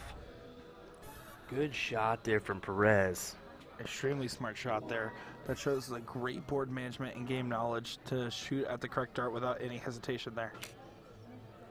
18 for Bull, gotta go. And does not go. So Perez for a shot at the title.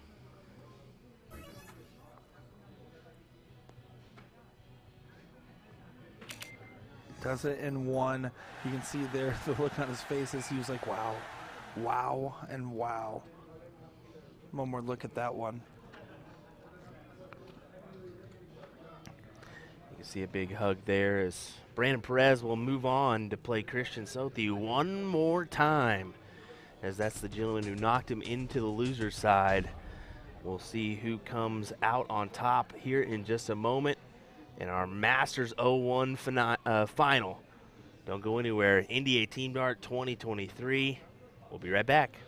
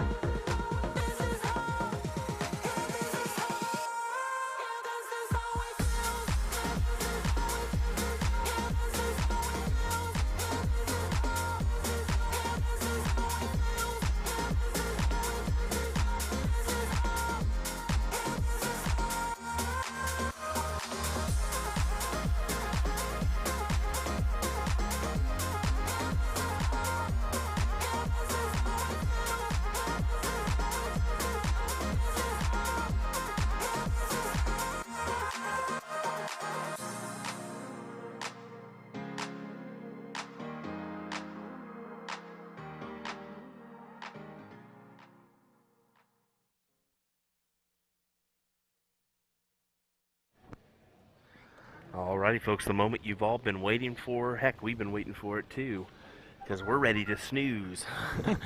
There it is, folks. Christian Sothi versus Brandon Perez in your Masters 01 singles finale. I mean, imagine this storyline right here, coming all the way from Germany to play over in Las Vegas, and in the finals you find yourself against none other than a Las Vegas local. Christian's no stranger to the big stage. He's played on numerous big ones in the past, including the Alley Pally, so. And not able to get in with his first round. Remember, the king seed is Christian, so he will have to be double dipped in order to lose this finale. Well, see, Perez is going to be looking for revenge after losing the king seat match and is only a loss to Christian. Does get in with the first round. His last dart.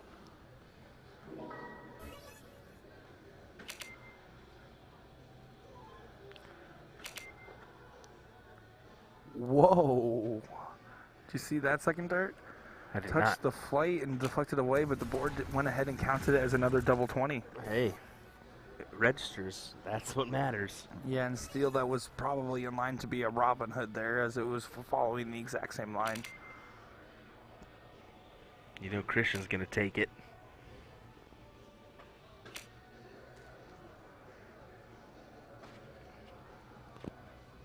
Well, first place here, $1,500. Second place, $1,200.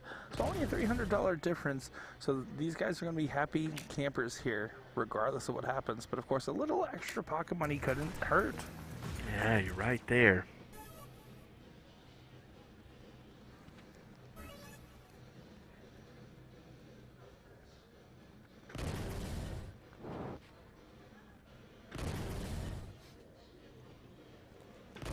And there's a big 180 from Brandon Perez.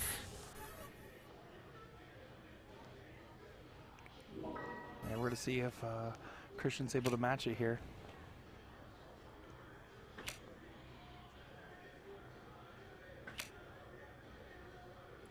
Not able to do so in just 45 on the board, so a door opener for Perez here.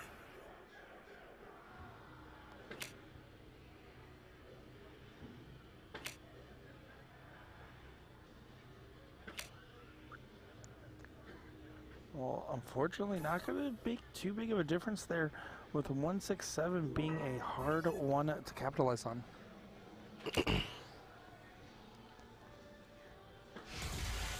Going downstairs, staying downstairs. Smart move to do so, because it'll leave 160 after a single 19 with his last.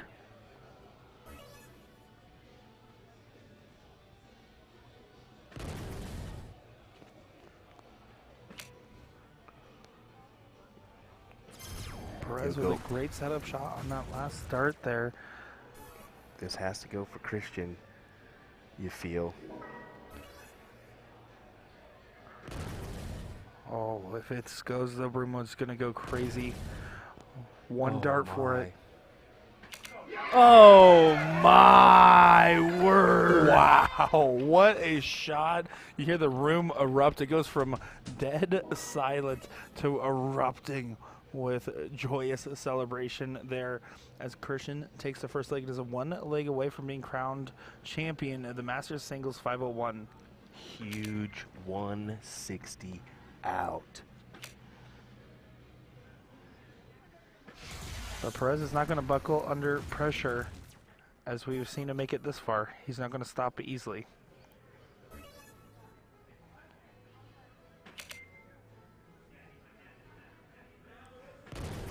Now the other way around, 160 in potentially. I jinxed it for him. 120 will do, though, as it keeps him in the mix. It's good to see a good crowd of supporters here for this final, to be honest. You normally don't get that, especially with it being 1 o'clock in the morning here in Las Vegas. Lots of other things you could be doing with that time. So good to see the support here for these two gentlemen. Yeah, and they absolutely deserve it. Every single one and more should be watching this one, as they are excellent athletes playing in great form. Well, a ton there for Christian. As we're still neck and neck here. 293 plays 281. Let's see what Press can do. He's got, and even if he finds it, it's not going to help because he's still not on a checkout opportunity. Yeah, that's correct. Well, you can see on that second dart, he really pulled his arm out of position there. And neither is Christian, so no harm, no foul for Brandon. Yeah, Perez here with the 168 needs to make sure that they're ready for success on the next rounds. Every point's going to be oh so crucial. We'll go down to the trip 16 again. Ends up just a little bit wide, leaving 72, but he'll be back to clean it up. How much pressure can Christian apply? That's the true question.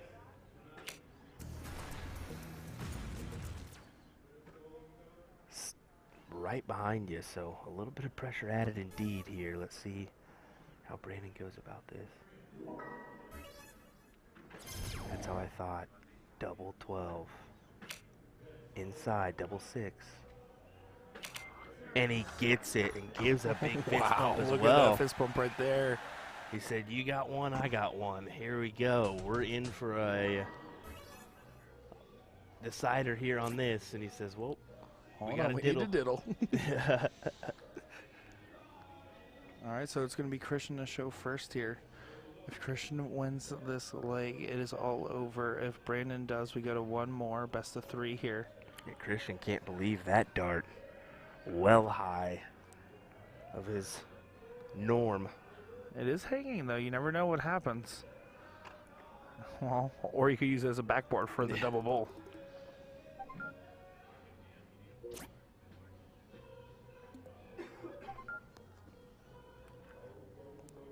And here we go. Perez will lead us off.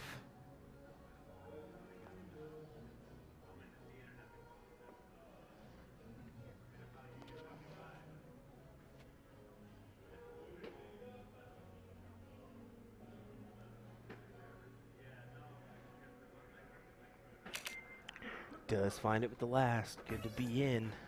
Yeah, that last star was so necessary there. If you don't get in, it just gives your opponent so much confidence.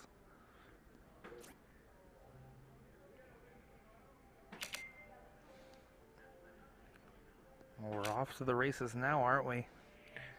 That we are.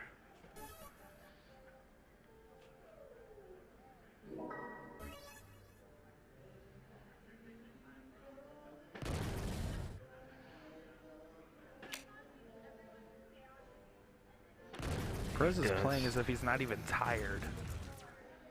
That seems to be the case here, right?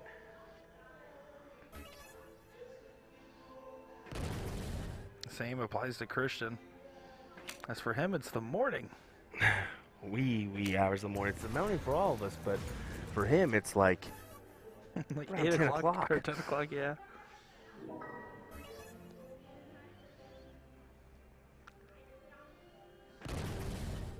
Big hit from Brandon. He's got to take this leg to force the dip.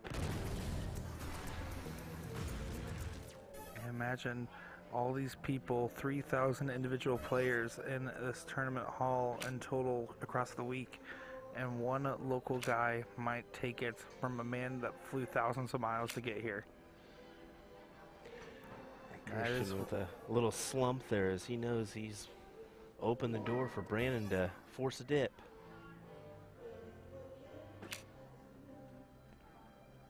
Still work to do, though. Great hit. We hear Garrett Rakowski in the background saying, yes, sir. You know it's quiet when we can make out the individual voices in the background. Oh, I don't think there's anything going on but this match right now. Well, there may be a few stragglers in the section in the way back, but It is quiet in this hall. 41 needed. 9 for 32. And he gets it. We're going to a decider, folks. Yep, so they're going to go ahead and bowl up again here to decide who goes first. And by decider, I mean a double dip situation.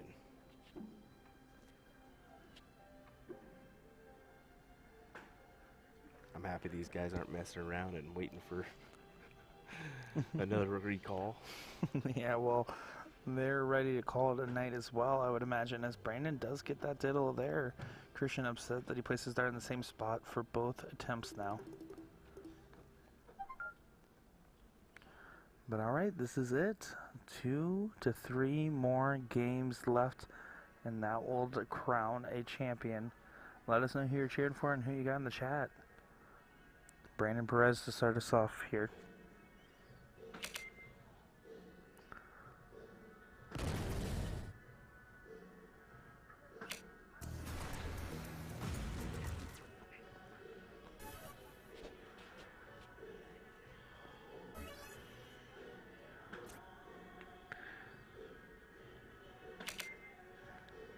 Christian does get in with that second. Just 60 scored, but compared to Perez's 116. And Perez is really finding his stride at the moment. He really is. Look at this beauty.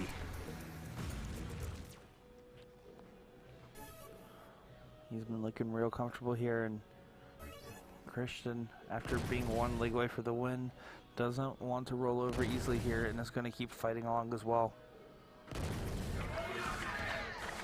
Big shot from Christian, 180. Make a score a 1 point difference now and caught up all the rounds in between there.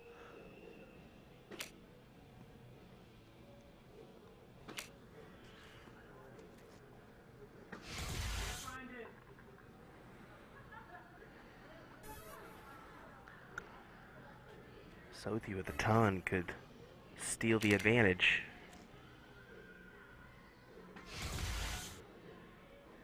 Stay in there. Big hit, leaving 132 as well. You can hear the crowd starting to get really amped up here as these guys are throwing some great stuff.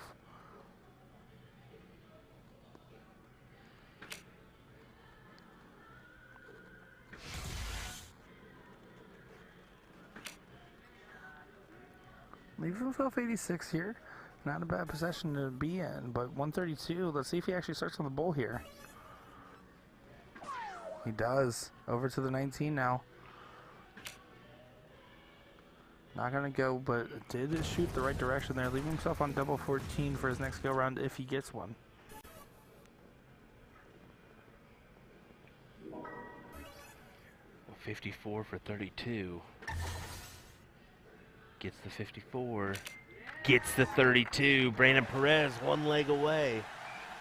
Perez on his outs. I don't think he has very many missed double outs. He's had a couple on the ends we've seen, but his outs are just incredible. So now the shoe is on the other foot. Brandon, one leg away, as you just said there, Will. But Christian's not going to make it easy. Look at this one. Big 160.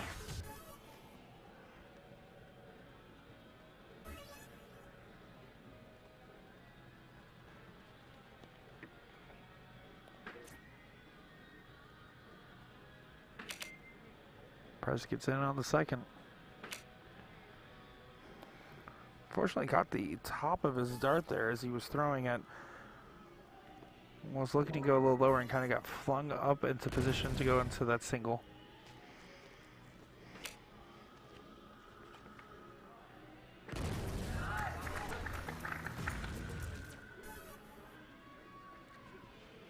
Christian now finding his stride after having a little bit of an off section there in comparison to the caliber we normally see him at.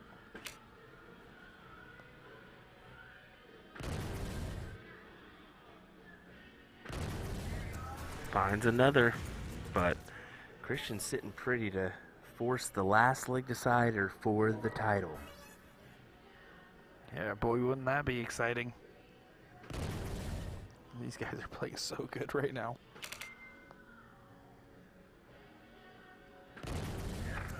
Man.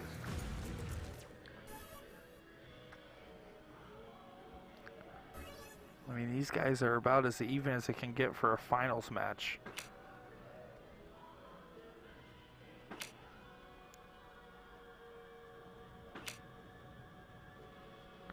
Perez there, not able to secure himself an out, so now 6 darts for Christian here.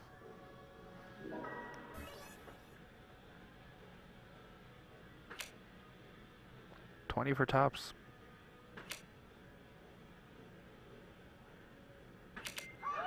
Here we go, folks.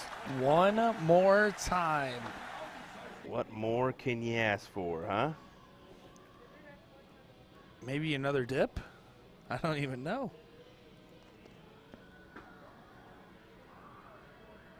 Well, there you go. You see Brandon finding the bottom side of the bull here as he shows first.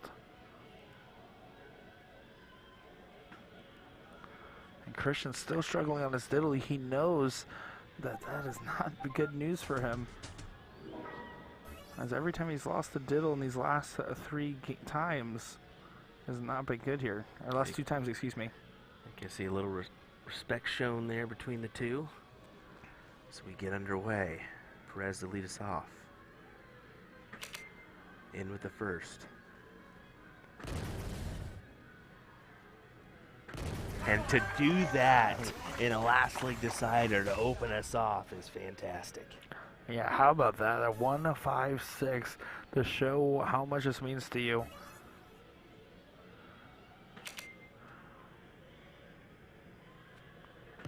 Oh boy. Oh. We got a live one here. You see Perez just kind of leaning over the side trying to catch his breath. Wow, oh wow.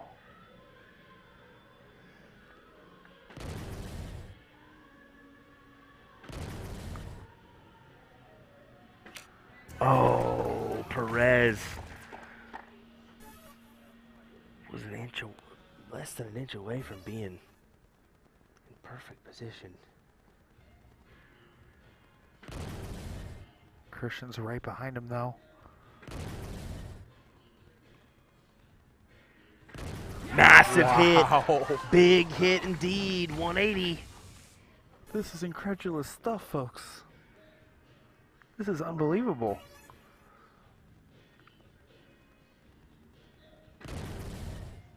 If he can hit at 180 here to pull him down to 40. Oh.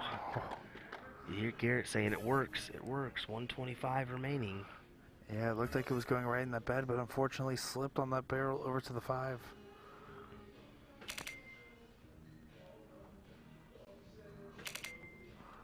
Oh no, the darts are crisscross there. Christian needs to find a triple. Still a smart switch as he leaves 164 just in case he gets the look. Perez for the win. 125 needed.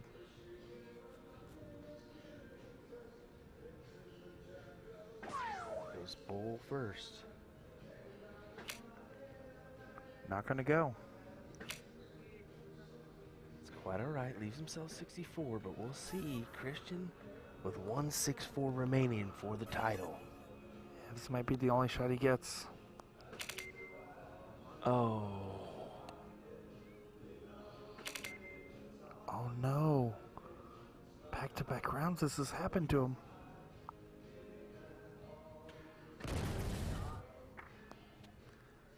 Perez to clean this 64 up for $1,500. What a way to win if he does.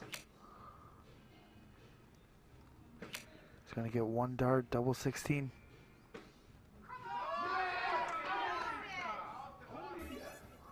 The crowd's going crazy there.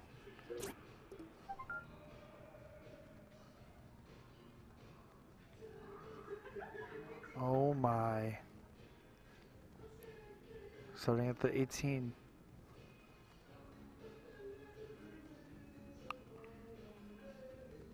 action. Just taking a second.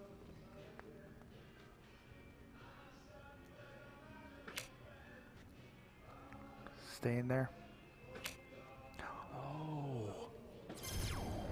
Wow. That is so unlucky. That is such a bad time for a deflection like that on a well-thrown dart. For the title. And Brandon Perez does it. And what a show from both these guys. That was incredible stuff. An amazing shot there as Perez comes out on top. Gives us a little pump of celebration. A thumbs up immediately from Christian, as that will conclude the Master Singles 501 here at NDA Team Dart 2023. Wow, what a match that was as Brandon Perez pulls off the double dip. The Las Vegas native wins it here at Westgate Casino and Resort. Wow, wow, wow. Well, we got more action coming your way tomorrow. It'll be 10 a.m. local time for our morning session. So come join us tomorrow bright and early. We'll see you then. Will Stuart, Nick Dichiria, we're not wasting any time. We're going to roll on off to bed. We'll see you next time. Have a good night, everybody. Or good morning.